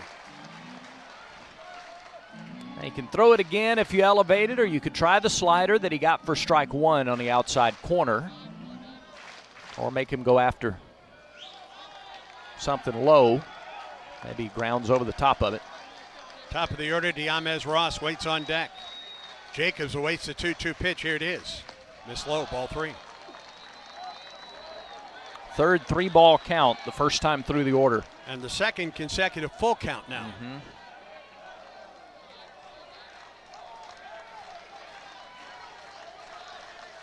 Runners at first and second with one out. We're in the top of the second. A 3-2 count to Jacobs. The pitch. Line drive into right. Here comes McCrane. It's down for a base hit. And the runners will move up a base. The bases are loaded. A little bloop single to right by Jacobs.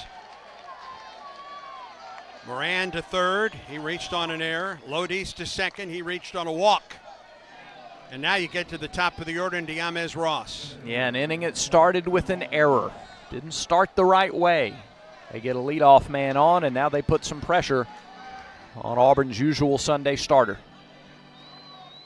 It's a good mound visit for Fralick.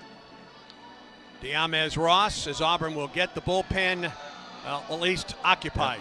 Cormier, Hetzler, Chancellor, all jogged down. You have to at least get them down there. Bases are loaded with one out here in the second for Diamez Ross, who homered to lead off the game. 36 pitches from Hetzler. And since the home run ball, it's been 17 balls, 17 strikes. Bases are loaded. One out.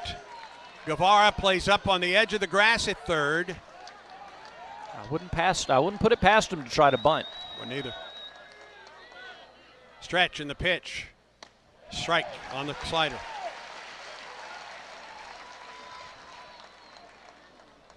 Not a bad idea by Ross because Petrovic has gone 3-2 on the last two hitters.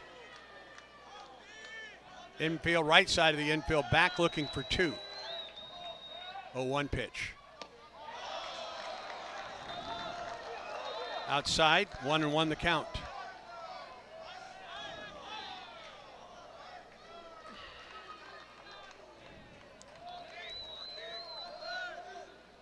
Petrovic peers in, he shakes off a sign. Shakes off another. Now the 1-1 to Ross, here it is. Ground ball to the right side, knocked down by Rembert. Throws to first, not in time, run scores. Rembert dove, he kind of smothered the ball, but by the time he could get up and throw to first from his knees, Ross, a speedster, was safe, and it's a 2-0 lead. And still the bases loaded with one out in the inning. And Moran, who reached on an error, comes home to score. They pay off the error to start the inning. If anybody else is running, they probably still get the out on the play, but Ross, the fastest guy, able to beat it out. And now John Smith, the third, to the plate. Stretch and the pitch. Check swing foul back to the screen. 2-0, UCF leads it. This is an elimination game. The winner gets Milwaukee later. You got to balance big picture and in the moment. Until now. Now you're no longer trying to think big. You're trying to get out of this inning. 0-1. Gracious. 1-1 the count. It is a small strike zone right now. Say that again. A ball and a strike to Smith. Grounded out to Rembert in the first inning. Right-hand hitter pitch. Strike, fastball. When you've earned your third sarcastic cheer from the crowd through the first two innings of the game, that's pretty loud. Off the stretch, Petrovic. 1-2 pitch. Missed outside. 2 balls and 2 strikes to count. The bases are loaded. 1 out, 1 home. UCF on top of Auburn 2-0. Tigers were retired in order in the bottom of the first.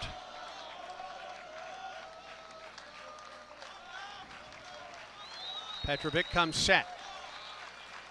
2-2 pitch. Ground ball foul over the top of the Auburn dugout.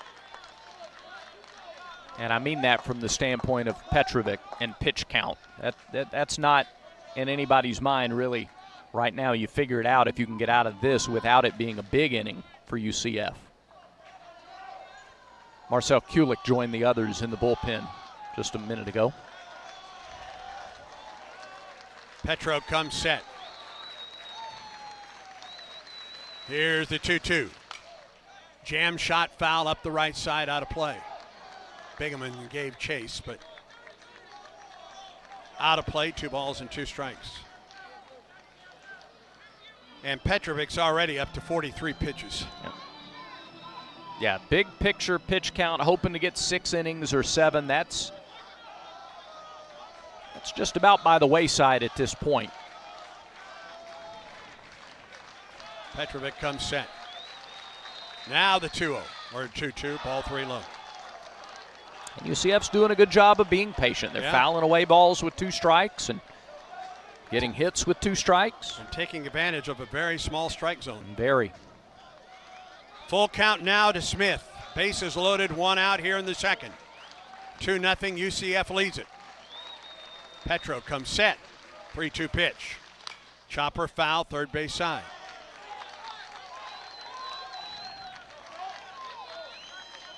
Butch Thompson said something interesting yesterday. He talked about how this regional is now about offense. If the humidity is affecting the flight of the ball and the pitching is not as effective, then you got to do the same thing to the other side. And Auburn's offense has to take advantage of similar things when they're presented them. Another 3-2 pitch to Smith. Ground ball to Guevara. To the bag for 1. To first, 2. Inning over. 5-3 double play. A run, a hit, an error, and 2 men left. Bottom of the second we go. UCF 2, Auburn nothing. And this is the Auburn Sports Network. At Affordable Comfort Cooling Systems and Plumbing, we believe our work is more than just AC and plumbing repairs. It's about serving people with integrity and care. As a Christian-owned company, we take Colossians 3:23 to heart. Whatever you do, work at it all with your heart, as working for the Lord, not for men. That's why at ACCS and Plumbing, we do the job right the first time and always stand behind our work. As a proud Ream dealer, we're committed to offering top-quality products and faith-driven values. Give us a call today or visit accsauburn.com to learn more. That's accsauburn.com. Alabama license number 12084. Life moves fast. Shouldn't your checking account keep up? Meet Explore Checking from Max Credit Union. No monthly fees, no minimum balance requirement. Enjoy perks like access to your paycheck up to 2 days early, earning rewards that can be turned into cash each time you spend with your Max debit card. Plus, with 24/7 digital banking and an easy-to-use mobile app, managing your money is quick and effortless. Start exploring today at mymax.com/explore. Certain restrictions apply. Federally insured by NCUA.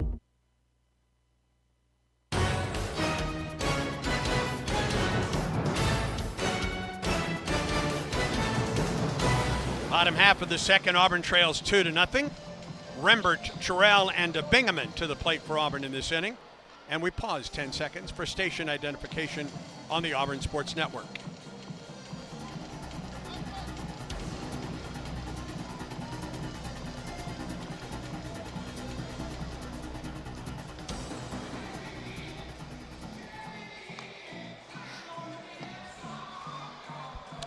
During the inning, one of the NCAA reps came out, talked it over with Eddie Newsom. Travis Carson must be the crew chief because he seems to be the point person among the umpires. They talked, I think, with both the UCF bench and the Auburn dugout as well. Looking at a phone, I'm sure looking at weather. And Rembert will lead it off for Auburn. Just a 9-pitch first inning for Kimball.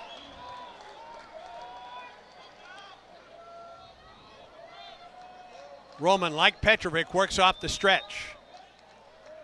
Here's the pitch. Outside, ball 1. There you go. Boy, this place would have erupted if that had been called a strike. Chris Rembert, 5 for 10. Couple runs scored and an RBI in the NCAA tournament. Leads Auburn hitting .352 on the season. Now the 1-0. Chopper to the pitcher. Going to be a tough play. Throw to first. Safe, and it gets away. Rembert will stay at first base. It didn't bounce far enough. Rembert is aboard as Kimball's throw was low and passed Moran at first, and Auburn has its first base runner of the night. And they'll toss that baseball out of play. Off the end of the bat and then off the brick. A good throw might get him, but it was risky. And a break for UCF that it didn't bounce further up into foul ground. So Rembert's aboard. That's the main thing. And here's Bub Terrell. It is a single for Rembert, his 6th hit in the regional. And a throw to first, and Rembert Kind of crawls back to the bag. Teams are 3 for 3 stealing against UCF on the weekend. Kimball does have 3 pickoffs this season of the 12. And Rembert does a little groundskeeping. I don't know if he slipped or stumbled. He did something. It was an awkward return back to the first base bag on that pickoff attempt.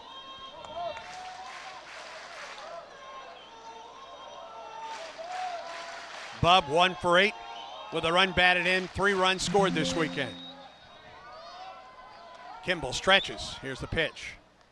Terrell chops it foul to the UCF dugout. Auburn is very aggressive. Kimball only needed 9 pitches in the first inning. Rembert took 1 ball, but then went after the 1-0 pitch. Bub went after the first one. It's been an aggressive approach the first time through against Kimball. We'll see how long they stick with that. Rembert gets his lead at first. 11 of 17 this season, stealing bases. Not a big lead for Rembert. And the pitch. Bub pops it up left side. That'll get out of play. Onto the Yeti yard. And Bub's behind 0-2. Listening a little bit to that North Carolina State game from last year. Easy to forget the kind of regional that Bub Terrell had a year ago. He was like 8 for 11 or something. He was a monster. Unreal. But he's behind 0-2 right here. Rembert aboard with an infield single. Kimball stretches. Here's the pitch. Terrell swing and a miss. Second strikeout for Kimball. Yeah, the lefty's a little too eager, and the high fastball has worked against him. It's not 94-95, but the placement was good on the strikeout to both he and Fralick. I think you gotta make Kimball throw a couple of strikes, called strikes, with this tight zone. Here's Bingaman.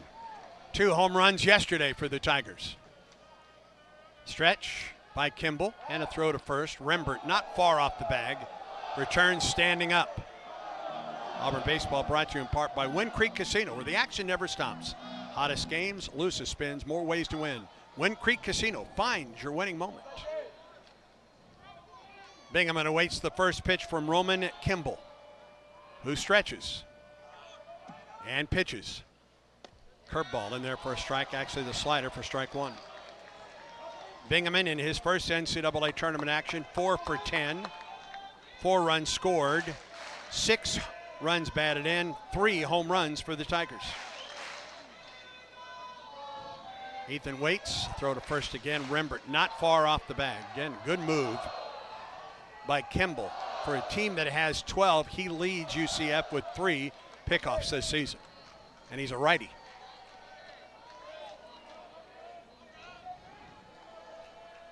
Stretch by Kimball. And another throw over. Rembert kind of dancing over there a little bit. Back to the bag. Yep. If you can divide the attention of the starting pitcher, that's the aim. 2-0 UCF leads it. Single runs in the first and the second for the Knights. Tigers bat in the bottom of the second. A runner at first and 1 out. Stretching the pitch. It misses low. Ball and a strike to the Auburn first baseman. 14 homers, 48 runs batted in, batting .327 for this outstanding Tiger freshman.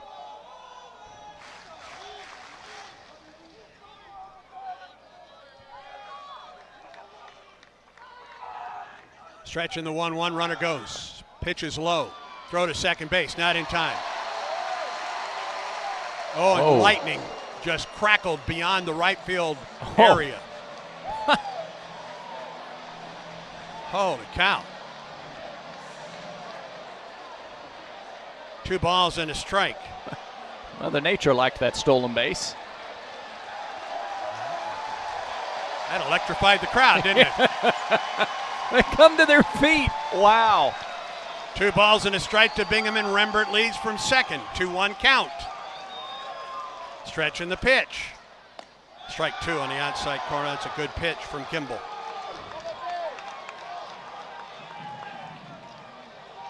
And there was the thunder that accompanied the lightning.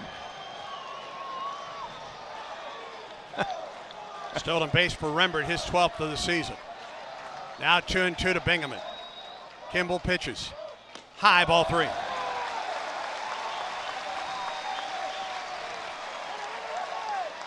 Ballou waits on deck. Tigers trail 2-0, bottom of the second. Rembert down at second base after an infield single. Stoll second. Full count to Bingaman. Here comes the pitch. Chopper foul past third. Crespo playing pretty close to the third base line. That one landed in between he and Carl Nonamaker, the Auburn third base coach. Sonny DeShare, the Auburn first base coach. Gabe Gross calls the offense from the dugout. Rembert leads from second. A 3-2 pitch coming up to Bingaman. Here it is. Swing and a drive up the right side. That will get out of play. That's a fantastic swing. That was a 3-2 slider that was tailing away. Oh, rats. And we got a stoppage in play. My goodness gracious. Understand, you got to do it. Man, oh man. All right, so the second rain delay or weather delay comes at 6:09 Central Time. It's the second since the start, and this game was 3 hours late starting. A runner at second base for Auburn. A little bit of momentum on the Tigers side. 1 out and a 3-2 count to Bingaman. And we have a second stop of play here at Plainsman Park. We saw lightning right after Rembert stole second, and I'm not sure that's what stopped it, but cannot be surprised after this. So somebody watching on YouTube said that lightning strike must have been 8.1 miles away. It was, at the time. It was very visible, though, wasn't it? Yes, it was. I mean, it crackled across the right field sky. And then the thunder was pretty substantial that followed it several seconds later. Within 8 miles, at least during the regular season, that means at least a half-hour delay. Yeah. We have not heard that this is a lightning delay other than it is a weather delay. We understand that if you have a meteorologist on site, you do not have to wait the entire 30 minutes. Okay. Which may explain why we started after 21 minutes after the first delay. In any event, we're back under a delay here. Again, they're meeting just outside the Auburn dugout. Well, there's not really a meeting. There's just a stop and play. Yeah. And so here's the situation. Yep. 1 out in the bottom of the second. A runner at second base for Auburn is Chris Rembert. A 3-2 count to Ethan Bingaman. And UCF leads Auburn 2-0.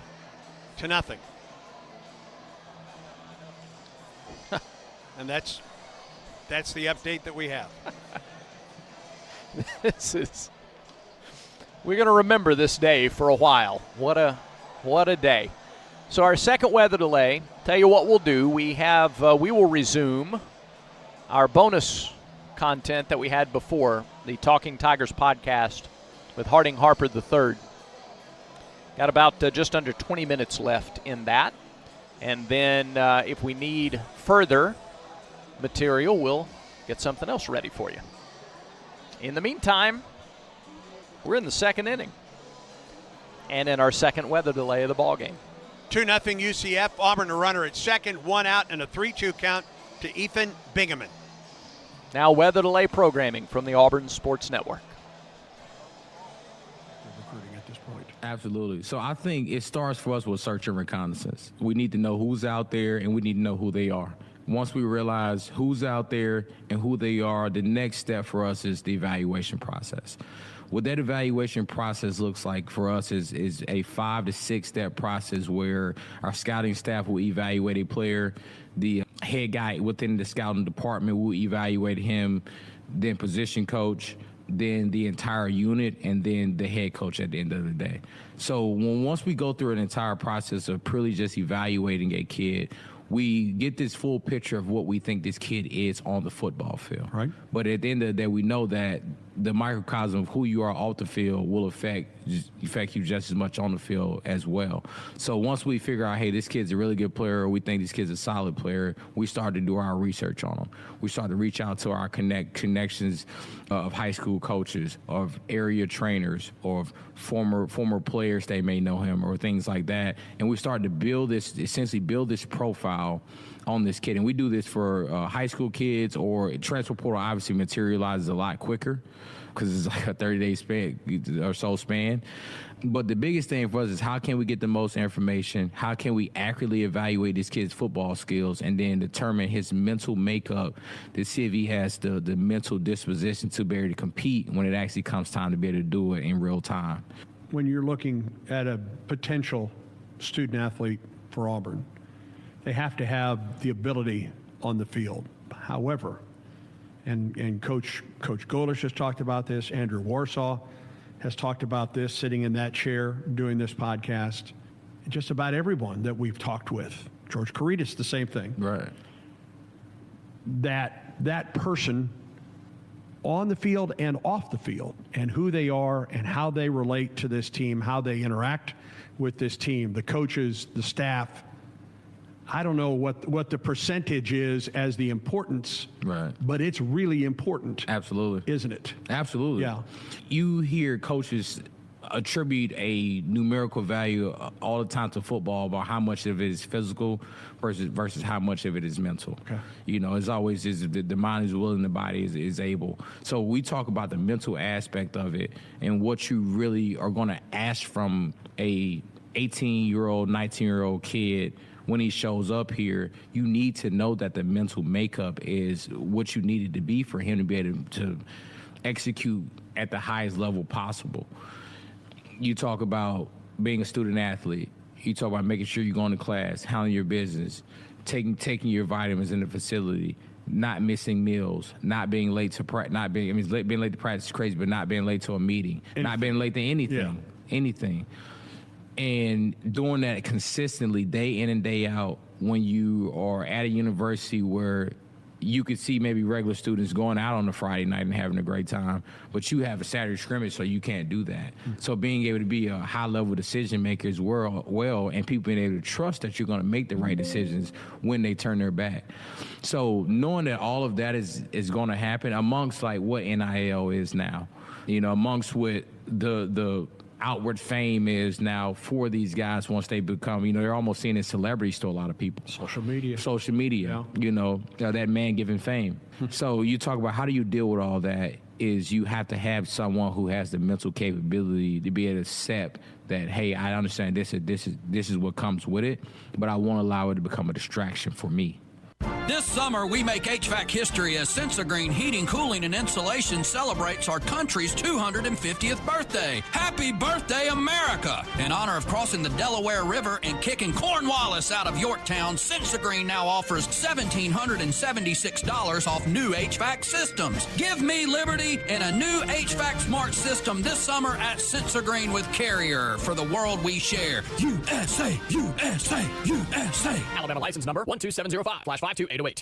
I got to A-Day just in time for Tiger Walk. And I was going to come in the same entrance as the team and then head up to the press box to get ready for our A-Day broadcast. And I always walk through the Harbert Recruiting Lounge and then to the elevator and up.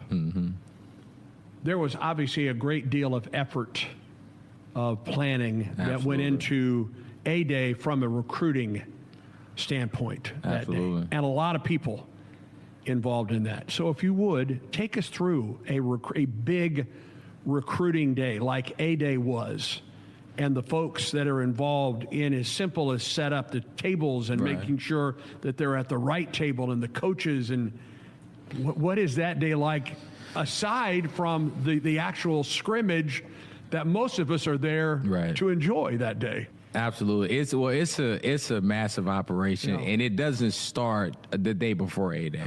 And I think everyone probably knows that, but this is a operation leading up that we had an understanding of that what we're walking into weeks before. Right. So it starts weeks before. I think Jolie Ali, she kind of runs that entire department over there as far as like on-campus recruiting and everything like that. Well, one, she does an incredible job with her and her team does an incredible job. Riley Wooten, a lot of those other women over there, they do an absolutely incredible job of understanding what the setup is, understanding from a numbers perspective, and also understanding from a logistical standpoint how they need to do everything, where things are going to need to be placed strategically so we can have the most efficient process. Mm-hmm. On the other side of that, you have Alice Fagan, Effie Levy, Grant Miller, Tony Rozier, Kalen Skipper, like all these guys who work in our scouting department who have done an absolutely unbelievable job of evaluating these prospects, having an understanding who needs to be here, where they need to be, how do we need to structure them to make sure that they're getting the touch bases that they need to.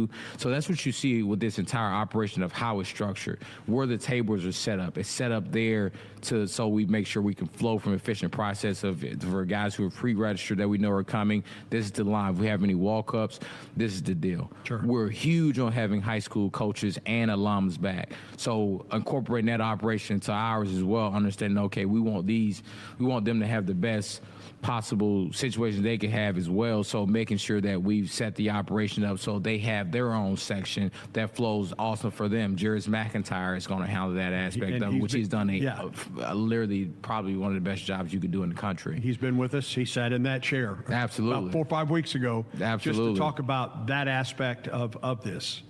It is a big operation. So what were the hopes for that day for you? I mean, what's the end game for an A-Day big recruiting Saturday?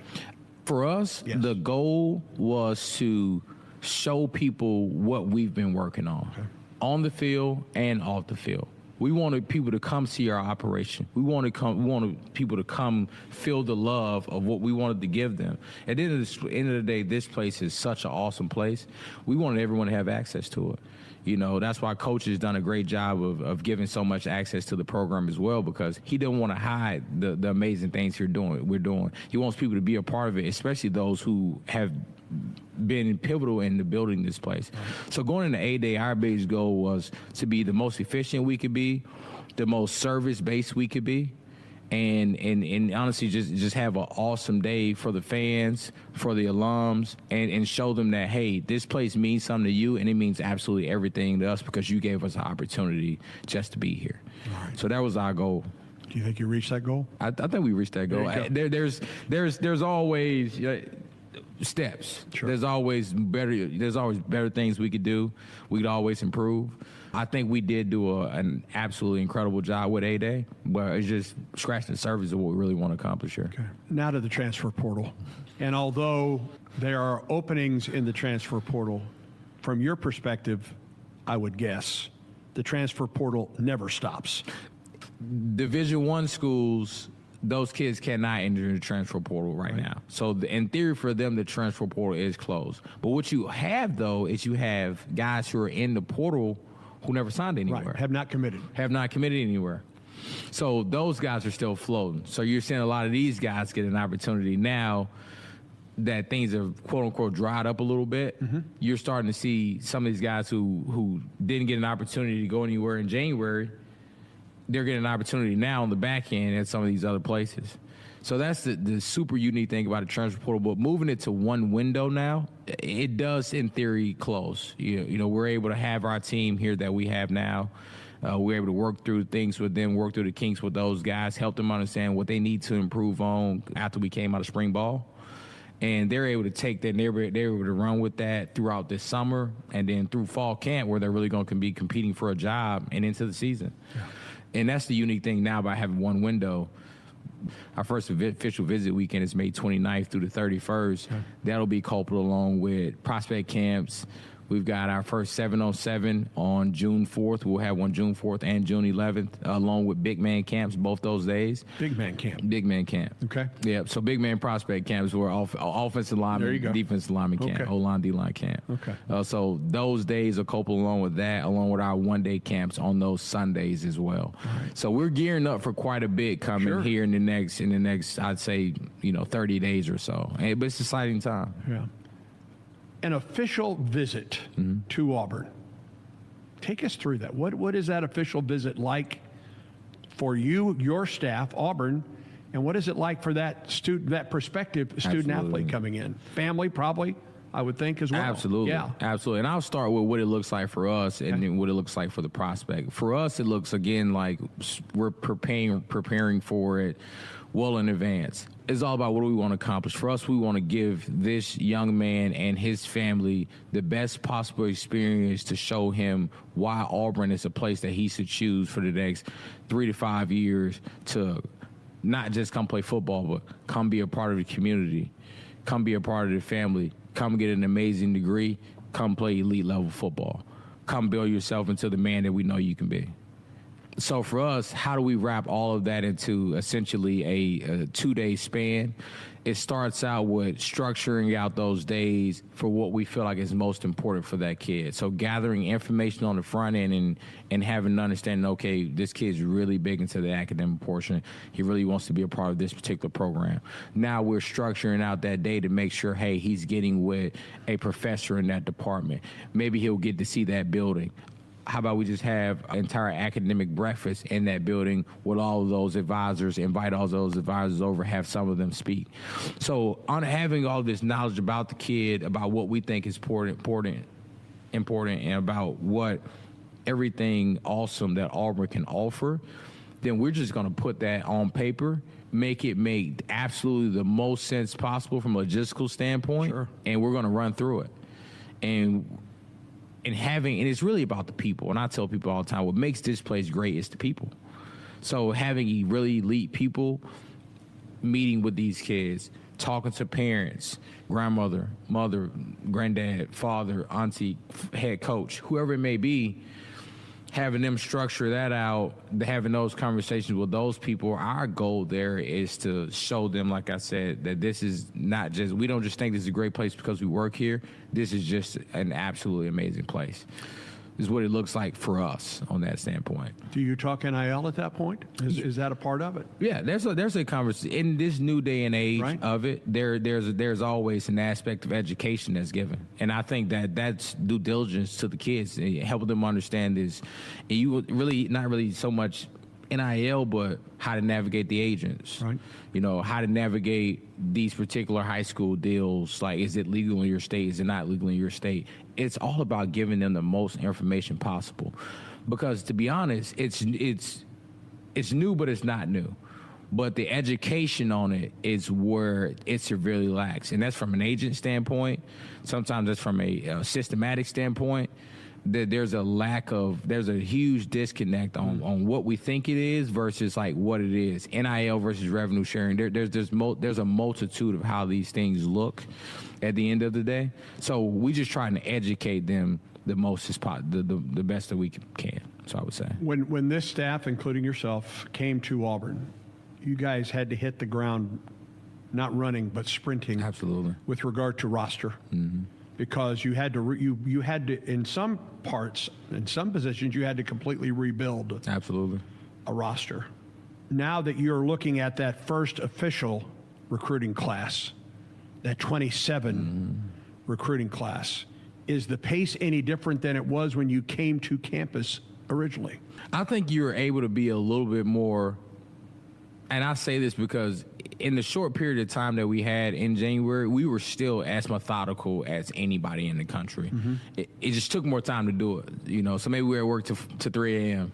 being methodical about it.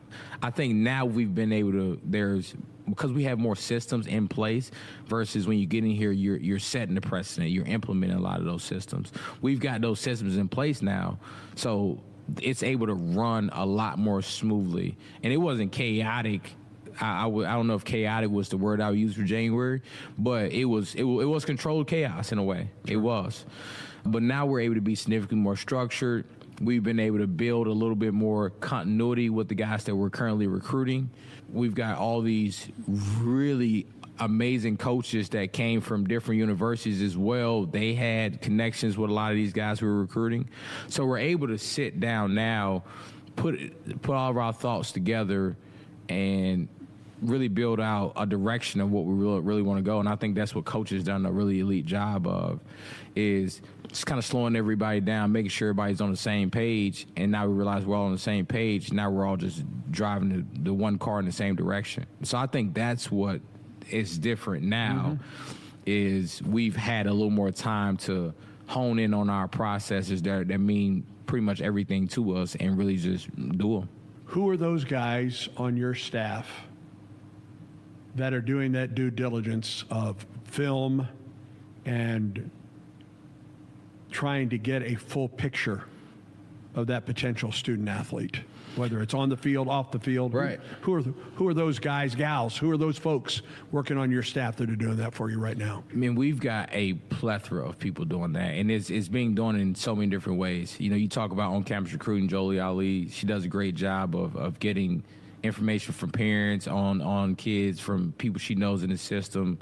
She does a really, really good job of that. From a scouting standpoint, you got Effie Levy, Alice Fagan, myself, Grant Miller, some of the guys talked about earlier, Tony, Rozier Shark, Kalen Skipper, some of our students. They do just an absolutely phenomenal job from a scouting standpoint of watching these guys, digging, calling high school coaches, and getting the full picture of those guys. Then you add in like a lot of our assistant young coaches, you know, that they all work with those position coaches. I mean, there's so many of them.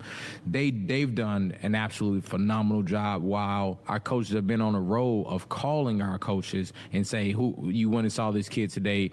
Talk to me about him. How'd he look? Do we need to go back and watch the film? Do we need to watch the practice film? Is there something that we missed there?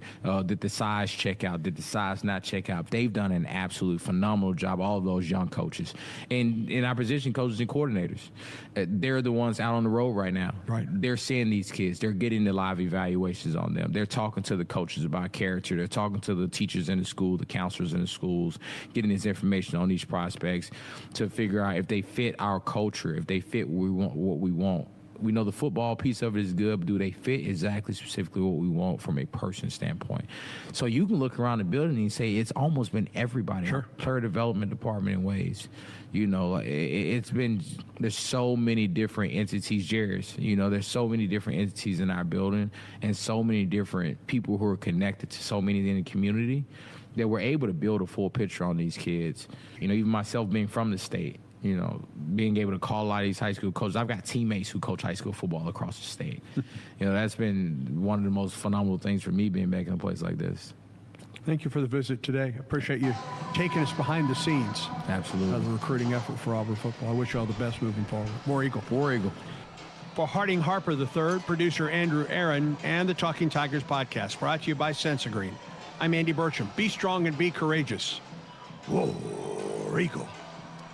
There you go, Talking Tigers podcast. You can subscribe wherever you get your podcasts. New episodes every Monday on the Talking Tigers podcast. What do you have coming up tomorrow? Auburn women's tennis coach Jordan Szabo talks about the Tigers' historic 2026 season, including an SEC championship, an SEC tournament championship, another regional championship, first ever super regional championship, and of course played for the national championship this year.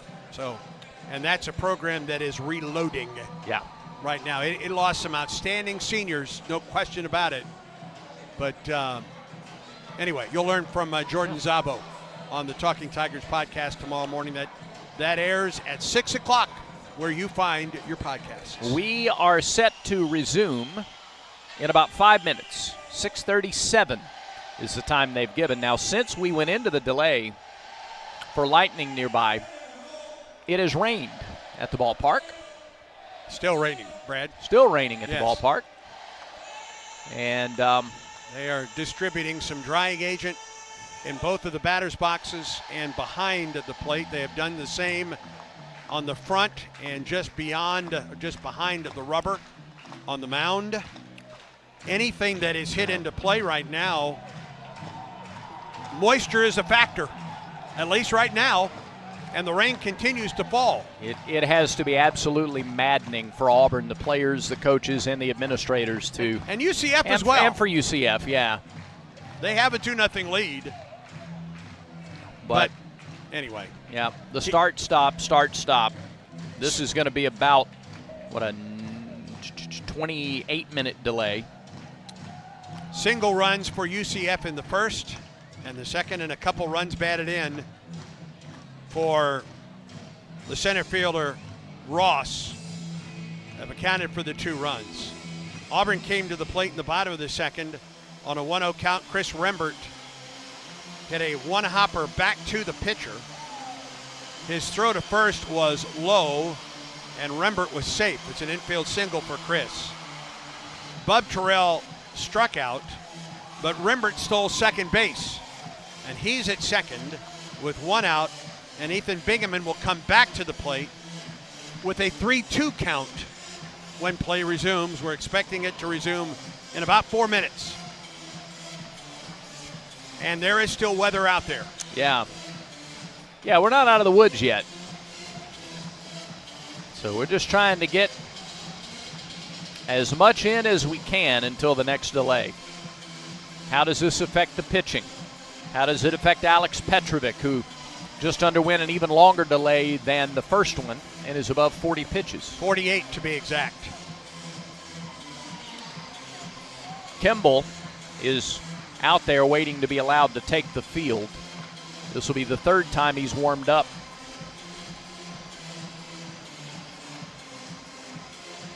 Yeah, Auburn has been at the plate in each of the weather delays. Yeah. And then if Auburn can win this game tonight, it's hard to imagine a scenario now where they would start another game tonight, but got to get there first. Long way to go. Maybe a really long way to go before we get there. I mean, yesterday's games were almost 4 hours long, and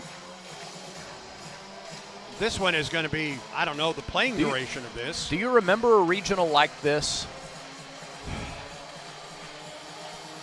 I don't right offhand. I'm sure I know there was weather in 2010 when Auburn hosted. I don't remember it affecting play as much as it has this weekend. A couple of times we've been in Tallahassee. That 97 regional that Auburn won was affected by rain. I remember weather affecting more of the SEC tournament the week before. Sure. In recent years more than anything else. And light rain falling here. I'll tell you, the next cluster, if you're listening to us like between Clanton and Sylacauga right now, it's raining very hard, and there's plenty of lightning and thunder, and that's moving south and east. So that might be the next thing we have to deal with. When that happens, we don't know. And maybe it dissipates between there and here, but we know we're a minute or so away from getting this game back underway. The umpires are headed back out now to their spots.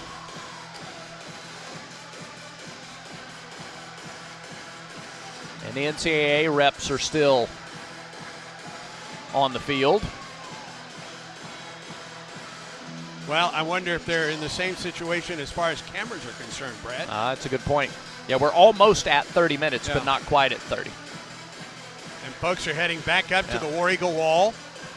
Out in the K corner, the back 40, some on the Yeti yard. They're on top of the parking deck and down 2 levels and around the corner on the parking deck off to the left. A lot of folks are finding their seats, or some seats. May not be their original seats. All the while, you think Milwaukee's just sitting back watching this. They're just chuckling. Loving it. They're chuckling. Yeah. They probably have an assistant coach here watching. The rest of that ball club is back at their hotel. Feet up. Sure. And 2-0 in the tournament. Right.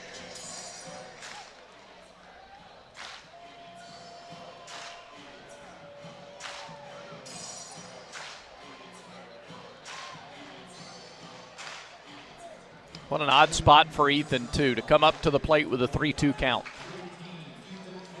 And a new baseball Yep. for Kimball. I mean, he has a new baseball since he warmed up. Get used to that. All right, here we go. One out, runner at second. 3-2 the count to Ethan Bingaman as Kimball works off the stretch. He checks Rembert at second base. Shrugs, pitches. Bingaman swings and misses at a high fastball. That was ball 4. Yep, went right after that high fastball. It has been the strikeout pitch for Kimball. He's gotten Fralick, Terrell, and Bingaman with a high heat. 2 outs, and here's Cade Ballou. It's been a good weekend for Cade. He's 4 for 8. He's scored 4 times. He's driven home 4 and hit 2 home runs yesterday. Kimball's feeling it too. Yeah, He's he is. Really emotional. So 2 outs with Rembert down at second base. 2-0, UCF on top. Stretch in the pitch. Ball low and inside, off-speed delivery, 1-0. Ballou's second home run yesterday came on a backdoor slider. They tried to work away from him. He adjusted to it. 1 ball and no strikes to Ballou, batting .247. Has hit his second and third home runs in this tournament. And he awaits the 1-0. Ball 2, high and outside.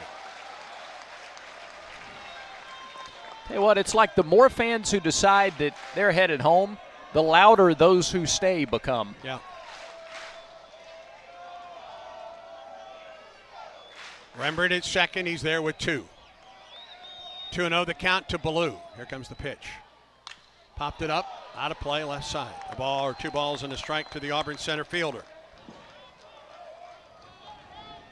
Took away extra bases in the first inning, running 1 down for the 3rd out of that inning and colliding with the wall out there in right center. A leadoff single for Rembert, he's at second, but back-to-back strikeouts on to Terrell and to Bingaman. Now 2 balls and a strike to Ballou. Kimball stretches and pitches. Cade swings again. That was in on the hands a little bit, and he fouled it back, and it's 2-2. That was a breaking ball. And I'd be shocked if he does anything else than try to get a high fastball past Cade here.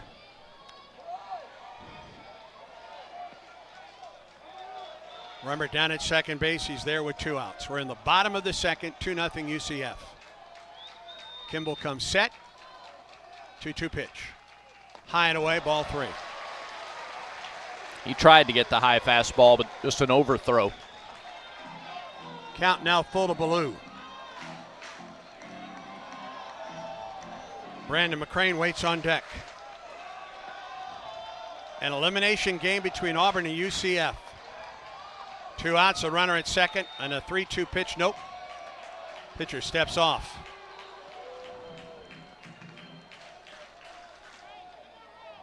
He's back on top of the hill.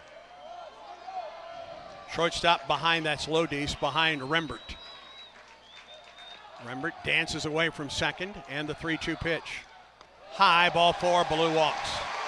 Good at bat. Didn't fall victim to the moment and wanting to be too big there. Took ball 3 and ball 4, drew the walk. First walk surrendered by Kimball. And here's Brandon McCrane.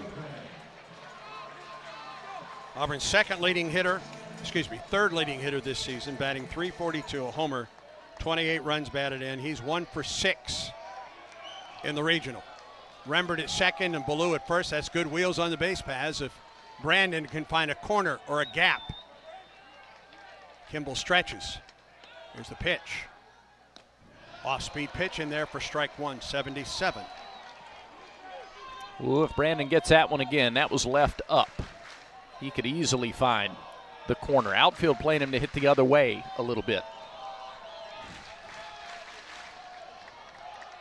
Kimball comes set. 1-0-1. Ball low, blocked by the catcher.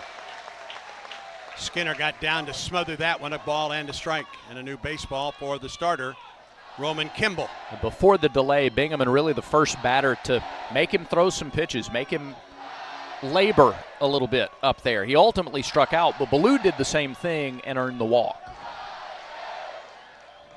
Rembert leads from second. Ballou from first. A ball and a strike to Brandon McCrane. Here's the pitch. Off-speed pitch, it was left up, and he fouled it back. Second time he's left that off-speed pitch up.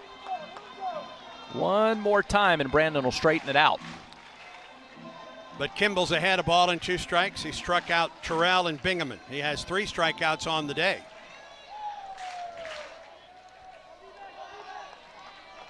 He threw 9 pitches in the first. He's over 30 now. Rain continues to fall here at Plainsman Park as Kimball comes set. And a bluff back to second. Yeah. He gets a bluff. He gets one. Well, they are. The second baseman had to kind of get close to the bag so it wasn't a balk. Yeah. There. When he turned, he wasn't at the bag, but Jacobs got close enough. Maybe that distracts Kimball just a bit as he gets ready for the 1-2 pitch to McCrane. Here it is. Ground ball to the third baseman, Fields. He throws to second, close, but out, and the inning is over. No runs on a hit, no errors, and 2 men left for Auburn. We're through 2, the score. UCF 2, Auburn nothing. And Auburn baseball continues in a moment. Looking for legendary wings, mouth-watering burgers, and unbeatable pizza for your next big event? Baumhauer's Catering is here to satisfy your cravings. From tailgates, birthdays, to office lunches and weddings, boost your event with delicious flavors of Baumhauer's Catering. We offer pickup or delivery, or choose our full-service catering that includes setup and staff. Don't have space for your big event? We can even host you in our dedicated party space. Baumhauer's Victory Grill Catering. Legendary flavors, zero hassle. War Eagle. What a matchup we've got, folks. Just non-stop action. The energy is electric and the fans are all in. An intense game like this calls for a Coca-Cola. Ah, crisp and refreshing. That's a game changer. Yeah, that taste scores every time. And just like that, they're back at it. Passionate fans and an ice-cold Coca-Cola. Now that's a winning combo. No matter the team, no matter the sport, everyone knows fan work is thirsty work. Enjoy a Coca-Cola. Exclusive play-by-play coverage of Auburn baseball is brought to you by Alabama Power. Alabama Power is a proud supporter of the Auburn Tigers. 2-0 UCF. The Knights come to the plate in the top of the third. Of course, the third inning presented by the Vance Law Firm. At the Vance Law Firm, they say dial 3 for me. 334-333-3333. 3, 4, and 5 hitters for UCF. The Knights lead it by a score of 2-0. They've been able to get the leadoff man on in the first 2 innings, and that runner has come home to score. A leadoff homer by Diamez Ross in the first. Landon Moran reached on an error by Brandon McCrane to open the second and scored on an infield single by Ross. And it's a 2-0 UCF lead. Rain's coming down a little heavier now.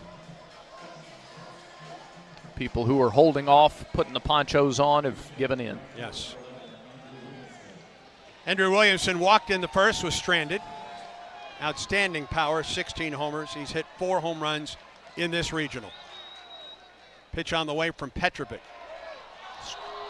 Good grief. Ball 1 outside. That's the 49th pitch thrown by Alex.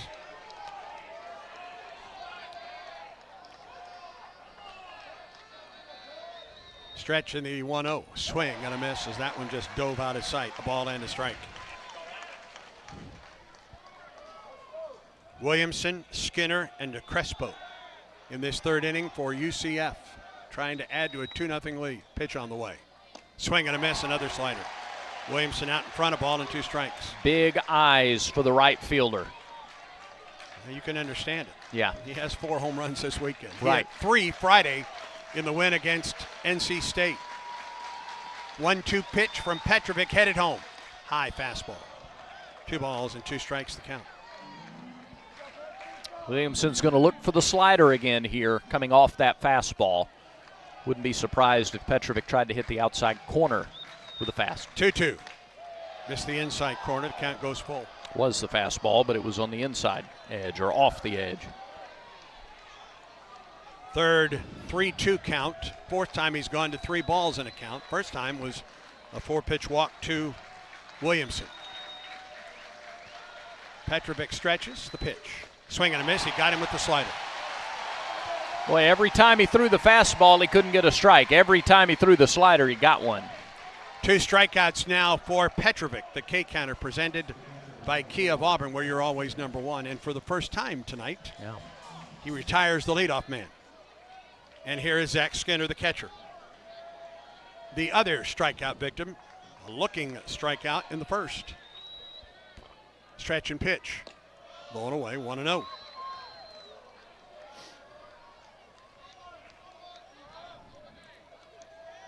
Two nothing. UCF leads it. We're in the top of the third. 1 out, nobody on for the Knights. Petrovic, the stretch and the pitch. Ball 2 low. Same spot. 2 balls and no strikes to count. 2 runs, 3 hits for the Knights. No runs, a hit, and an error for Auburn. That second run unearned. Stretch in the pitch. Swing and a drive up the right side. Plenty of distance down the line and foul. Home run distance for Skinner, but foul. 2 balls and a strike. That was close, and in fact, so close that UCF wants a review. I didn't slice as much as I thought it would. And despite Travis Carlson being right down the line having a good look.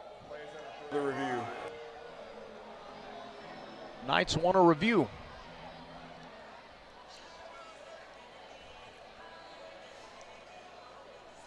I think UCF is contending that it was over the top of the foul pole, or fair pole if you choose. We'll see what kind of look we can get at it. If we see there it comes.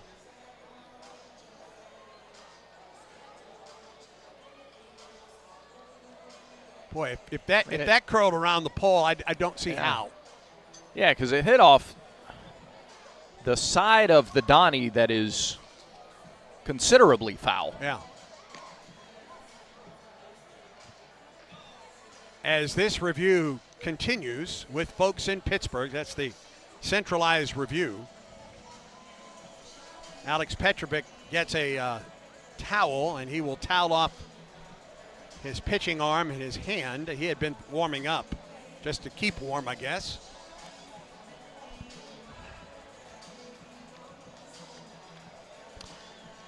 Let me give you a Yellowwood scoreboard update, Andy, from Los Angeles. St. Mary's has eliminated UCLA. 6-5. Gales walk off the Bruins today. St. Mary's, the home team in that elimination game, they beat UCLA twice. Yep. And eliminate the national #1 seed. And UCLA was #1 almost the entire season. Yep. And now they're out. St. Mary's will play Cal Poly. Boy, this review has taken a long time, friends. Sure is. It is foul. It looks the one replay we're looking at. Yeah. It is foul, and by a good measure. Now, if I'm UCF, I'm arguing that the angle, you can't really tell from that angle, but right, that's the best angle you have. Then you've made the argument. Right, exactly.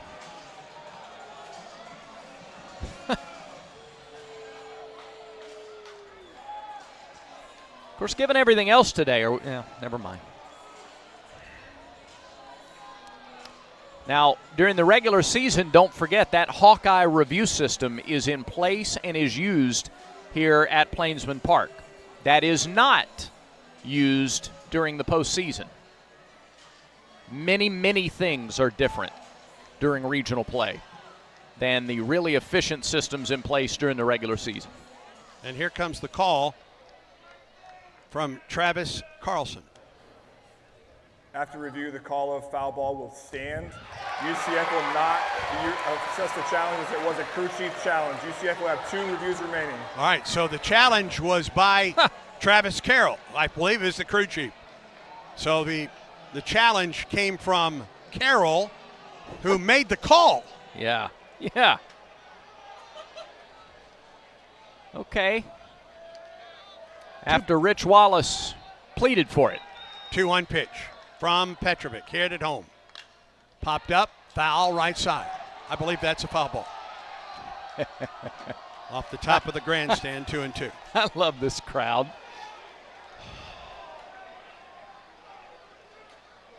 No review. Nope, they'll stick with it. Foul ball. 2-2 to Skinner. 1 out, nobody on in the third. Petrovic comes set. Here's the pitch. Missed low and away. Count goes full. He's gone full count on the last 4 hitters that he's faced. 5 of the last 6. Yeah, he walked Lodi's in the second. Got a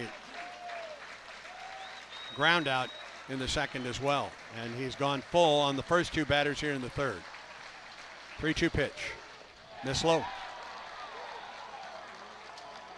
And Skinner's aboard. And that's the 3rd straight inning that Petrovic has given up a walk with 1 out in the inning. Yeah, grip, such a problem. I'm looking back to Petrovic's starts. I mean, he walked 3 against Oklahoma in 6 innings, walked 3 against Missouri in 7 2/3. And here's Crespo with a runner at first and 1 out. Pitch on the way. Low and away. And all of a sudden, he's having trouble locating the slider that he was able to strike out Williamson on with 3 really good sliders. Skinner a lead at first, a couple stolen bases and a couple attempts. Here's the pitch. Crespo swings and misses at the slider. The ball and a strike. Yeah, if he can't throw it for strikes, then that's big advantage UCF, because then it becomes either fastball or changeup. Stretch in the 1-1. Ground ball to third, but it's foul. Backhand stab by Guevara. Put on the artificial surface near the coach's box. A ball and 2 strikes. Crespo hit the ball into right center field. That Ballou ran down and then crashed into the wall to end the first inning. Petro comes set, the 1-2 pitch. Ground ball to McCrane, to Rembert, to Bingaman. Double play. 6, 4, 3. 7th double play that Crespo has ground into this season. No runs, no hits, no errors, and no one left for UCF to the bottom of the third. The Knights lead the Tigers 2-0. This is the Auburn Sports Network. Where were you when this happened? Grounded on the right side. Jarvis over. He throws. It's a no-hitter. J.C. Mize with history tonight. He is mobbed by his teammates as Mize takes it through the order for the no-hitter. 6-0. Auburn wins. Don't miss the next heart-pounding moment. This is your home for Auburn baseball, the Auburn Sports Network. In 1977, Ford F-Series became the best-selling trucks in America. 33 million trucks later, we've kept that title every year since. And that's a formula we plan on repeating. Ford F-Series, built Ford tough. The best-selling trucks in America for 49 years and counting.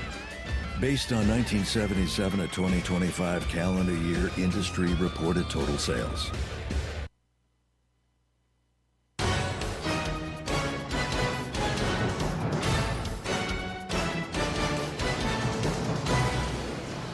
Tigers get their second inning-ending double play in 3 innings.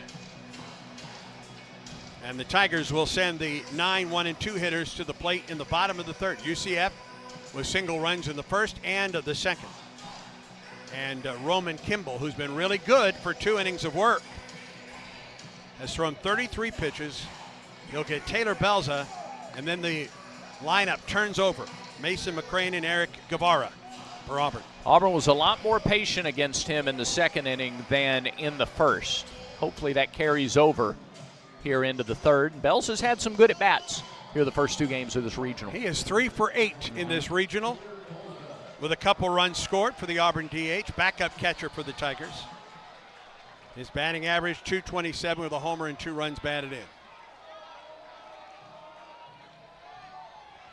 Kimball stretches.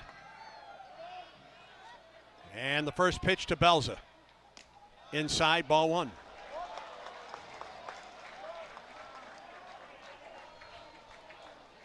Rain continues to fall here at Plainsman Park.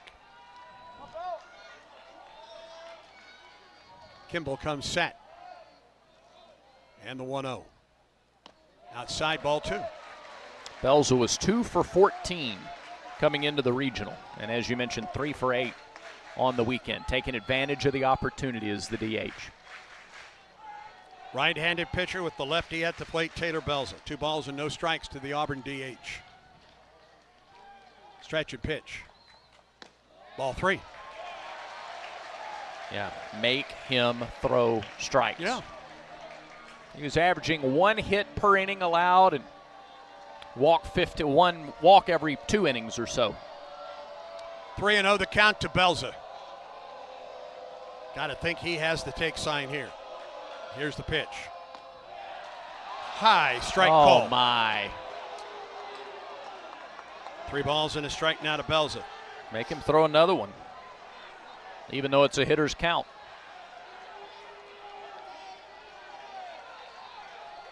Kimball off the stretch. 3-1 pitch. Belza up the right side but foul outside the first base line.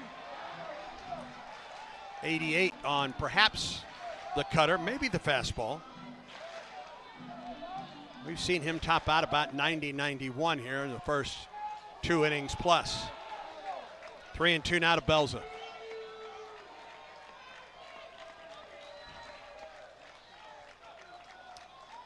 Kimball shakes off a sign and comes set. Off the stretch in the pitch. Belza pops it up. Shallow right fielder Williamson is underneath this one and makes the catch for the first out. A nice job by Kimball to come back after 3-0. He got a very high strike call on 3-0. Yeah, that was the difference. That flipped the momentum of the at-bat. It sure did. And now to the top of the order, and here is McCrane. In what has been a very minute strike zone for Eddie Newsom on that 3-0 pitch, he widened it considerably. McCrane, a fly ball to the left in the first inning for Auburn. Kimball worked through the top of this order, 1-2-3 in the first inning. Pitch on the way. And there for a strike on the off-speed pitch, a good one from Kimball. Mason 4 for 11 in the tournament. 3 runs scored, 6 homers on the year, 36 runs batted in. 0-1 delivery. Inside, bounced up there, ball and a strike to Mason.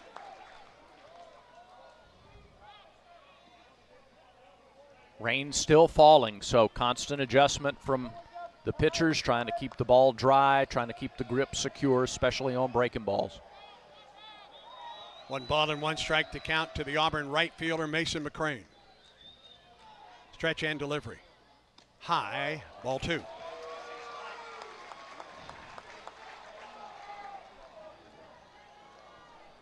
Some question in the YouTube chat. No, the ABS challenge system is not in play during the regional. That was only experimentally in the SEC tournament.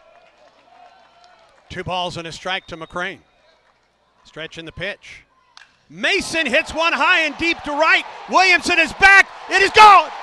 Gone. 7 home runs on the year from Mason McCrane. A line drive into the K corner. Cuts the lead in half. Second time through the order. It's a good start.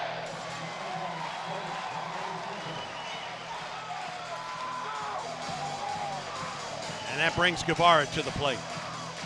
Oh, he got that letter high middle of the plate. Letter high to 6'6" Mason McCrane. Well, the 2 leadoff guys have both homered it tonight. Ross to lead off the game, and McCrane as the leadoff man in the order for Auburn. And here's Guevara. Hit it hard, but right at the shortstop Elodis in the first inning. The stretch and the pitch. In there for a strike. Off speed and in there for strike 1. Yeah, he landed it for a strike. He's going to try to get a chase now from Guevara. 2-1. UCF on top. The stretch. And the 0-1 pitch. Guevara had a hanger and came up empty. He had a hanging pitch. That was not where Kimball wanted that. No. And Guevara just... And he got away with it. Yeah, he did. 0-2 to Eric.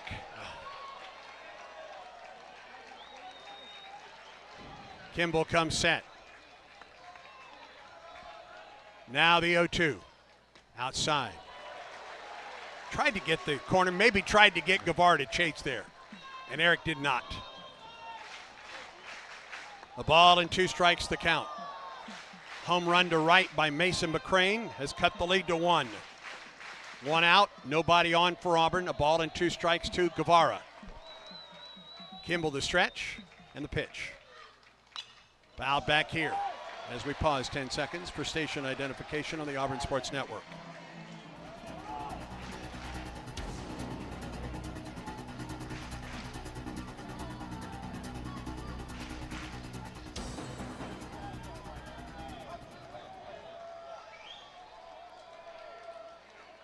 Kimball peers in.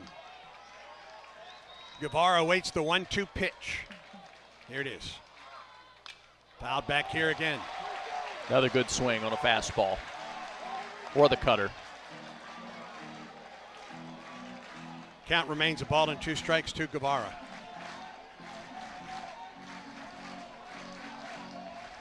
(2-1) UCF. Guevara waits another 1-2 pitch from Roman Kimball.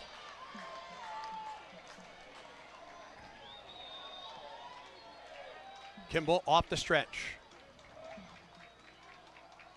The pitch. High with a fastball. Kimball took the pitch clock all the way down to 1 that time. He came set and stayed there for a while, didn't he? 2-2. Guevara with a home run on the weekend. He is 3 or make that 2 for 8. He awaits a 2-2 pitch from Kimball. Here it is. Off the end of the bat. Probably went after ball 3 there. Did not want to take a chance. Tailing away from him. Yeah. Kimball got him to swing it at one that was probably not in the strike zone, but a good job by Guevara just to stay alive. He's battling up there, isn't he? Yes, he is.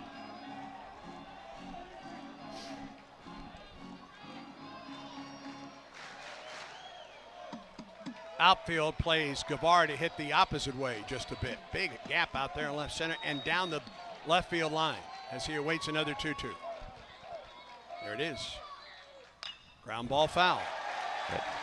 Off the brickwork and into left field. Hey, listen to all things SEC, including live games in SEC this morning. Tune to Sirius XM SEC Radio Channel 374 and streaming on the Sirius XM app. Quality at bat right here by Eric Guevara, following the homer to right by McCrane. Up to 50 pitches now from Kimball.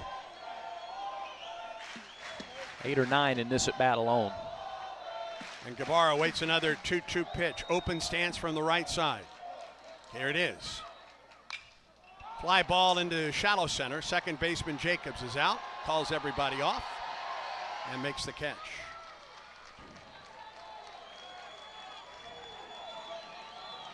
And now Freilich to the plate with 2 outs and nobody on. Kimball won that battle. Yeah. With Guevara.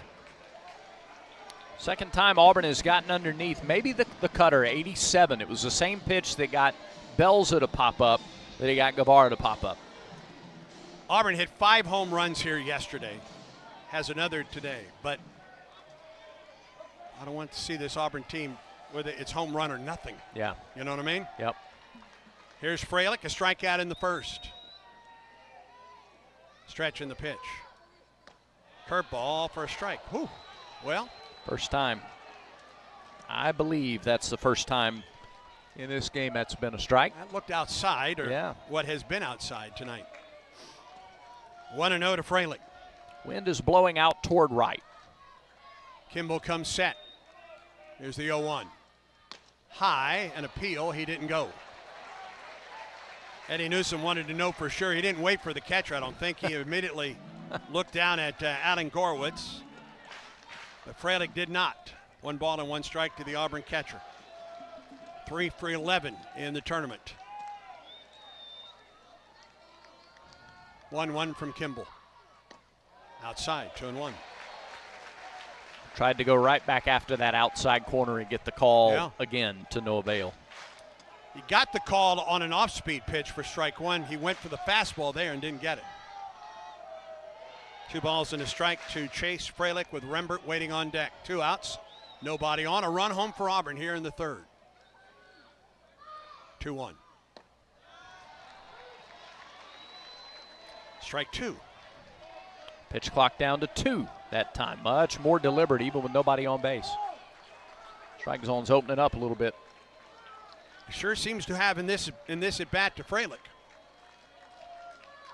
2 balls and 2 strikes the count. Kimball stretches.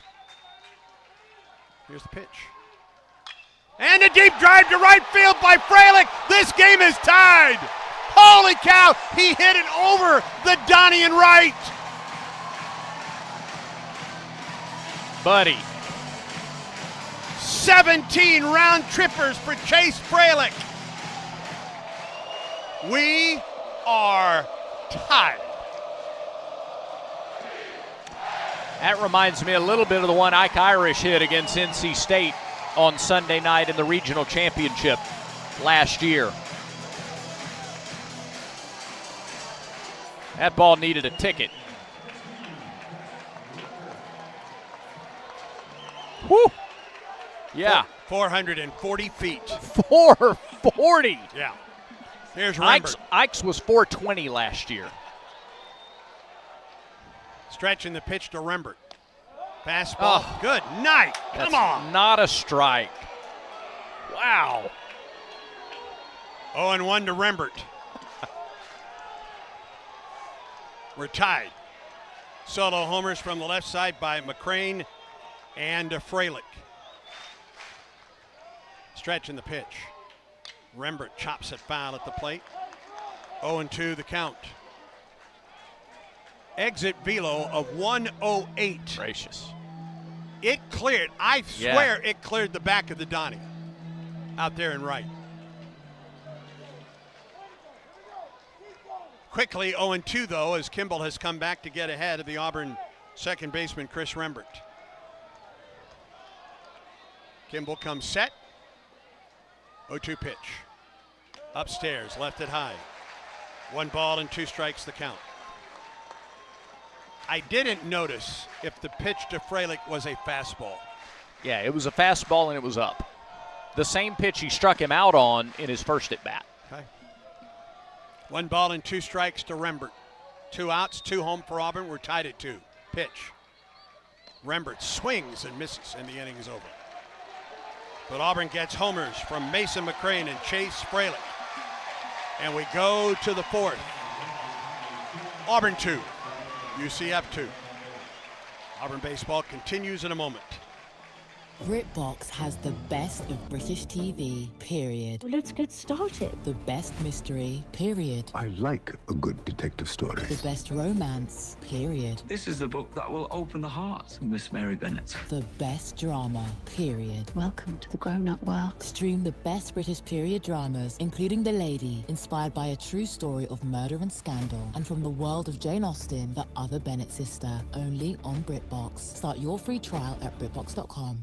Here's the tale of the daily Medfield. Same old pharmacy, same old bill, but those prices kept rising higher still. Till the savings Wrangler rode in, cool as can be. Tap Good RX, saving massively. No plan? Don't matter none. Up to 80% off.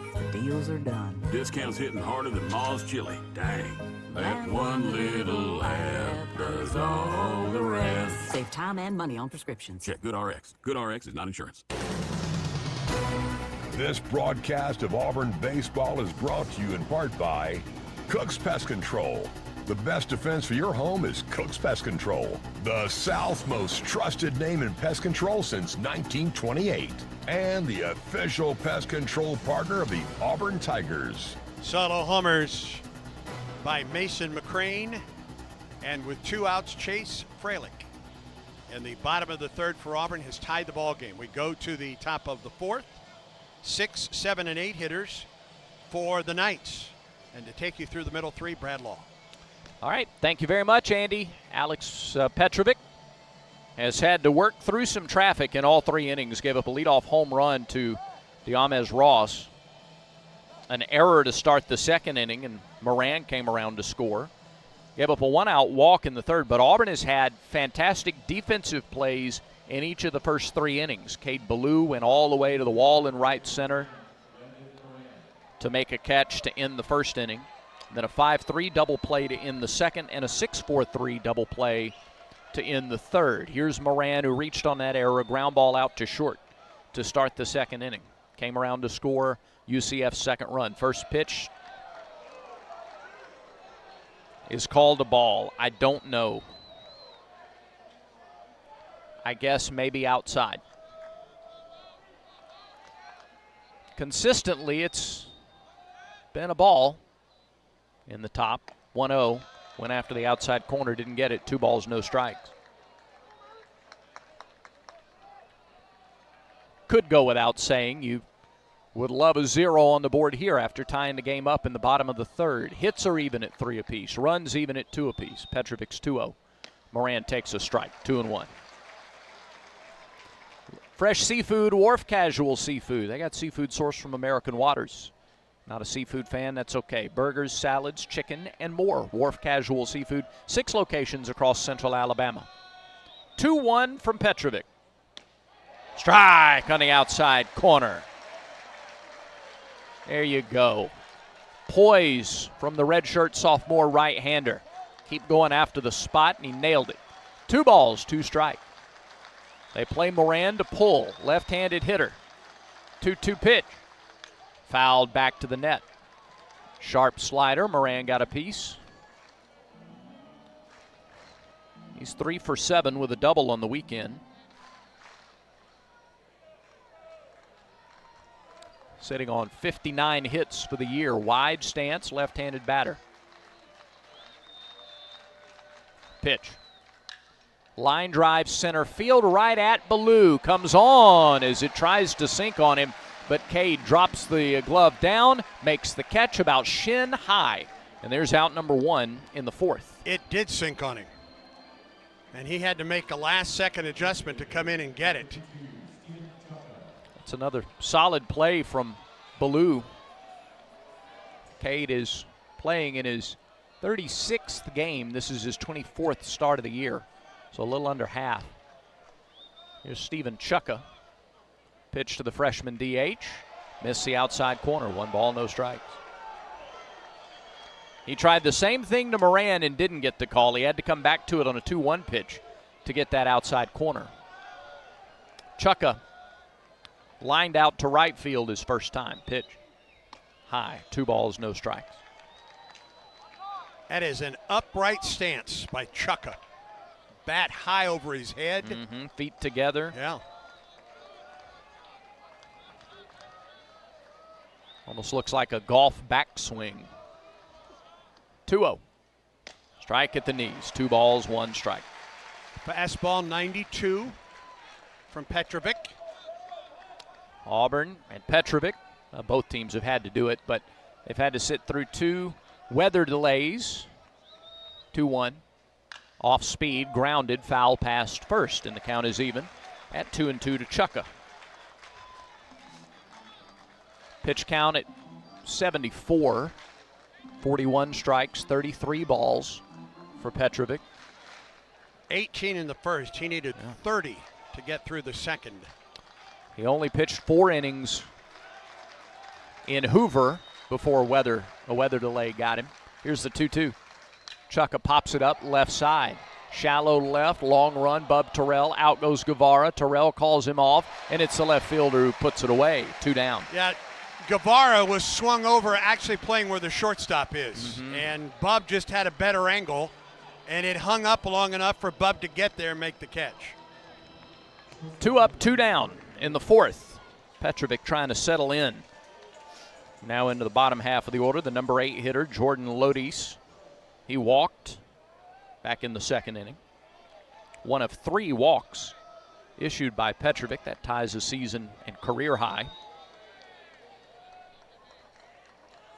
Double plays to end the 2nd and 3rd innings. First pitch to Lodis. Oh, ground ball back up the middle. Rembert reaches but can't get it. Lodi's jumps on the first pitch and singles back up the middle. 2-out hit for the Knights, their 4th hit of the game. He almost got Petrovic with that one. That ball was smoked up the middle. Number 8 hitter's been on board twice. And now it's Jacobs who singled in the second.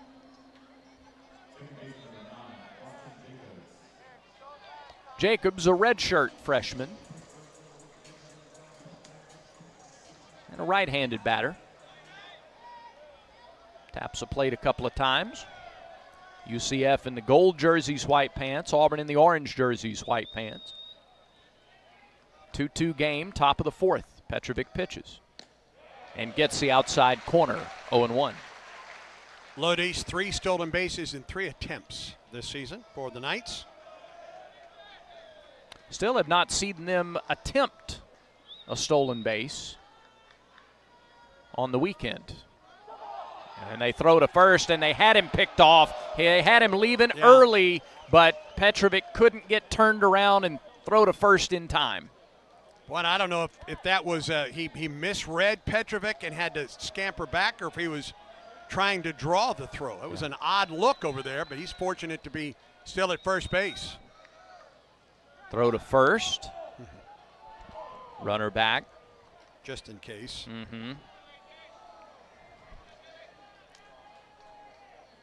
Say they haven't attempted a stolen base. There was a 3-2 pitch, and the runner was going earlier in the game. It was ball 4.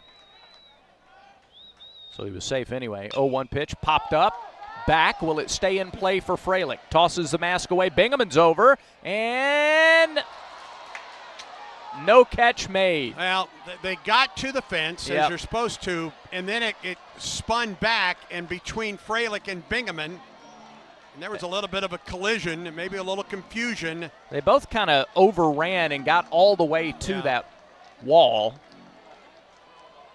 and had to look and check their surroundings to look for the wall and each other, and then the ball dropped between them.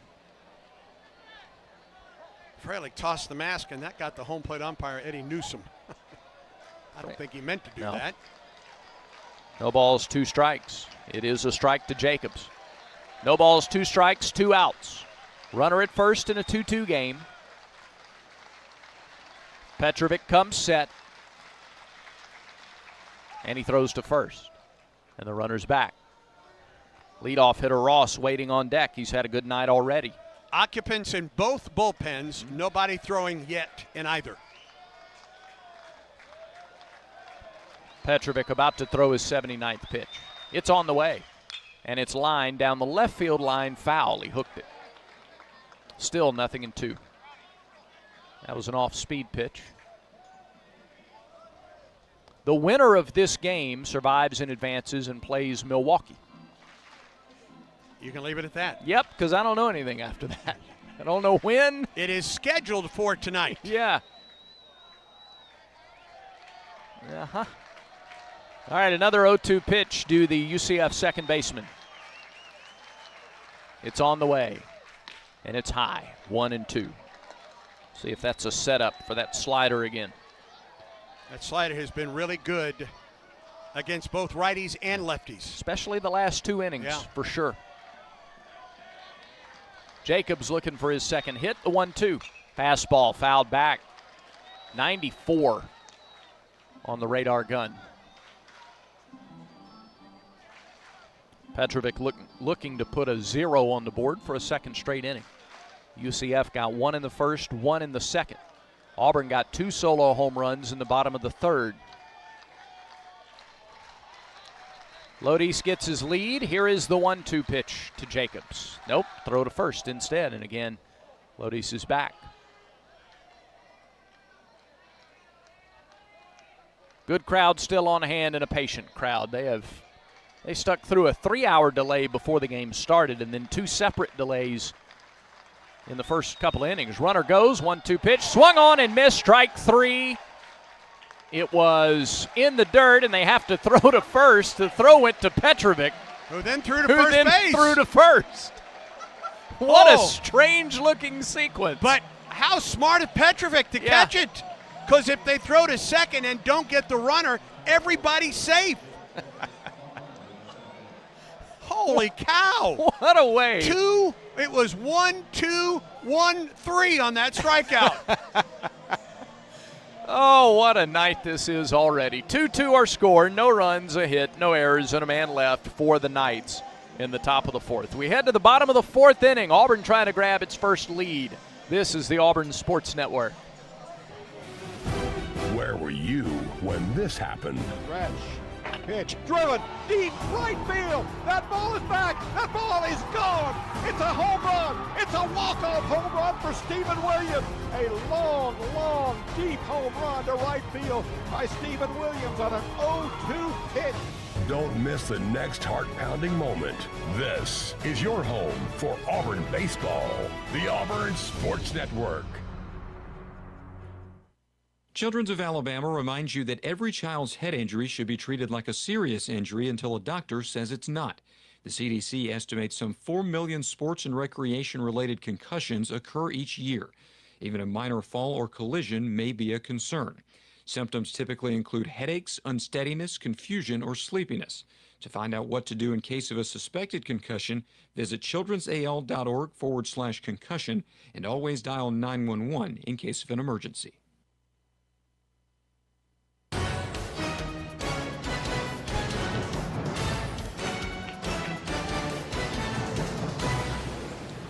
We go to the bottom of the fourth inning. The last two left-handed hitters to face Roman Kimball homered. A combined about 810 feet or so. A laser beam by McCrane. Yeah.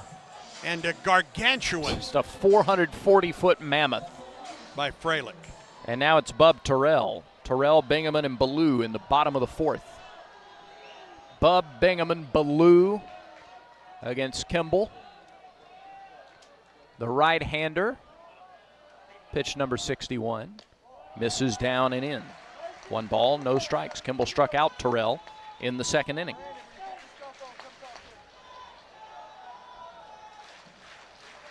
Auburn trying to lead for the first time tonight. Bright orange batting gloves for Terrell. The sophomore waits in the 1-0 pitch. Pop foul back out of play. This is the first game that Auburn has played this weekend where the team that took the lead not necessarily gave up the lead, but the other team tied it. That's right. Milwaukee jumped on Auburn Friday. Auburn jumped on NC State last night. Huge head starts and teams chasing. Now the 1-1 to Terrell. Oh, fouled off to the left side. Awkward looking swing at one that was coming up and in. Now that's been the case for Auburn games. This UCF team scored 3 runs against, just the other way around. NC State scored 3 runs Friday against NC State, and then NC State UCF came back with 9 unanswered runs. 1 ball, 2 strikes to the Auburn left fielder. Kimball ready. His offering is swung on and missed. He chased one. Oh, he fouled, tipped it, got a piece. Just barely. That's why he wasn't running to first, Brad. He David Rossed it. Yeah, okay. All right, I'll take that. Speak that into existence. Crowd gets behind Bub Terrell, trying to put some pressure here on Kimball, who is working into the fourth inning as a starter, something he's only done one other time this season. The 1-2 on the way to Bub. Pitch clock at 2. He went after a high fastball. He'd like to have that back. 1 down in the fourth. 4 strikeouts for Kimball, half of those against Terrell. Swinging high fastballs away. And he has struck out Rembert and Terrell in succession to end the third and start the fourth. Now here's Ethan Bingaman. Bingaman struck out his first time. See what he does his second look against Kimball, the transfer from South Carolina. First pitch. Bingaman swings and drives it to straightaway center. He hit it deep. He hit it far. He hit it out of here.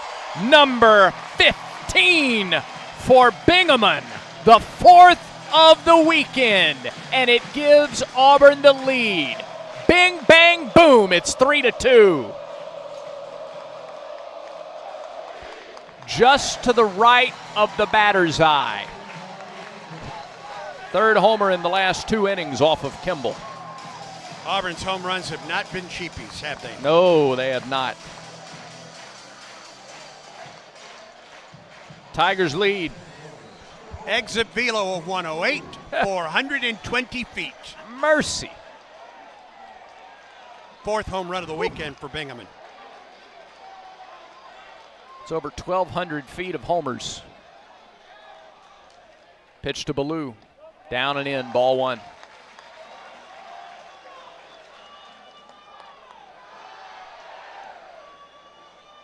And this place is lit right now. Ballou waits, 1-0 pitch, breaking ball in for a strike. It's 1-1, a high strike given to Kimball. Count even. Ballou drew a walk his first time. 4 homers by Bingaman in this regional ties an Auburn school record for a regional. He's a freshman. Yeah. 1-1 pitch to Ballou. Downstairs, 2-1. Never been here before. Not so you'd notice it.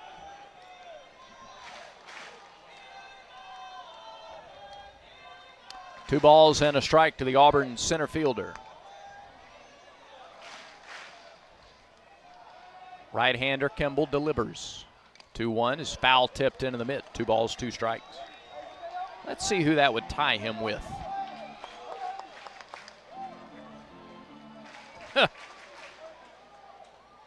Todd Faulkner did it in 5 games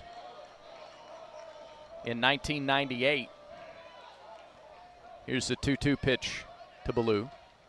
Swing and a miss at a slow slider. Second out of the inning. And Scotty Long did it in 4 games in 1967. That was a team that went to Omaha, led by QV Lowe, who was, you look at his numbers pitching-wise, holy cow. And then, of course, the all-time winningest coach at AUM. Todd Faulkner holds the all-time career record for homers in regionals with 5 in 16 games. Bingaman has 4 in 3 games. Right. Well, 2.5 games. Here's Brandon McCrane. First pitch. High pop-up on a slow, hanging off-speed pitch. Shortstop is under it and makes a catch. And the inning is over. But Auburn grabs the lead on Ethan Bingaman's 420-foot blast to the right of center. The only hit in the inning. Auburn 3 and UCF 2 through 4 at Plainsman Park. Auburn baseball continues in a moment. You've created a comfortable home office. Now let Carrier provide the cash bonus. For a limited time, you can claim up to $1,550 in cool cash rebates on a qualified Carrier home comfort system. There's never been a better time to upgrade to year-round premium comfort and energy savings. Carrier, turn to the experts.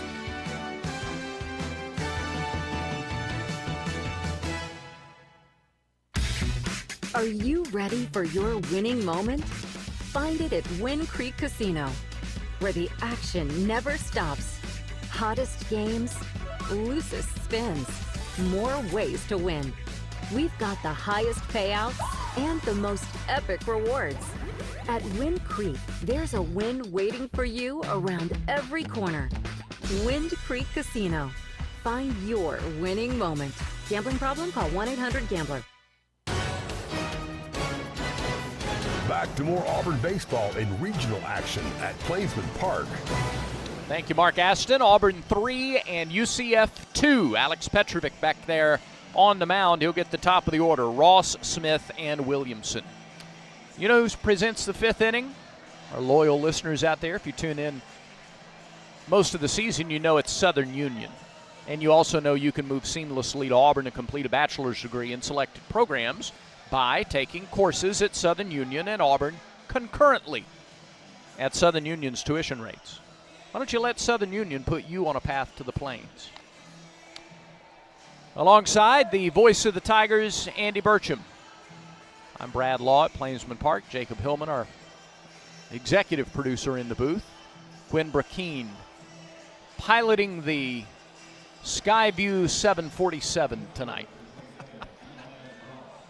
So he's not wearing the drone that's right. over the No, field right now. That's not Quinn. That's somebody else. That's a great look, by the way. Yeah, it's a really good shot. Kudos to War Eagle Productions for that one. Eric Guevara in on the grass at third. Ross has had a great night. He's 2 for 2 with a homer. He shows bunt. He takes it low and didn't offer at it. 1 ball, no strikes. RBI single for Diamez Ross in the second inning. Followed a leadoff homer and an 0-1 pitch. Just barely got over the right field wall. Gave UCF the early lead. They got single runs in the first and second. 1-0. Missed outside. 2 balls, no strikes. Guevara in at third and staring down Ross, who may be doing the exact same thing back before the pitch comes home. As close as they are, they can make really good eye contact. Here's the pitch. 2-0. There's a strike. 2-1. Threw the breaking ball over for strike 1. And this guy may be more than anybody else just trying to get on any way he can. He has 16 stolen bases this year. Knees bent, left-handed box. Here's the pitch. High fly ball center field. Back goes Ballou. He's to the track. He's got it. Whew. Ball's carrying, isn't it? Yeah, it is. Wind's pushing it a little toward right, too. I don't know how much it's pushing it out, but it's carrying for sure. That's 3 quality at-bats by Ross. Yeah. If he pulls that at all, we're tied. Third straight inning, though, Auburn retires the leadoff man. And now John Smith III. The senior from Apollo Beach, Florida. Couple ground outs so far for Smith 3. Pitch from Petrovic. Inside out swing, foul up the right side. He's out the press box out there. Look out, George Nunley and Jeff Shearer. Some of the fans having some fun with a replay review from a couple innings ago. That was foul. 0-1 to Smith, who has grounded out twice. 0-1. Strike on the outside corner. One of the best sliders Petrovic has thrown tonight. Can he get through 5? 0-2. Here comes the crowd behind him. Here's the pitch. Swing and a miss, strike 3. Third strikeout for Petro. K-counter presented by Kia of Auburn, where you're always number 1. Actually add 1 to 3. It's his 4th strikeout. It's the second out of the 5th inning. Now here's Williamson. He can tie it with 1 swing of the bat. Might be looking to do so. Auburn plays him to pull, infield and outfield. First pitch. Just a little bit up. 1 ball, no strike. 3 solo home runs. The scoring for Auburn. Tigers lead 3-2 here in the top of the 5th. Petrovic delivers. And it's hammered down into the ground, foul right side. And even with 2 outs and a guy that is a dead pull hitter in Williamson, and perhaps because of that, Guevara playing up at third. All 4 of his home runs have been out there in between the bullpen and the back 40 tonight, or this weekend, out and right. Guevara takes a step back onto the dirt. 1-1 pitch, fouled back. 1-2. You see it in his swing. He rears back. Those hands come back before he comes forward. Now the count of 2 strikes. It's in Petrovic's favor. How about the slider down and in? That's what he struck him out on in the 3rd. And here come these great fans. Here's the pitch. Nope. Wasted 1 up and away. 2 balls, 2 strikes. Now you might see the slider. Fastball up and out.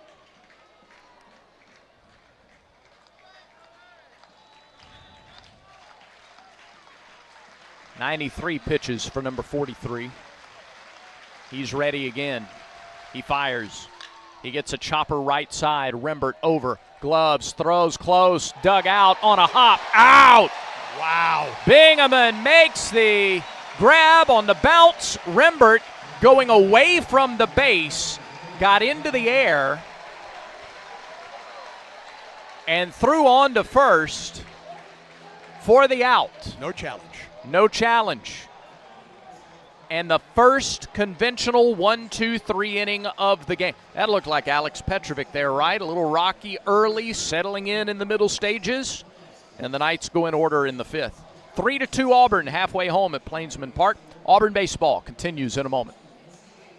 If you are a fighter, Modelo is your reward. So listen close. You put up with a lot, but you always hold it down for your people. You are strong, you are fearless, you are the baddest on the block. You are an elbow grease factory, a force of nature. You are not to be reckoned with. You are a ride or die, a powerhouse of productivity. You are a fighter, and Modelo is your reward. You've earned every last drop of this rich golden lager, so raise it up high. Modelo, the mark of a fighter. Drink responsibly. Beer imported by Crown Imports, Chicago, Illinois. Yellowwood knows that a five-star backyard is the place to make lasting memories. Like cookouts. Cornhole with friends. Ooh, a neighborhood potluck with your wife's pasta salad. The one with the feta. Oh, sorry. Or taking a nap on your deck in a hammock. Naps are memories. I love naps. For five-star backyards and the most memorable experiences, Yellowwood brand pressure-treated pine. If it doesn't have that yellow tag, you don't want it. Back to more of the Tigers and Knights from Plainsman Park. Auburn leads UCF 3-2. 9-1 and 2 hitters due up for Auburn against Roman Kimball. Belza, McCrane, and Guevara. 3 solo homers. McCrane, Freilich, and Bingaman. The scoring for Auburn, 3 of Auburn's 4 hits are solo homers. Hey, whether you are planting a tree or you're tackling like a big backyard project, don't risk a penalty. It's just not worth it.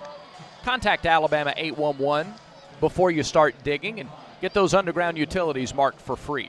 Just visit al811.com or call 811. It's free, it's simple, and it's the law. Belza stands in from the left side. He flied out to right his first time. Kimball's first pitch to him in the fifth. Misses low and in. 1 ball, no strike.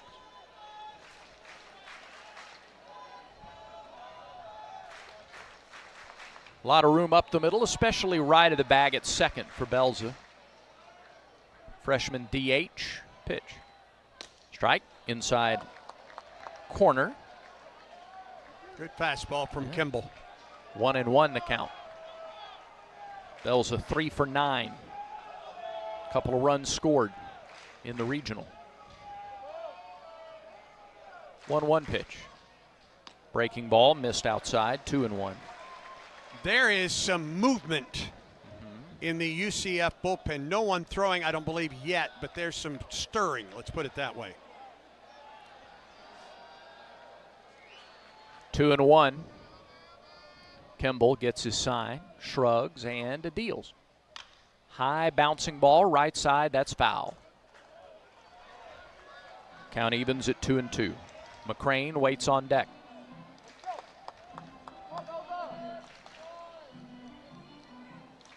Yellowwood scoreboard, Kentucky leads West Virginia in Morgantown 9-6. They're in the top of the 9th inning there. Kentucky wins that, they're going to the Supers. Yep. A team that was one of the last teams in the field. 2-2 pitch. Belza waits. It's on the way, and it's swung on and missed. He got him with a breaking ball that was up. 73 floated up there and coaxed the swing and the miss. And most of the strikeouts for Kimball tonight have been on balls that were well up. The super regional that matches with this Auburn, the regional that matches with this Auburn regional is Nebraska. And in the top of the 9th, Nebraska, the visiting team, the homestanding Cornhuskers trail Arizona 11-6 in an elimination game. Here is McCrane, who homered his last time. First pitch to him misses low and away. 1 ball, no strikes. Oklahoma has gone on top of Georgia Tech in Atlanta, 10-8. They're in the top of the 6th. Up in Atlanta, just up the road a piece. Here's the 1-0 pitch to McCrane. Missed inside. Tried the off-speed pitch, didn't get the corner. It's 2-0.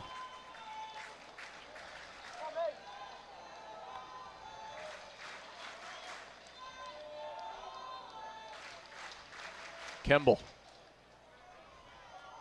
looks. He's ready. 2-0 pitch. McCrane takes it low. 3-0. You give him the green light? No. Guevara on deck. And that's why. Yeah. Had a really good at bat. Eventually popped out, but had a really good at bat last time. 3-0 pitch to McCrane. On its way.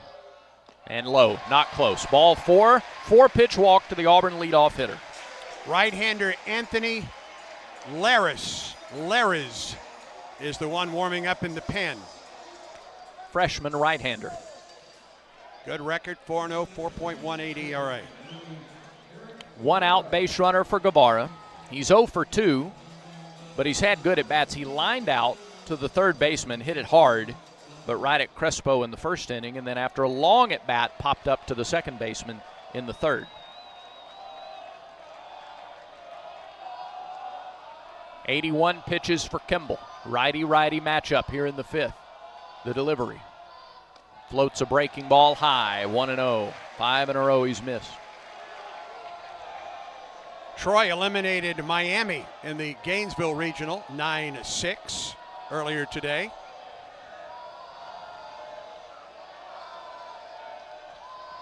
Crowd getting on Kimball. The 1-0 offering from the right-hander. Oh, is in for a strike. Breaking ball dropped in. It's 1-1. In addition to Laris, who is throwing, Matt Saucer is warming up but not throwing. He's getting loose. 1-1 pitch to Guevara. Line drive, left field. It's down, base hit. First hit of the game for Guevara. Smith slipped. Yes, he did. Stumbled. Maybe on the wet grass. Maybe it got him. I don't know if he gets to that ball, but it's close. Yeah. But that ball was tattooed by Puppy. When Guevara hits the ball, it just sounds, it's going to sound strange. It sounds meaty coming off the bat. By the way, that Arizona State team did eliminate Nebraska and is on top of Ole Miss, which is undefeated in that Nebraska regional, 1-0 in the top of the first. Now time called, and the catcher Skinner goes out to talk to Kimball. Yeah. More scores for you on the Yellowwood scoreboard. Bottom of the second, Mississippi State 3, Louisiana nothing. Mississippi State unbeaten. Alabama trying to win a regional in Tuscaloosa. Crimson Tide, the visiting squad, undefeated and on top of Oklahoma State, 1-0. An elimination game in Tallahassee. Florida State, Northern Illinois, tied at 3 in the bottom of the 5th. NIU is the home team there. As Brad mentioned, Oklahoma 10, Georgia Tech 8. They're in the top of the 6th. Tech is unbeaten in that regional. Texas 4, Cal Santa Barbara 3, top of the 7th in Austin. And the head coach, Rich Wallace, is out. 2 times through the order fully, and then the 3rd time through, Kimball gave up a walk and a hard hit single.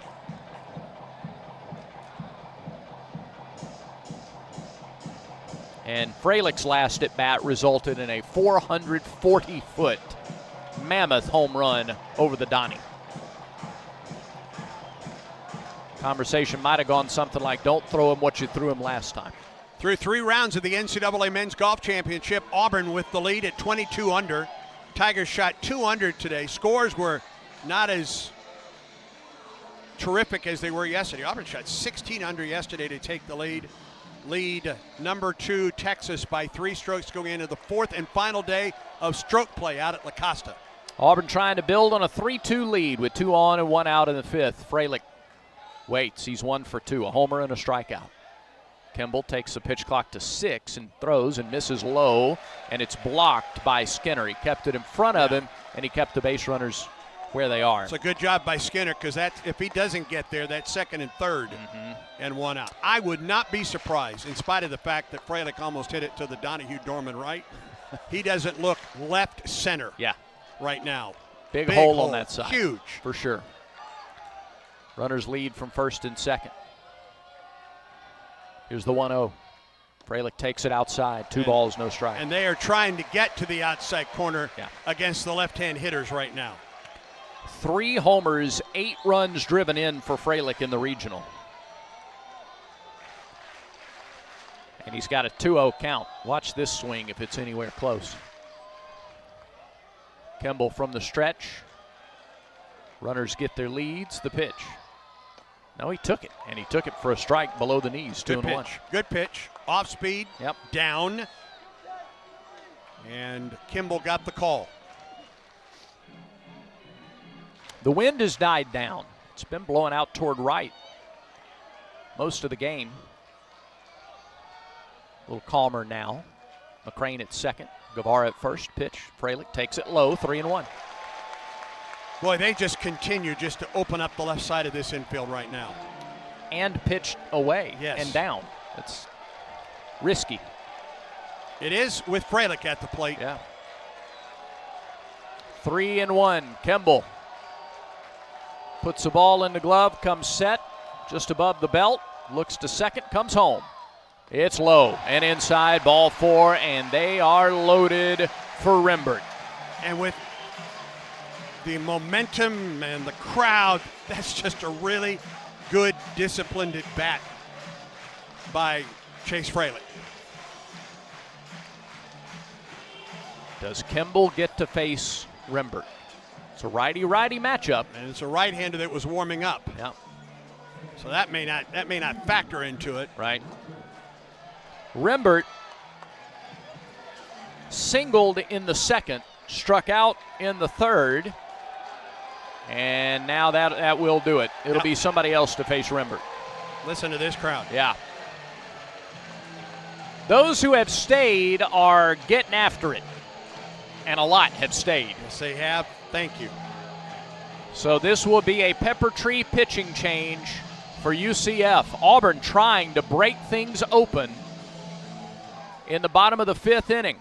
UCF makes a pepper tree pitching change for a new level of taste. Tiger fans know it's got to be Pepper Tree.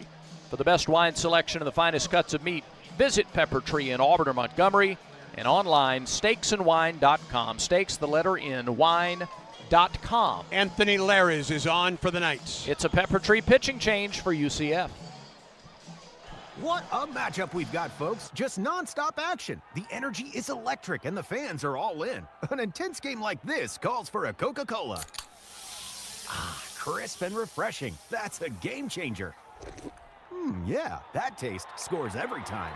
And just like that, they're back at it. Passionate fans and an ice-cold Coca-Cola. Now that's a winning combo. No matter the team, no matter the sport, everyone knows fan work is thirsty work. Enjoy a Coca-Cola. Anthony Lares is on for UCF.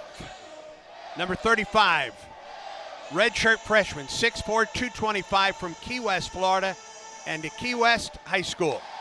Lares has had a good redshirt freshman year. He's 4-0, a 4.18 ERA, making his 25th relief appearance.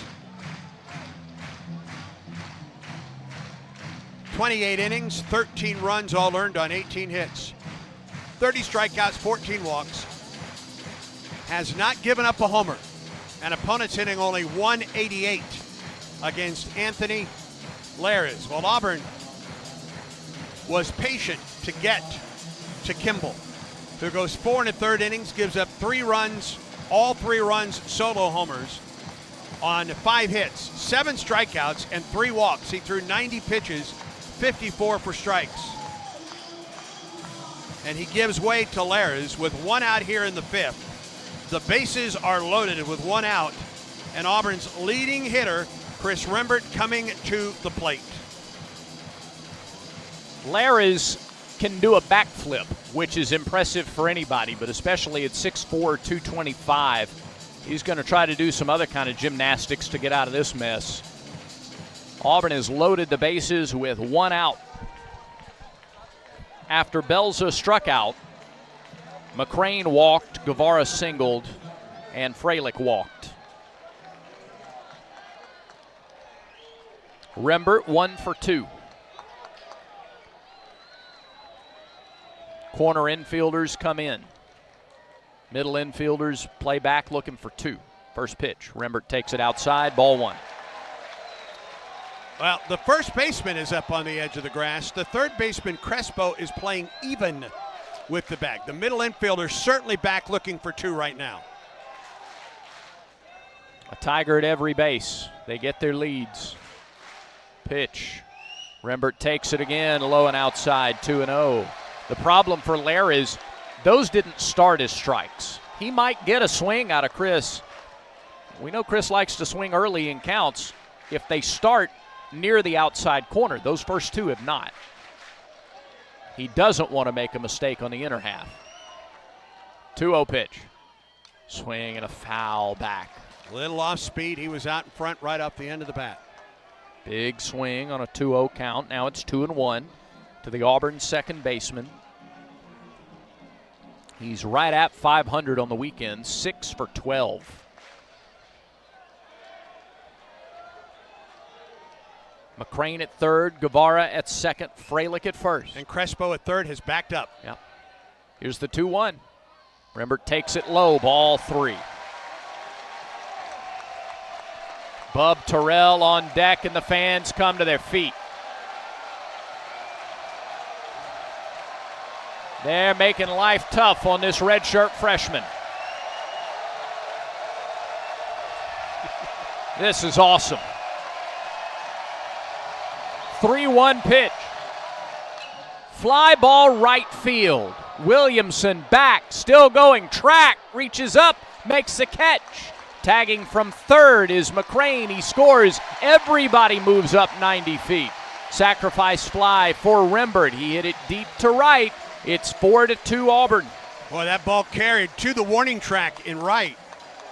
And a good job by the Auburn. Aggressive running, including Freilich going from first to second on a ball that Williamson had to go into the corner, kind of taking his momentum that way. And now Bub Terrell, a chance to drive home a couple more with a base hit. Auburn has scored in each of the last 3 innings. 1 run here in the 5th. Terrell could make it a crooked number, though, with a base hit. Tigers lead 4-2.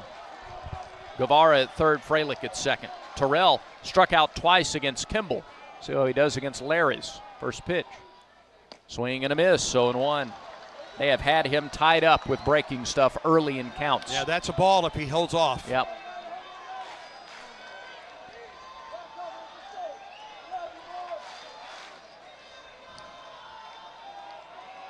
Play him fairly straight away. Infield and out. 0-1. Low. Gets away from the catcher, but not far enough, and Skinner sprints out to get it. A ball and a strike to Terrell.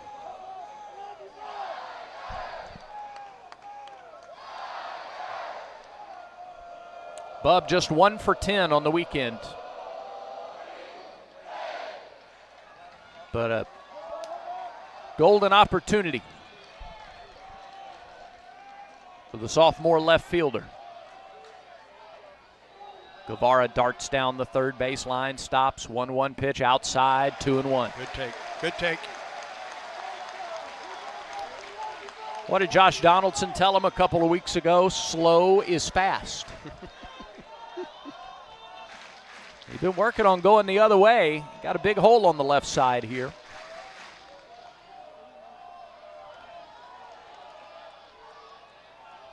Lares deals.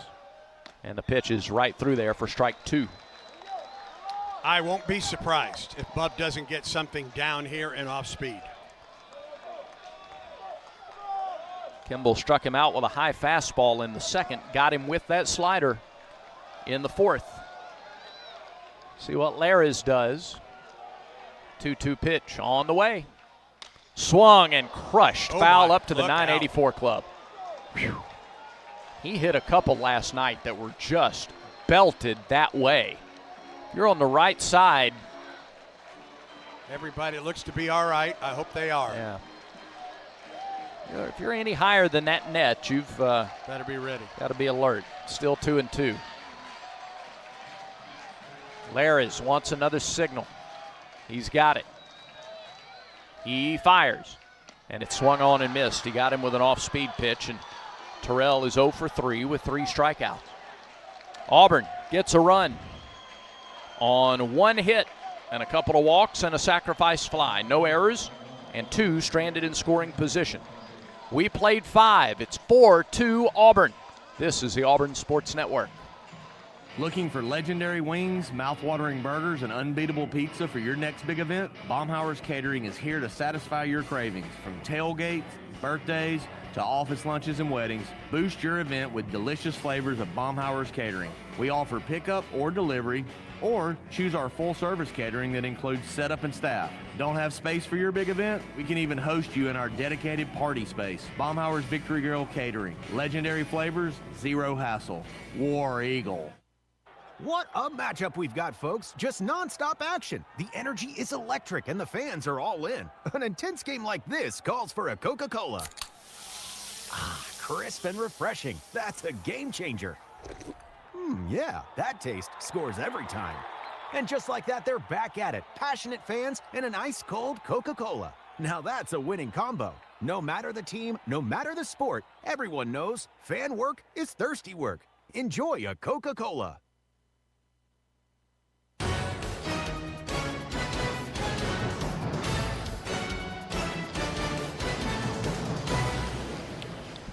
UCF scored the first 2 runs of the game, single runs in the first and second.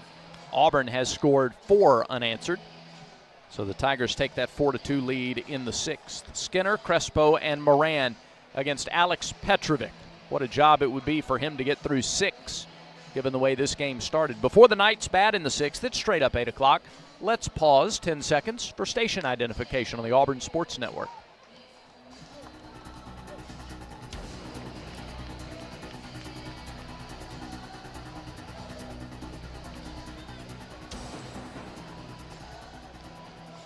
Middle third does not have a hit tonight against Petrovic. Skinner walked in the third. He was erased on a double play. Skinner struck out in the first. 4 runs, 5 hits, 1 error for Auburn. 2 runs, 4 hits, no errors for UCF. First pitch, fly to left center field and deep and way out of here. Skinner hits it over the video board. Skinner's 6th home run of the season with 1 swing of the bat. It's a 1-run game. Neither of Auburn's outfielders moved. Skinner admired it for a minute and then started his home run jog. 4-3. The Auburn lead is 1.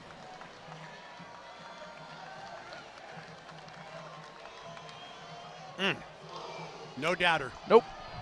Second home run for UCF. Second leadoff home run. Yep.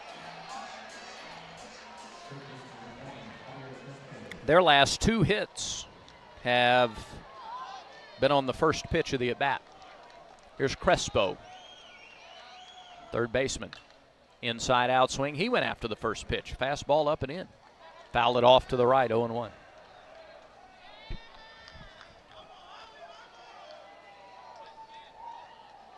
.96 pitches for Petrovic.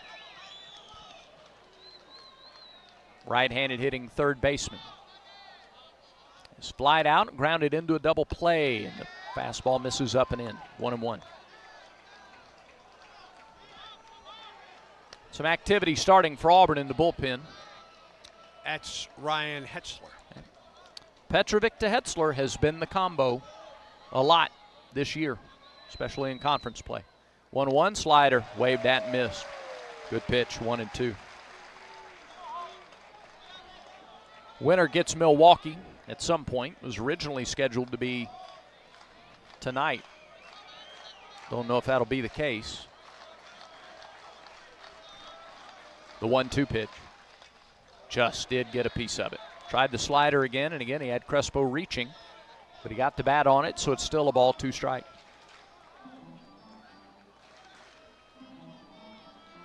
At one point, Petrovic was about 50-50 strikes to balls. Now 60 strikes and 39 balls.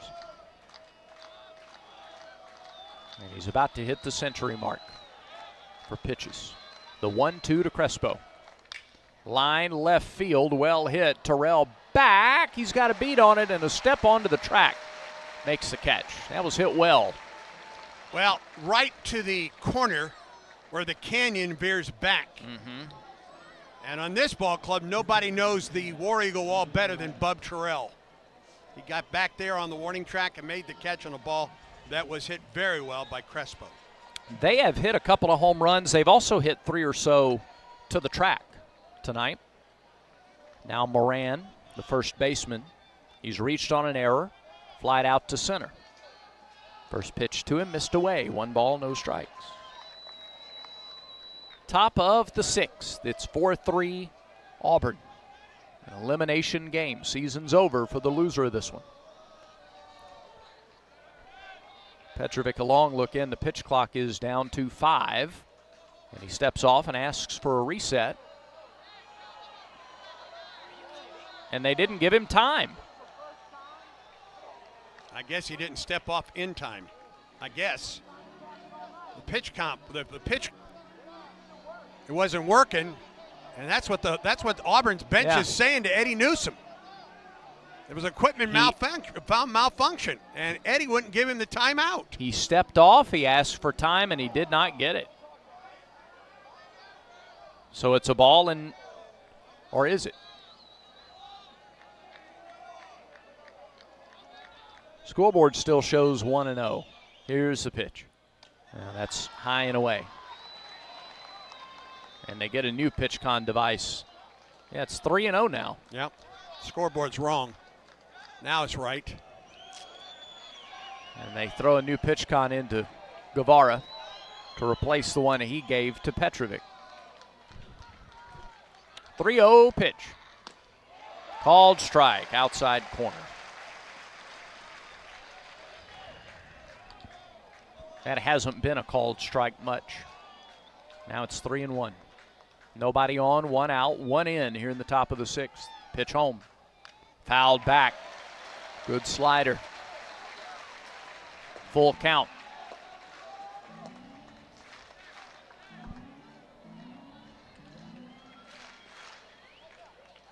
Petrovic was at, 48 pitches? After 2. Through the first 2 innings. He's trying to get across the finish line in the 6th. There's a swing and a miss on the 3-2 pitch, a high fastball. Moran went after it and could not get it. 5th strikeout for Petrovic. 2 down. And just a great job, even though he lost a pitch when he wasn't given time, buddy. He came right back, didn't he? And that's Alex Petrovic. He just doesn't get rattled, doesn't get shaken. Gave up the homer to lead off the inning. They got a fly out, fell behind Moran, struck him out. Here's Chukka, freshman DH. First pitch drops in, strike 1.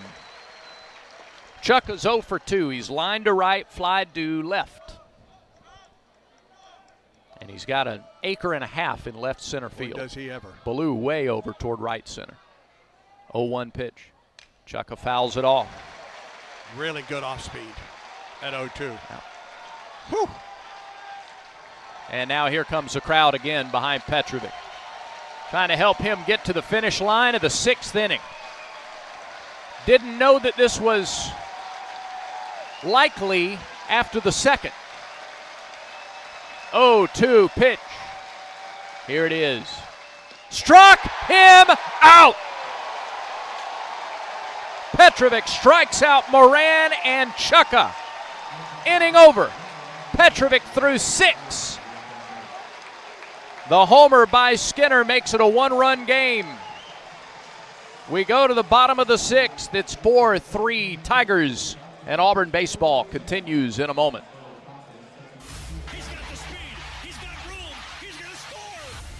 No one gets you closer to the game than Sirius XM College Sports Radio. For the win! Got it! Let's go! Tune in for news, talk, and analysis from the offseason through regular season and into the postseason. We've got your team covered anywhere you go.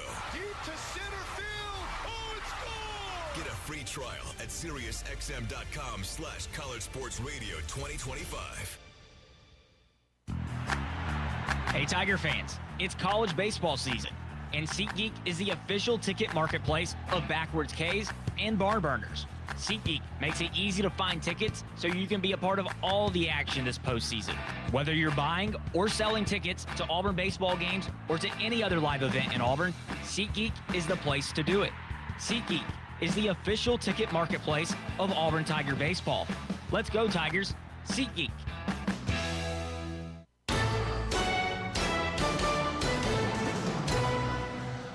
Four 4-3. Auburn leads UCF. Bottom of the 6th. Tigers will send Bingaman, Ballou, and McCrane. 6, 7, and 8 to the plate. Let's update you the Yellowwood scoreboard. West Virginia has taken an 11-9 lead against Kentucky. Understand Kentucky balked in the tying run. Wow. And then West Virginia hit a 2-run homer. 11-9 West Virginia. Kentucky the unbeaten team as Kentucky comes to the plate in the bottom of the 9th. Arkansas trailing Kansas 11-7 in the championship round in Lawrence. Bottom half of the 7th there. Texas 6, Cal Santa Barbara 3. Bottom of the 8th in Austin. Bingaman steps in. 420-foot homer his last time up. He's 1 for 2. Home run and strikeout. Freshman waits, pitch. Strike down the middle, 0-1. In Atlanta, Oklahoma leads Georgia Tech 10-8. That's in the top of the 7th. Tech is the visiting squad. Laras on for his first full inning of relief. 0-1 pitch. Outside and low, bounced up there, 1-1. Elimination game in Tallahassee. Florida State, Northern Illinois tied at 3 in the top of the 7th. Northern Illinois, the home team. Righty versus righty. Laras, the redshirt freshman, to Bingaman, the true freshman. Swing, ground ball, third baseman gloves it on 2 sharp hops. Throws to first. Rainbow nearly pulled the first baseman off the bag, but Moran kept his foot there. Wow, that's a really good play by Moran at first base because that ball sailed on Crespo, and Moran stepped across the line with Bingaman bearing down on him and made that play. That's really well done by the first baseman for UCF. Leadoff man is retired. Auburn's only gotten the leadoff man on once tonight, and he didn't score in that inning. More scores on the Yellowwood scoreboard. Arizona State and Ole Miss tied at 3, bottom of the 3rd. Ole Miss is undefeated in the Lincoln Regional, and the Rebels are the home team. Cade Ballou has walked and struck out. First pitch inside, a little low, 1-0. Bottom of the 3rd in Tuscaloosa, Alabama 4, Oklahoma State 3. Oklahoma State trying to stave off elimination, try to force a Game 7. 1 ball, no strikes to the junior center fielder, Ballou. Started to go and then held up on a slider down and in. 2-0, good take. In Starkville, Mississippi State 3, Louisiana 1. State is unbeaten. And the visiting team, top of the 4th in Starkville. From the stretch, Laras, second pitcher of the night for the Knights, 2-0. High fly ball, he has done it again! Cade Ballou has hit his 4th home run of the season. His 3rd of the regional. Auburn leads 5-3. That was belted. Fralix was 440 feet. That one's going to be close. Man. Wow, the Donnie's taking a beating. He hit that over the bleachers to the right of the back 40. Over the bleachers. I just heard somebody in the crowd go, my gosh. Well put. Yeah. 440 feet, an exit velo of 110. Gracious. Cade Ballou, buddy, have yourself a weekend. His third round tripper. Brandon McCrane takes a strike, 0-1. Auburn's 4th solo home run of the game. McCrane is 0 for 2. He's hit into a fielder's choice, and he's popped up to short. 0-1. Swing and a miss, 0-2. Remember when I said that it can't be just home runs tonight for Auburn? Well, there's a sac fly in there. 4 round trippers tonight, 5 last night. We're only in the 6th. Yeah. 0-2 to McCrane. And it bounces past the catcher. A ball and 2 strikes. I mean, we have seen some home run. I mean, the home run by Skinner that opened the top of this inning was over the video board and left. Both Ballou and Freilich have gone right field for 440 feet. Yeah, they're home run derby type shots in this game. Tape measure jobs. 1-2 pitch. Down and away, 2-2. Good take. 1 out in the inning. Auburn leads 5-3. They get the run that UCF scored in the top of the 6th right back. Laris glares in. Gets his sign, straightens up. The 2-2 to McCrane. Swing and a miss. He got him with a breaking ball. 2 down. Second strikeout for Laris. Came into the game with 1 out in the 5th. Got the last 2 outs of the inning. And now here is Taylor Belza, another guy who's taken advantage of the opportunity, like Ballou. Hattiesburg Regional, the host has been eliminated. Little Rock is the unbeaten team there, just underway against Jacksonville State, top of the first, no score. Jack State, the visiting squad, trying to get to Monday. Pitch to Belza, low, 1 ball, no strikes. Yeah, Jack State eliminated Virginia earlier today. Beat Virginia twice in that regional. 1-0 to Belza, who is 0 for 2. He slid to right, struck out. Laris deal and misses high. 2-0. Belza worked the count full in the 3rd before he flew out. That fastball, 88, looked quicker than that to me.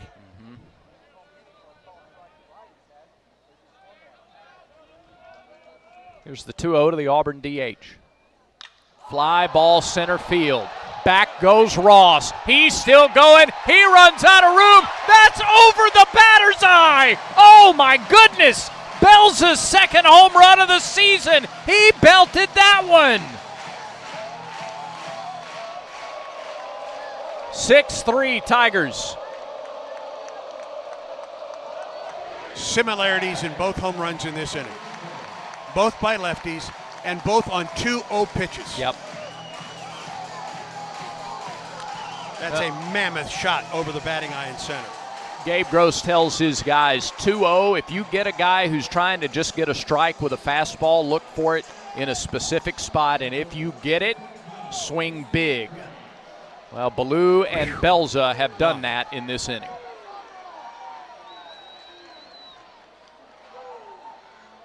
First pitch to McCrane. Outside, ball 1. McCrane got the home run parade started in the 3rd. You get a home run. You get a home run. You get a home run. The left-handed hitters. 4 of the 5 homers have come from lefties. There's ball 2 inside to McCrane. That's 5 home runs in back-to-back games in this regional. That's right. And that was 419 feet to dead center. Exit velo 104 for Belza. Now it's 2-0 to McCrane. What does he get 2-0? Not good. An off-speed pitch down and away, not close. He didn't get one down the middle, did he? No, he did not. He didn't get a strike. 3-0 the count.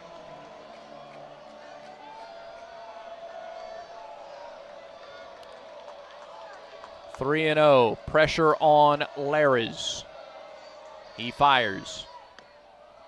Oh, goodness. He gets a strike call on the outside corner, and it's 3-1. And don't you know McCrane is hunting here. Number 26, Matt Saucer in the pen for UCF. 6-3 Auburn in the sixth. 3-1 pitch. Pulled fair. That's down. Oh, they called it foul. Oh, they called it foul.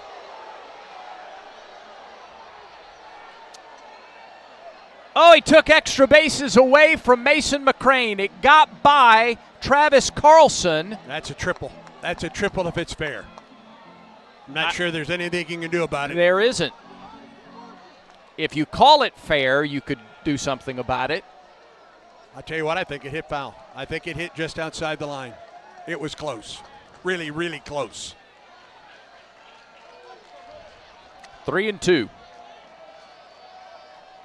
2 outs. Shift is on. Pitch to McCrane. A called third strike. Off the inside corner. And the inning is over. But more fireworks.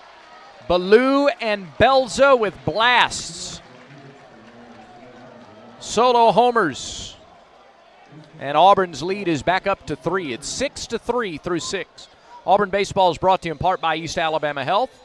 With their spacious cancer center, patients can make cancer a distant memory instead of a distant drive. That's why East Alabama Health is Auburn's home field advantage. Ryan Hetzler comes on for Auburn. More when we come back. This is the Auburn Sports Network. Strike out ants, termites, and other pests with a call to Cook's Pest Control. Cook's proven pest control methods and superior termite control system keep your home safe and are backed by a 110% satisfaction guarantee. As the weather gets warmer, your spring cleaning isn't done until you call the official pest control partner of the Auburn Tigers, Cook's Pest Control. Looky, looky, looky, here comes Cookie, Cook's Pest Control. Yellowwood knows that a 5-star backyard is the place to make lasting memories. Like cookouts. Cornhole with friends. Ooh, a neighborhood potluck with your wife's pasta salad. The one with the feta. Oh, sorry. Or taking a nap on your deck in a hammock. Naps are memories. I love naps. For 5-star backyards and the most memorable experiences, Yellowwood brand pressure-treated pine. If it doesn't have that yellow tag, you don't want it.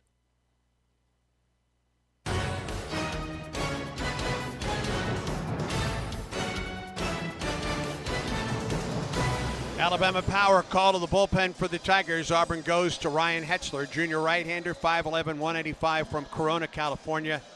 And Cal Baptist for Ryan Hetzler. I guess that was yours. I'll finish it, though. Okay. 4-2, a 2.76 earned run average, making his 18th appearance. 2 saves, 29 and a third innings, 11 runs, 9 earned on 28 hits. 27 strikeouts, 5 walks. He has given up 5 homers, opponents hitting .255 against Hetzler. A studly performance by Petrovic tonight. Alex goes 6 innings, gives up 3 runs, 2 earned on 5 hits, 3 strikeouts, 6 walks through 108 pitches and 66 balls. And to take you the rest of the way, me. That's good, because I was going to say Tigers up 3 with 3 to go. Here's Andy again. Well done. Yeah. All right, here's Jordan Lodis, the number 8 hitter. He'll be followed by Jacobs and then the top of the order in Ross as Hetzler goes to work in the 7th for Auburn. Wind the pitch. Upstairs for ball 1. Lodis has been on base twice tonight. He walked in the 2nd. He singled in the 4th. Hetzler back to work. Swing and a miss at the slider. A ball and a strike. Last year, Hetzler got the save against Stetson with the final 2 1/3 innings. No runs, 5 hits allowed, 2 strikeouts. 1-1 popped up right side. That'll get out of play. He also pitched in the Super against Coastal Carolina. Gave up a run on 3 hits in 1 inning. A ball and 2 strikes. Hetzler wiped off the cleats. Now back on top of the hill. He would like a new sign. The pitch clock is down to 7. Here comes the pitch. Chopper left side, foul ball. Last time out for Hetzler, SEC tournament. 8 days ago, 70 pitches, a season high. In fact, nearly doubled his previous season high in a 5-inning effort. 2 runs on 3 hits. A ball and 2 strikes, the count to Lodis. Wind in the pitch. Bounced up there and blocked by Fralick. 2 balls and 2 strikes to the shortstop. 3 for 9 in the regional. Couple runs scored, couple runs driven in. He hit a home run here. 6-3 Auburn. Top half of the 7th. Wind in the pitch. Swing and a miss. Got him with the slider. All 3 strikes in that at bat were on the slider. That's 3 straight strikeouts for Auburn pitching. The last 2 outs of the 6th by Petrovic, his final 2 batters of the night, and the opener for Hetzler. Here's Austin Jacobs. Singled in the 2nd, a strikeout in the 4th. Hetzler peers over the top of his glove. He winds and fires. Line drive caught by the shortstop, Brandon McCrane. Helps to be 6'3" out there.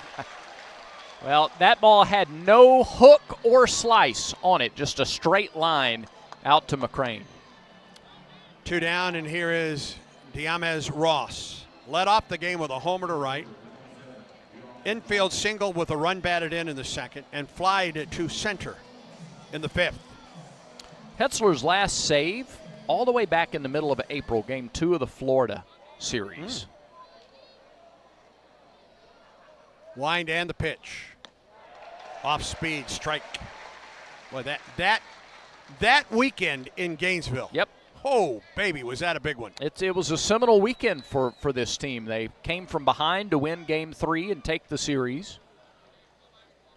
0-1 pitch to Ross. Line drive into center, Ballou almost in his tracks. 3 outs. 3 up.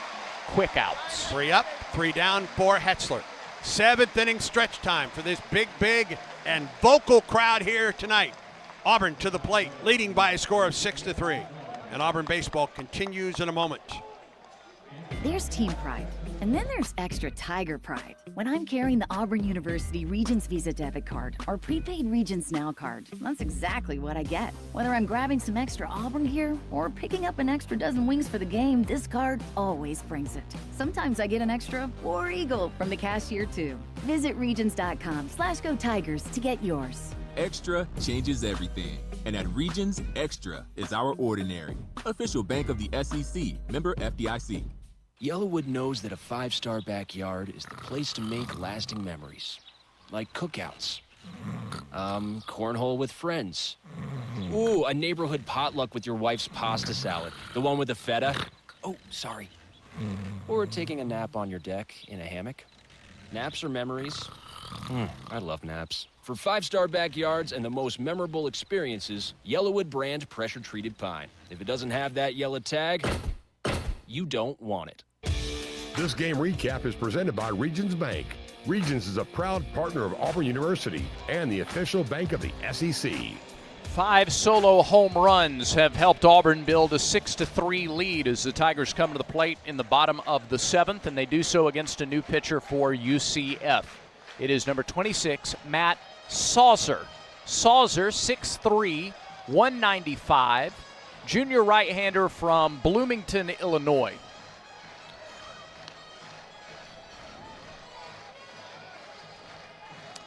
He is the 3rd pitcher of the game for UCF.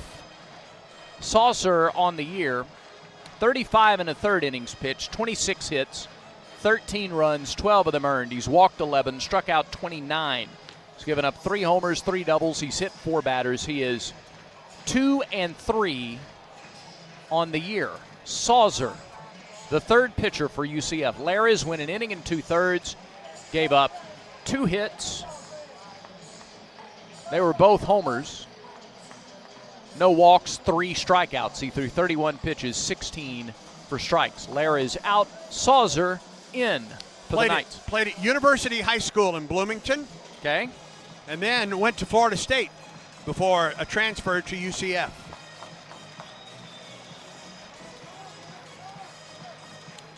And he will get the 2, 3, and 4 hitters for Auburn in the 7th with the Tigers on top 6-3 in this elimination game. This is his first relief outing of the year. The other 8 appearances, all starts. Eric Guevara to the plate, 1 for 3 on the night.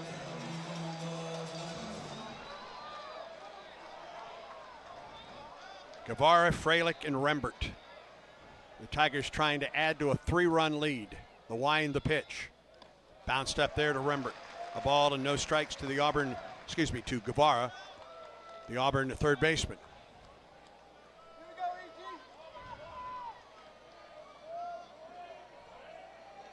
Five home runs tonight. Auburn hit 5 last night. Pitch.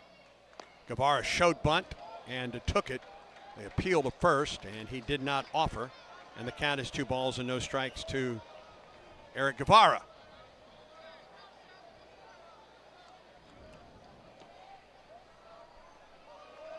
He and Fralick are tied with 53 runs batted in apiece. The pitch. Swing and a miss. And he was looking for the home run with that one. Yes, he was. He got an off-speed pitch in the wheelhouse. Guevara has 13 this season with 53 runs batted in. He's batting .333 tonight and this season.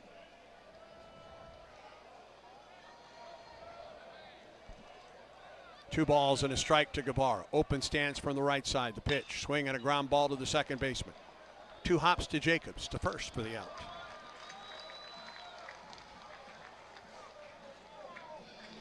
And Saucer retires the first man he faces, and here's Chase Fralick. Fralick tied it in the 3rd with a 440-foot blast over the Donnie and right. Gets a word from Guevara, who stops by and talks to Rembert on his way back to the dugout. Against this 3rd pitcher of the night for UCF, Matt Saucer. Right-hander against the lefty Fralick. And the first pitch misses a little bit low. Ball and no strikes to the Auburn catcher. You know, you never want to build a full game plan around hitting home runs. But if it's an offensive ballpark, an offensive regional. That's down and into Fralick, 2-0. They've taken advantage of that. Yes, they have. And again, that's not your game. You never tell a guy, go up there and try to hit a home run. You're trying to hit the ball up the middle. But the ball is carrying. And Auburn's hitters have taken advantage of that. 10 homers in the last 2 games. Now the 2-0. Ground ball right side, but it's foul.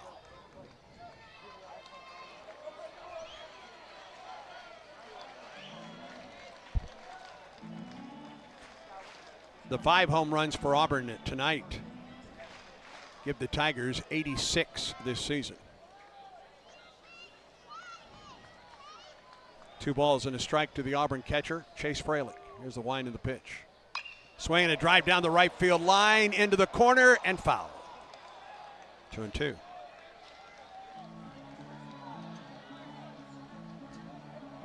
Fralick has struck out, homered, and walked on the night.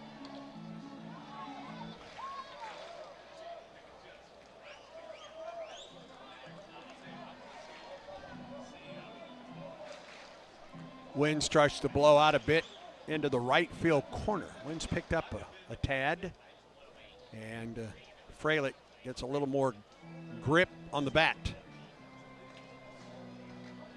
With some help from Chris Rembert. 6-3, Auburn leads it, 1 out. Bottom of the 7th and nobody on for the Tigers.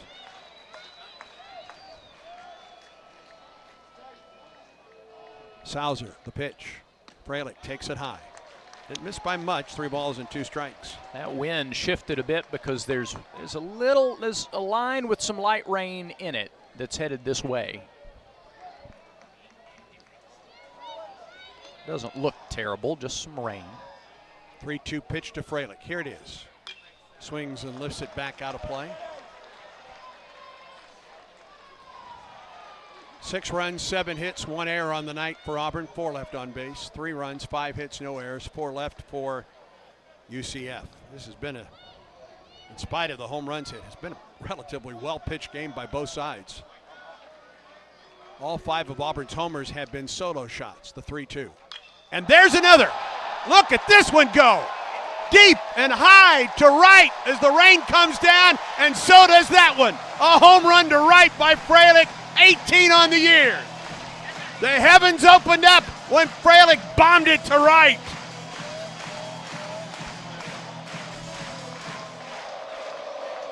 It's raining baseballs here at Plainsman Park. My goodness gracious. You know what? Heck with it. Go up there and hit a home run. 6 on the night for Auburn, 11 in the last 2 games. And that was majestic to right. And here's Rembert. First pitch bounces up there. I really didn't notice the rain until Freilich's ball went past the light standards, and the rains just came tumbling down. No, it didn't start until the ball left his bat. Okay. 7-3 Auburn. Here's the wind and the pitch. Outside to the backstop. 2-0 the count to Rembert. The rain knocked that one down. That was only 395 feet. Wow. And 107 off the bat. Mm-hmm. Well, there was some grandeur with that one. 2-0 to Rembert. Wind and the pitch. Ground ball right side. Knocked down by the first baseman. Picks it up. Throws to first. In time for the out with the pitcher covering. Well, that's a good play by Moran over there. Yeah, it really was. He was off balance. He knocked the ball down, then dropped it, and then still had the presence of mind to throw, and a really nice job by Sauser, too, to get over there and corral it. 2 down now for Bub Terrell. 0 for 3 with 3 strikeouts.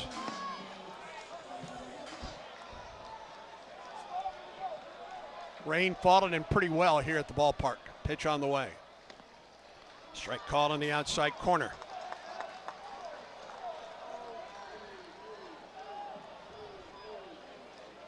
Freilich has taken the lead in the home run battle. Here's the 0-1 to Bub. Strike call on the inside corner. Freilich with his 17th and 18th homers. And now he is tied with Guevara for 54 runs batted in and the team lead as well. Bub's behind 0-2. Here's the pitch. Into and the back of the Auburn dugout. I hope everybody's all right. It appears to be everybody okay. Everyone is accounted for. That was a line drive into the back left corner of the dugout. 0-2 to Bub. Here's the wind of the pitch.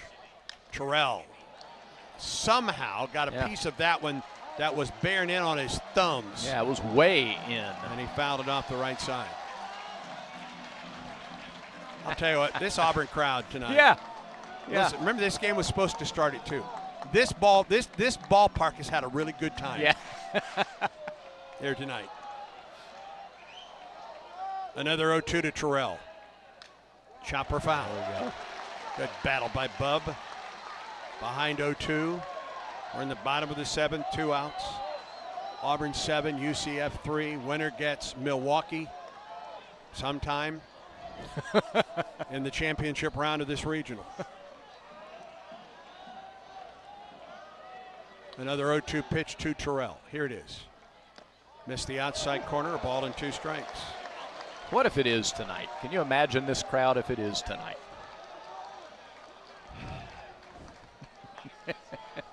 I don't know how to respond to that, frankly.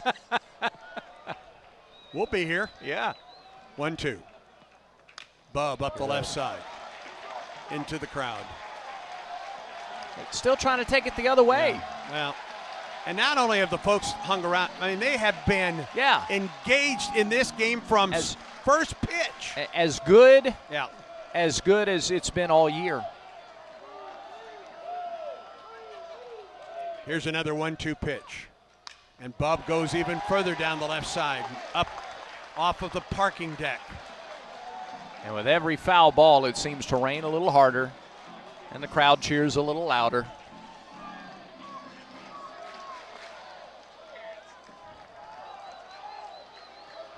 Two outs, a run home for Auburn. Tigers up 7-3. Long at bat for Terrell. Here's the 1-2. And he goes back to the left side and fouls it out of play. Up onto that corner area, that corner of the parking deck. This could be one of those games like the West Virginia football game in 2009 where you remember this one for a long time. Another 1-2 pitch for Bub. Here it is. Line drive right side. Turned on that one and smoked it into the crowd. Listen to this crowd. Yeah. They appreciate Bub standing up. They're standing for Bub Terrell, who's waiting on another 1-2 pitch. With the rain falling. Pretty good, too. Yeah. 1-2 pitch. Bub chops it foul. Chases Carl Nonamaker beyond the coach's box on the left side. Watch out if Bub does something here. Let's go, Bub.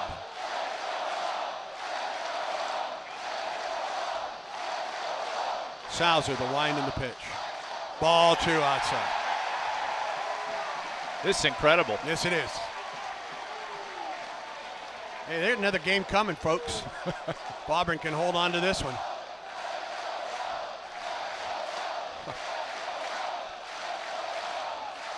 Two-two pitch. Ball 3 inside. He wasn't going to get that pitch. No. Eddie Newsom. Not a chance. He wasn't about to call that strike 3.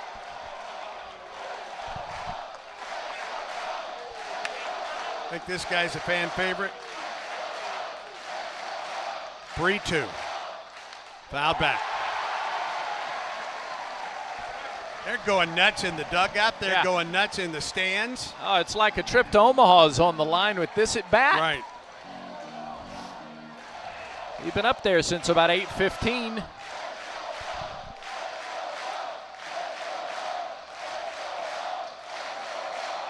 Three-two pitch. Got him swinging. And the inning comes to a close. A run on the homer by Fralick. We go to the 8th. Auburn 7, UCF 3. Stay tuned. This is the Auburn Sports Network. Looking for a street legal golf car? Diamond Golf Cars has the largest selection in the state, and the Auburn store is right off Oplaca Road, closer than you think. With locations in Auburn, Birmingham, and Huntsville, they've been raising the bar since 2012 in golf car sales and service. Need a tune-up? Diamond Golf Cars is full service for all your golf car needs, and they offer pickup and delivery. Carrying brands such as EasyGo, Club Car, Yamaha, and much more. Visit DiamondGolfCars.com today and drive different. Drive Diamond. The Goose Performing Arts Center at Auburn University is Alabama's premier destination for the arts, bringing you the very best of Broadway, dance, music, and more. Learn more about upcoming performances and see the calendar of events online at gougecenter.auburn.edu.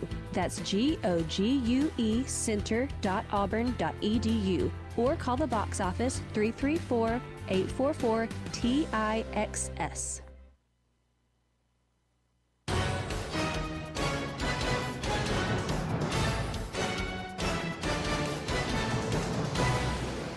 Two, 3, and 4 hitters coming up for you at UCF. It'll be Smith, Williamson, and Skinner to face Hetzler, who set down the Knights in order in the 7th.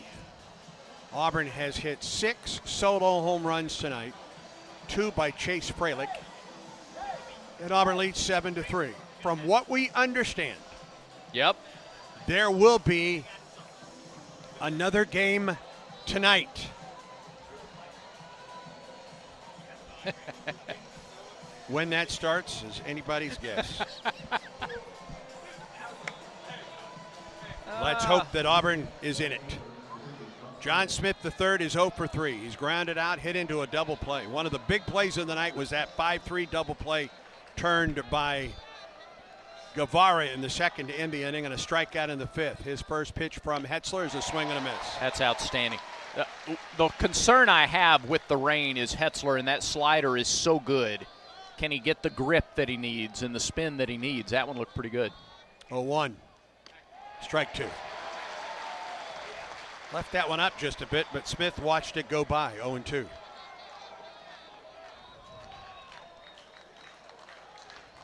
Ryan peers over the top of the glove. The 0-2 pitch, here it is. Ground ball to the second baseman, Rembert. Fields it, throws to first, 1 out. Textbook, dominate the routine play. Rembert to his left, and you could see his eyes track the ball and watch it into the glove. Well, and he didn't want to let that get on the grass. Yeah. He got that before it, right at the edge of where the grass is on the infield. You get that on the grass, and it may skip by you. 1 out. And here's Andrew Williamson. Third baseman Guevara plays up. The pitch to Williamson. Down and in. Williamson walked in the first, was stranded, struck out in the third, and grounded to second in the fifth. Wind and delivery. Strike called on the inside corner with a fastball at 93.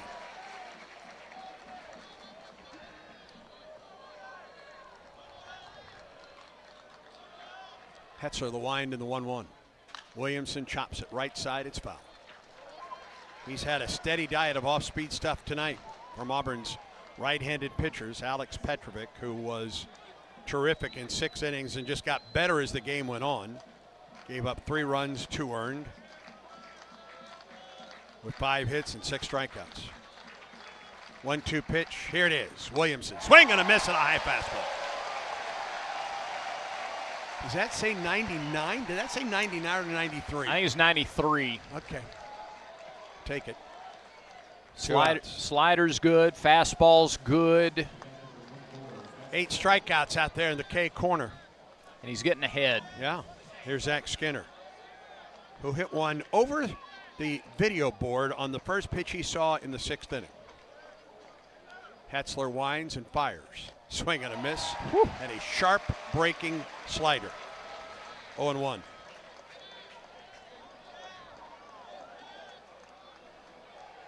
Wind and delivery.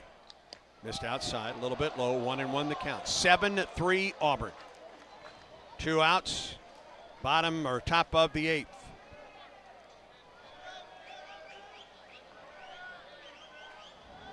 Pitch on the way. Fastball, strike. Now he can throw whatever he wants. Fastball, slider, might even throw him a change. A ball and 2 strikes. Hetzler's not messing around, friends. Here's the wind of the 1-2. Swing and a miss. He struck him out on the slider. 3 up, 3 down, second straight inning. 6 up and 6 down against Hetzler. We go to the bottom of the 8th. Auburn 7, UCF 3. Auburn baseball continues in a moment.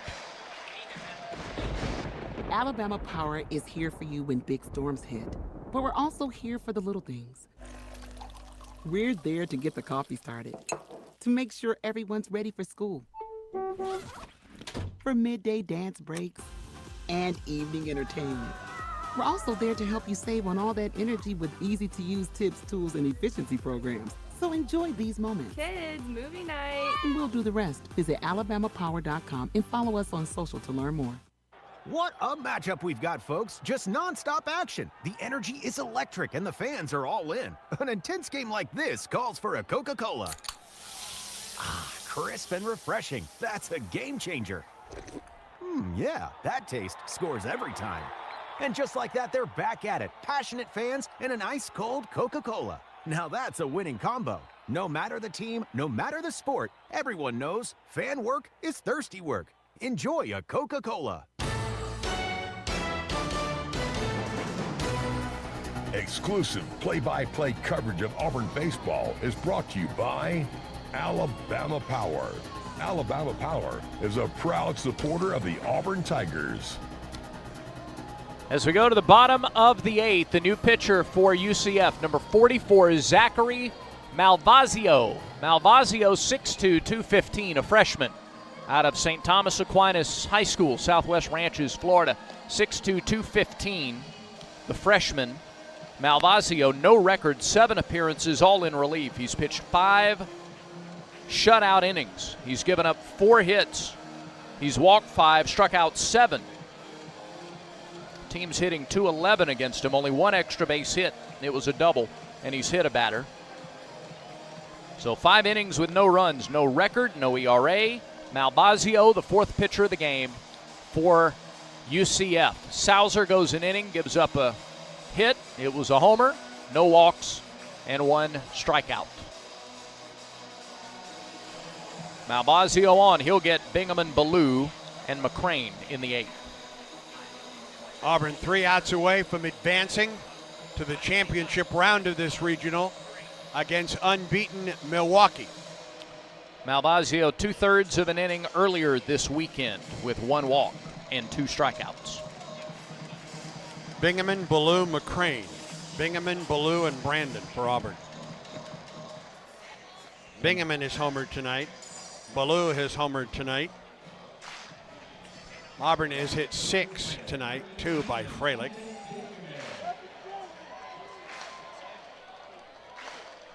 Another by Belzett, another by Mason McCrane. First pitch to Bingham, here it is. Fastball and a strike. With this rain falling, don't be surprised if this strike zone doesn't get a little bit bigger right now. Especially if you got another game to go, too. 0-1. By a base hit down the third baseline into the corner for Bingham. Around first base, he digs for second. And he's into second base with his 8th double. A stand-up double. Make that his 9th double of the year. Just inside the bag at third, down the line, into the corner.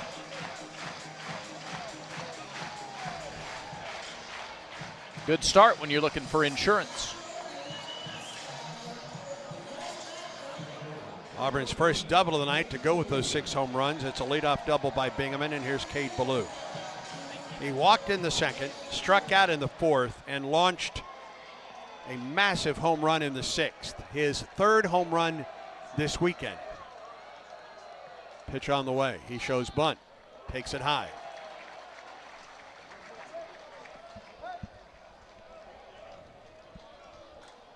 Gabe Gross flashes the signs from the dugout. Ballou looks on. Bingham from second. Rain falling here at Plainsman Park. Stretching the 1-0. Ballou bunts it in front of the plate. That's a good one. Throw to first in time to get Ballou, and Bingham goes to third. Ball had a little backspin. If it doesn't, they probably don't throw Ballou out, but it kind of got on the dirt and stopped. And a good job by the catcher, Skinner, to get what was bound to be a little bit of a wet baseball to make a good throw to first. Yeah. And the rain is picking up, friends. And the infield will come in with Brandon McCrane at the plate and a runner at third with 1 out here as Auburn looks for an insurance run in the bottom of the 8th, leading right now 7-3. Malvazio, the pitch, ground ball to the shortstop. Fields, he comes home. And Bingham is out at the plate. And Skinner slow to get up. Had Bingham barreling down on him, and Ethan was off on contact there. He slid in. There was no trying to run over the catcher, but there was some contact. And there's 2 outs.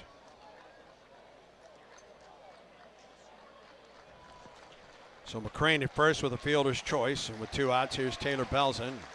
Skinner shakes it off. Belza 1 for 3. He flied to right in the 3rd, struck out swinging in the 5th, and hit a home run over the batting eye in center in the 6th inning. McCrane at first now with 2 outs. What Auburn think about running him? He has 16 stolen bases. Malvazio comes set. Here's the pitch to Belza. Misses low, and Skinner blocks it.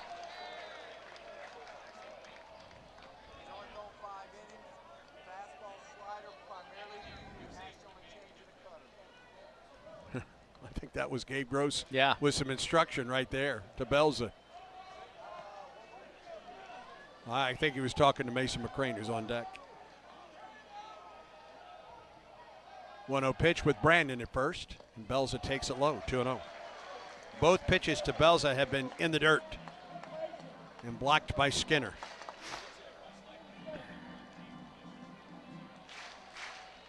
Rain continues to fall at the ballpark. The heavens opened on Freilich's 2nd home run of the night back in the 7th. 2 balls and no strikes the count. Stretch in the pitch. Got the outside corner. Ball or 2 balls and a strike to Belza.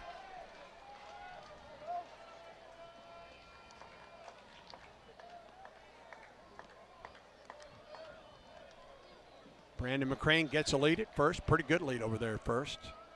Stretch in the pitch, he goes. Inside and low. No throw. 17th stolen base of the year for McCrane. And now a 3-1 count to Belza. Got a really good jump. They didn't quite ignore him, but he was able to get a very good jump. That could be an important stolen base as you look for insurance.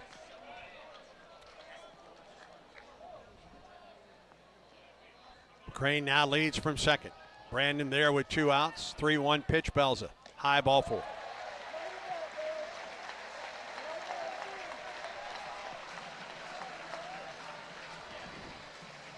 Rain's lasted a little longer than I thought it would. Here's Mason McCrane. Still falling pretty hard.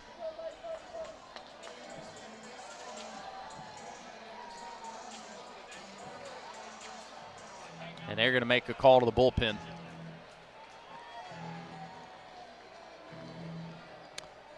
So another Pepper Tree pitching change for UCF in the rain. Auburn with a runner at second and 2 outs in the bottom of the 8th inning, and the top of the order due up. Season on the line right here. Yep. Pepper Tree pitching change for UCF. In 1977, Ford F-Series became the best-selling trucks in America. 33 million trucks later, we've kept that title every year since. And that's a formula we plan on repeating. Ford F-Series, built Ford tough. The best-selling trucks in America for 49 years and counting. Based on 1977 to 2025 calendar year industry reported total sales. The new pitcher is Matthew Heil, 6 feet 175, a junior from Claremont, Florida, and a transfer from Stetson. 6 feet 175, junior left-hander. Heil, 13 appearances, 12 in relief, no record, an earned run average north of 10. In just 5 1/3 innings this year, he's given up 7 hits, 6 runs, 8 walks, 3 strikeouts. Teams are hitting .350 against Matthew Heil. He's given up a double and a home run, 1 wild pitch, and has not hit a batter. 4 batters for Malvasio. He gave up a double, a sacrifice bunt, a ground ball, fielder's choice, and a walk. So Heil to get McCrane in a lefty-lefty matchup with 2 outs in the 8th inning. And runners at first and second. Brandon McCrane down at second. Taylor Belza worked the walk. He's at first. And McCrane, Mason at the plate. 1 for 3 on the night. Been on base twice. He's homered. He got the scoring started for Auburn in the 3rd on that home run to right. He then walked in the 5th and came home to score. Struck out looking in the 6th. His home run, the first of 6 on the night for Auburn. His brother Brandon down at second.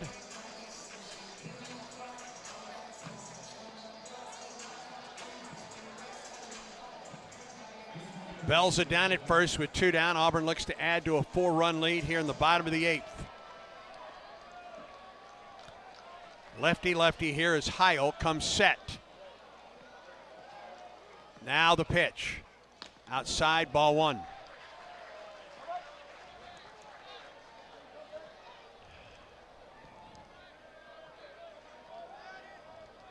Brandon McCrane gets his lead at second base. Belza from first. Stretched by Heil. Here comes the pitch. Ball 2 outside. First 2 pitches away from the left-hand hitter.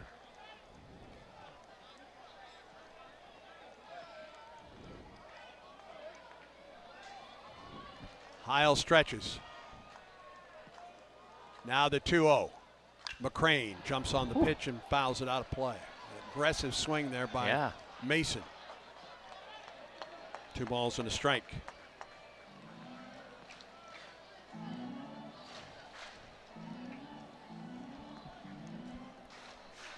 Game that started 3 hours late. We've had 2 weather delays, and the rain is falling now. There goes the runner from second, swinging a drive into right fielder back. No, off the bottom of the wall. Brandon McCrane is home. Belza will hold at third. It's a double for Mason. 8-3 Auburn. 12th double of the year for Mason McCrane. Brandon was off with the pitch. He had third base stolen. He might say something to his brother about taking away a stolen base. Second RBI of the night for Mason. That gives him 38 in his freshman year. Brandon scores. Belza went first to third, and now Guevara at the plate. Auburn has scored in 6 consecutive innings. Heil, the stretch and the pitch. Upstairs, ball 1.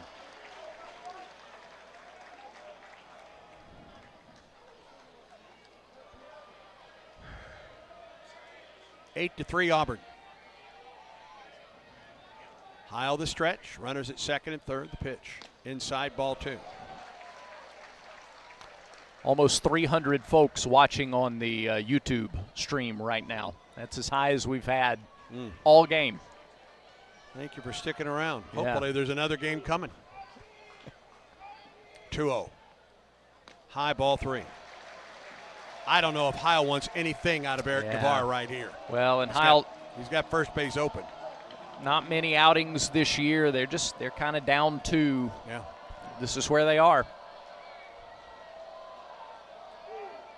A 3-0 count to Guevara, the pitch. There's the strike, and he had the take sign. He can unload here, though, if he gets anything in a small window. Belza at third, and McCrane, that's Mason, at second. A run home, Tigers up 8-3, 2 outs in the bottom of the 8th. Here's the 3-1. Popped it up, back behind the plate. I think Skinner will run out of room, and he does. 3-2. Guevara thought he had something to drive there. Guevara with 13 homers and 53 runs batted in. Fralick now the team leader in homers with 17 and 54 runs batted in. He's on deck. 3-2 pitch. Ball 4. The bases are loaded for Fralick, who's already homered twice. Struck out in the first to end the inning. Homered in the third to tie it. Listen to the buzz. Walked in the 5th. Homered in the 7th. He bats with the bases loaded and 2 outs here in the bottom of the 8th. Guevara at first, Mason McCrane at second, and Belza at third. Heil comes set. And the pitch. Inside, hit him. Another run home for Auburn. Second time that Belza has scored tonight. McCrane to third, Guevara to second, Fralick to first on a bases loaded hit by pitch. They're going to challenge, I think. All right. UCF is challenging the call of hit by pitch. Plays under further review. Quite a popular call, isn't it? Cannot blame them. Cannot blame them at all. Of course. No, this is the end of the season. Season's on the line. Yeah. I think it did. I think it barely grazed it. It sounded like it. He didn't stick out the wing. He was trying to move out of the way. It'll be hard to find conclusive evidence that it didn't hit him. The close angle is the one that you see. This one right here that we're looking at. Yep. Yeah, it does. Yeah, just at the end of the swoosh. It veers. It veers off the elbow and into the glove. If it stands, the Tigers lead 9-3. And looking ahead to the top of the 9th, it would be the 5, 6, and 7 hitters, Crespo, Moran, and Achaka, to face Ryan Hetzler, who has sat down all 6 men he has faced. Rain is falling. It has been falling since the 7th inning. Hey, Conecuh Smoked Sausage is a fan favorite for tailgating. You can enjoy a grilled Conecuh sausage dog or a premium hot dog at Plainsman Park. Conecuh, family owned, made in Evergreen, Alabama since 1947. Make Conecuh sausage part of your game day. Might get some of that for breakfast when we leave the ballpark. Might be a Scooby snack for me tonight, as Randall Dickey would call it. Yeah, here comes the call. After review, the ruling is hit by pitch. He's awarded first base. UCF will have one challenge remaining. All right. Here's Rembert. Infield single on a stolen base, but stranded in the second. Struck out in the third. Sacrifice fly and an RBI in the fifth. And tapped out to the first baseman on a really good play in the seventh. As we pause 10 seconds for station identification on the Auburn Sports Network.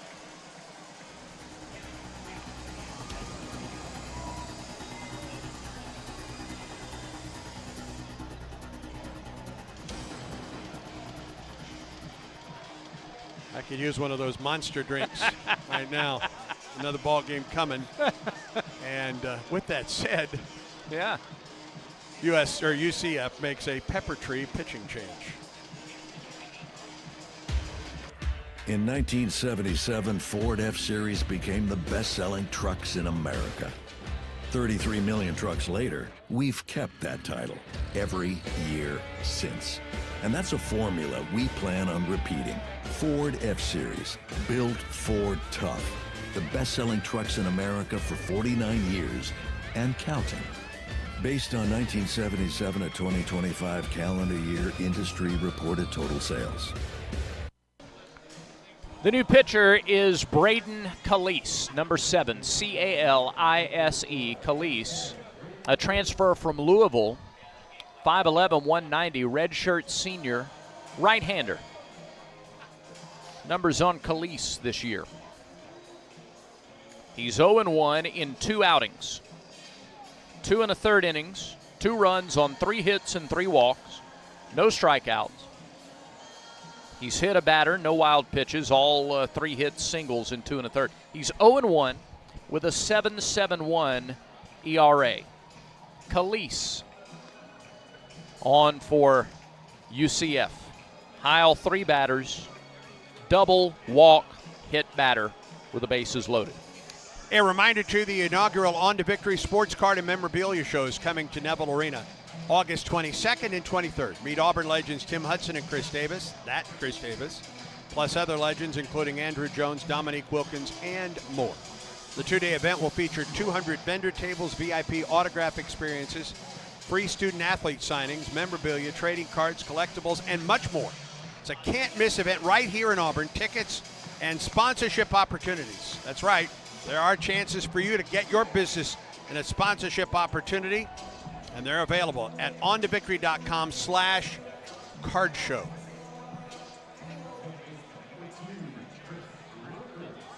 What if we could get a Ronnie Brown signed card or a Jason Campbell signed card? Speaking of Hall of Famers. Bet you could. All right, Chris Rembert bats with the bases loaded and 2 outs, 2 runs home. The pitch, and Rembert takes a off-speed delivery in for strike 1. He's the 8th man to bat in the 8th for Auburn. It was 2-0 UCF after the top of the second. Auburn went to work in the third with 2, have scored in every inning since. Now the 0-1. Outside, a ball and a strike to Rembert. Rain starting to lighten up just a bit, says the guy in the press box. Told you it wouldn't last long. Really? Bases loaded with 2 outs. Stretch in the pitch. Rembert takes a strike on the outside corner. Fastball and a good one. 1-2.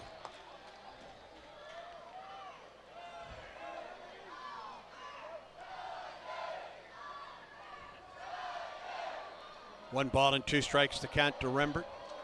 9-3 Tigers. Pitch on the way. Swing, drive, right center field. It is caught. Nice running catch out there by Williamson, and the inning is over, but Auburn adds 2 more. We go to the 9th. Auburn 9, UCF 3. Ryan Hetzler back to the hill for Auburn. This is the Auburn Sports Network. Here's a clip from a recent Talking Tigers podcast with Andy Burcham. Auburn football's Director of Player Development, Jeff Jones. I really think the people who are special in this business actually get the concept of person first, not football, not training, not food, not this, not that, person first. Because the old adage, like, kids don't care what you know until they know that you care, right? So. And yet, all those other things you talked about, he has talked about with regard to detail. Mm-hmm. Any good educator, yeah. Any good educator worth the salt understands the idea that you have to start there. And if you don't, like, what you're teaching doesn't matter. It won't soak in. It'll roll off. New episodes of the Talking Tigers podcast are released Mondays wherever you listen to podcasts. Subscribe to the Talking Tigers podcast exclusively from the Auburn Sports Network.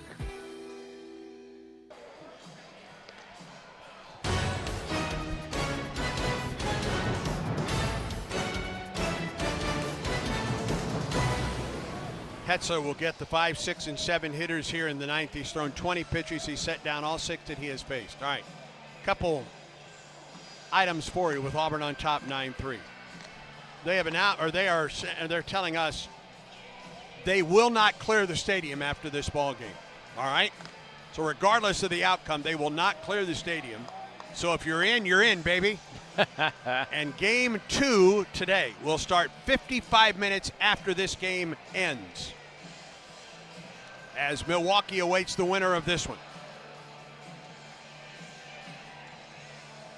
Javier Crespo will lead it off. Crespo fly to center, to deep center on a really good play by Ballou, crashing into the wall out there in right center in the first. Hit into a 6-4-3 inning-ending double play in the third, and line to left to Bubba Terrell. He leads off the ninth in the pitch. Swing and a miss and a fastball at 91. If Ryan Hetzler can mow through this inning as he has done the first 2, not likely to be the last time he pitches in this weekend. That misses outside, 1-1. Don't know how quickly he could come back. Rain has just about stopped now. Wind in the 1-1. Crespo foul back, 1-2 the count. It is still raining, not quite as hard as it was earlier. And if you're in the ballpark, you can stick around for this next ball game coming up 55 minutes after this one ends. The 1-2. Held up. That appeal, he did not go. First, 2 balls and 2 strikes to Crespo. Moran and Chukka scheduled to follow.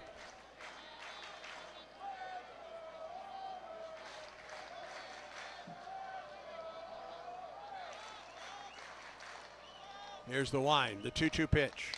Fly ball to center. Ballou in and over. 1 out.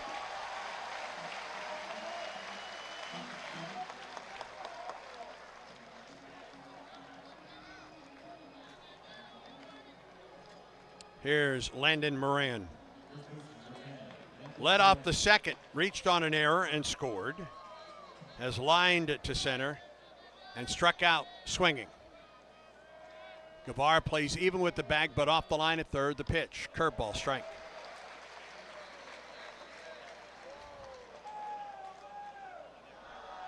Hetzler ready to go. Shakes off a sign. 0-1 to Moran. Missed a little down, 1-1.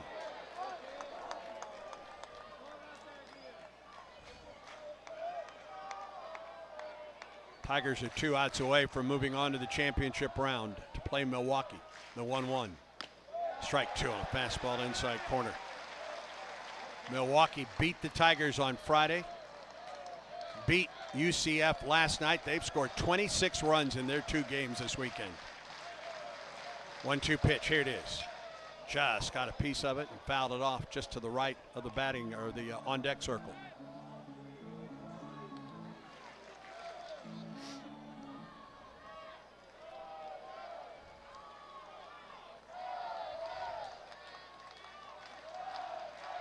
Hetzler peers over the top of that glove, the 1-2 pitch.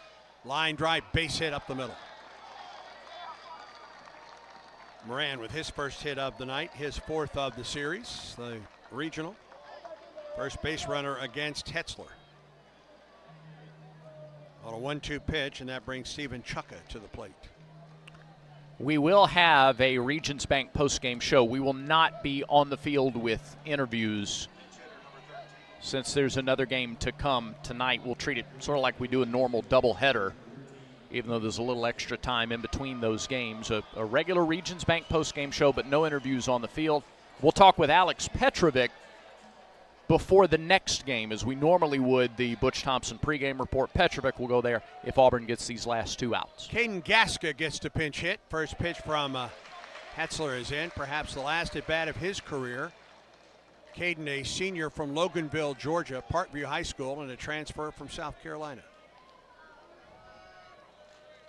Now the 0-1. Swing and a miss. 0-2 to Gaskin.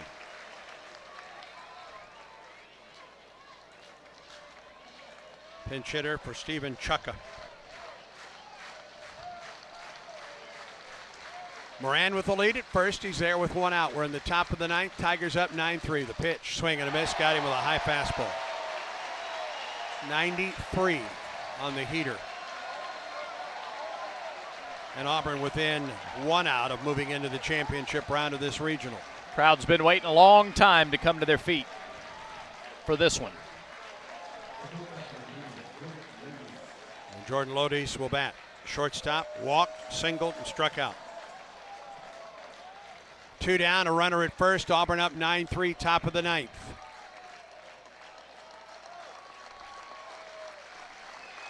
Off the stretch. Here's the pitch. Fastball, strike one.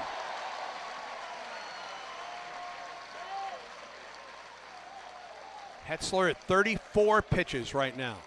Would dearly love to end it with this pitch.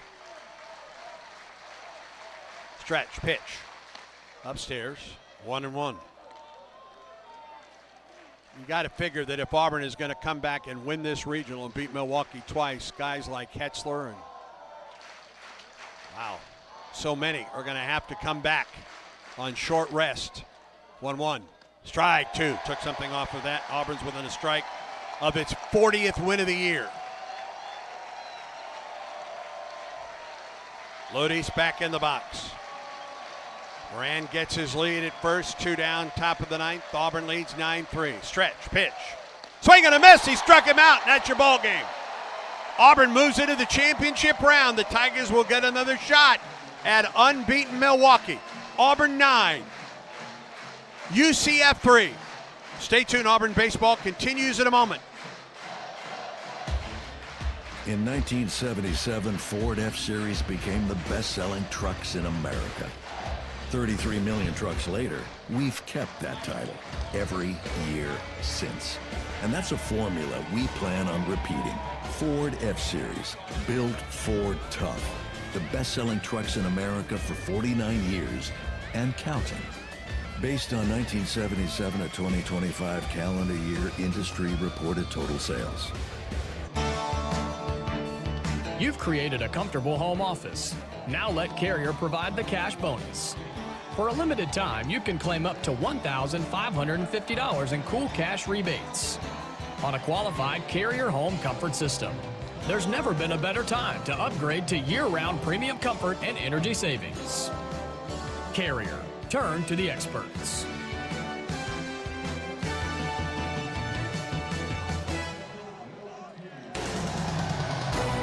This broadcast of Auburn baseball is brought to you in part by Cook's Pest Control. The best defense for your home is Cook's Pest Control.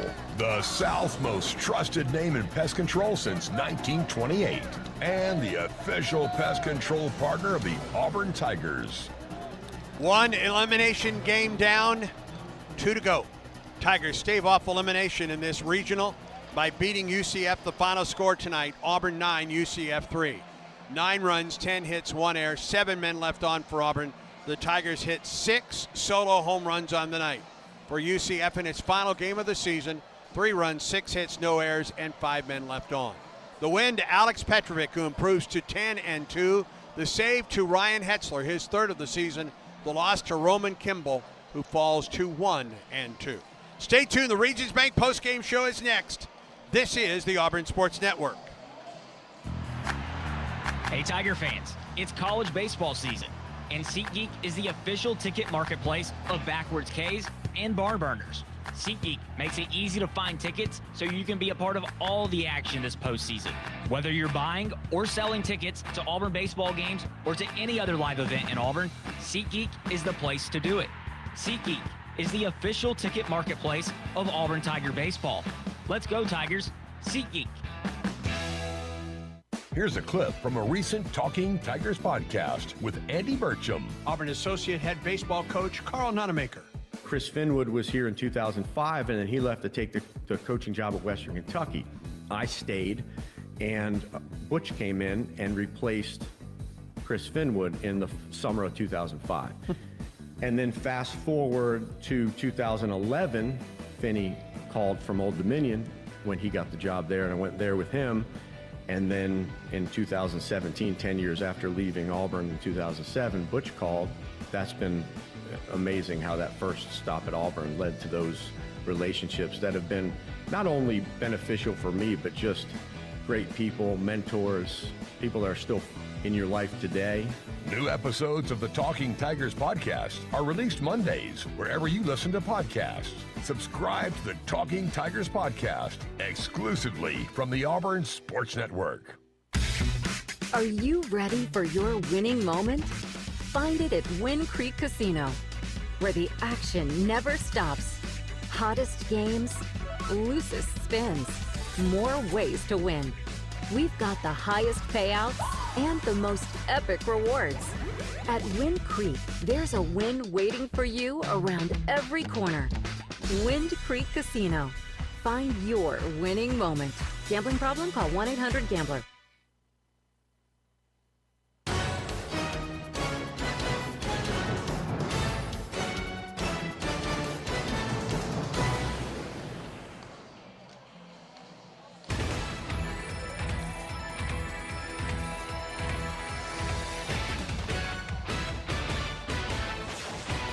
Exclusive game day coverage of Auburn baseball continues now with the Regions Bank postgame show. Get your Auburn University Regions Visa debit card or prepaid Regions Now card. Order at regions.com/Go Tigers. The Regions Bank postgame show begins now. War Eagle, and welcome back to Plainsman Park, where the Tigers stave off elimination in the NCAA Regional. Auburn a winner tonight over UCF by a score of 9-3. With that said, get ready for Game 2. It will begin at 10:10. Auburn and Milwaukee. Milwaukee beat the Tigers in the first game of this tournament Friday afternoon by a score of 13-8. And our coverage of that game will begin at 9:55 right here on the Auburn Sports Network. This is the Regions Bank postgame show. Really a stud performance. We talked about it with Andreas Alvarez yesterday, and we can say it tonight with Alex Petrovic. He endured a 3-hour delay to start this game, endured 2 different delays during the game, and still went 6 innings and improved to 10-2 on the season. Ryan Hetzler, the win, or with the save, that is his 3rd of the season. The loss to Roman Kimball, who falls to 1-2. 6 home runs tonight for Auburn. All 6 home runs were solo shots, including 2 mammoth shots on the night for Chase Fraley. For Auburn, 9 runs, 10 hits, 1 error, 7 men left on base. For UCF, 3 runs, 6 hits, no errors, and 5 men left on base tonight. Time of the game, 3 hours and 19 minutes, and the attendance, 6,483.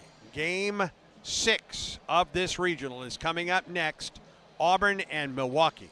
Again, our coverage on the Auburn Sports Network will begin at 9:55. First pitch is set for 10:10, and we'll be back to wrap things up for this game after a final timeout. Auburn baseball continues in a moment. There's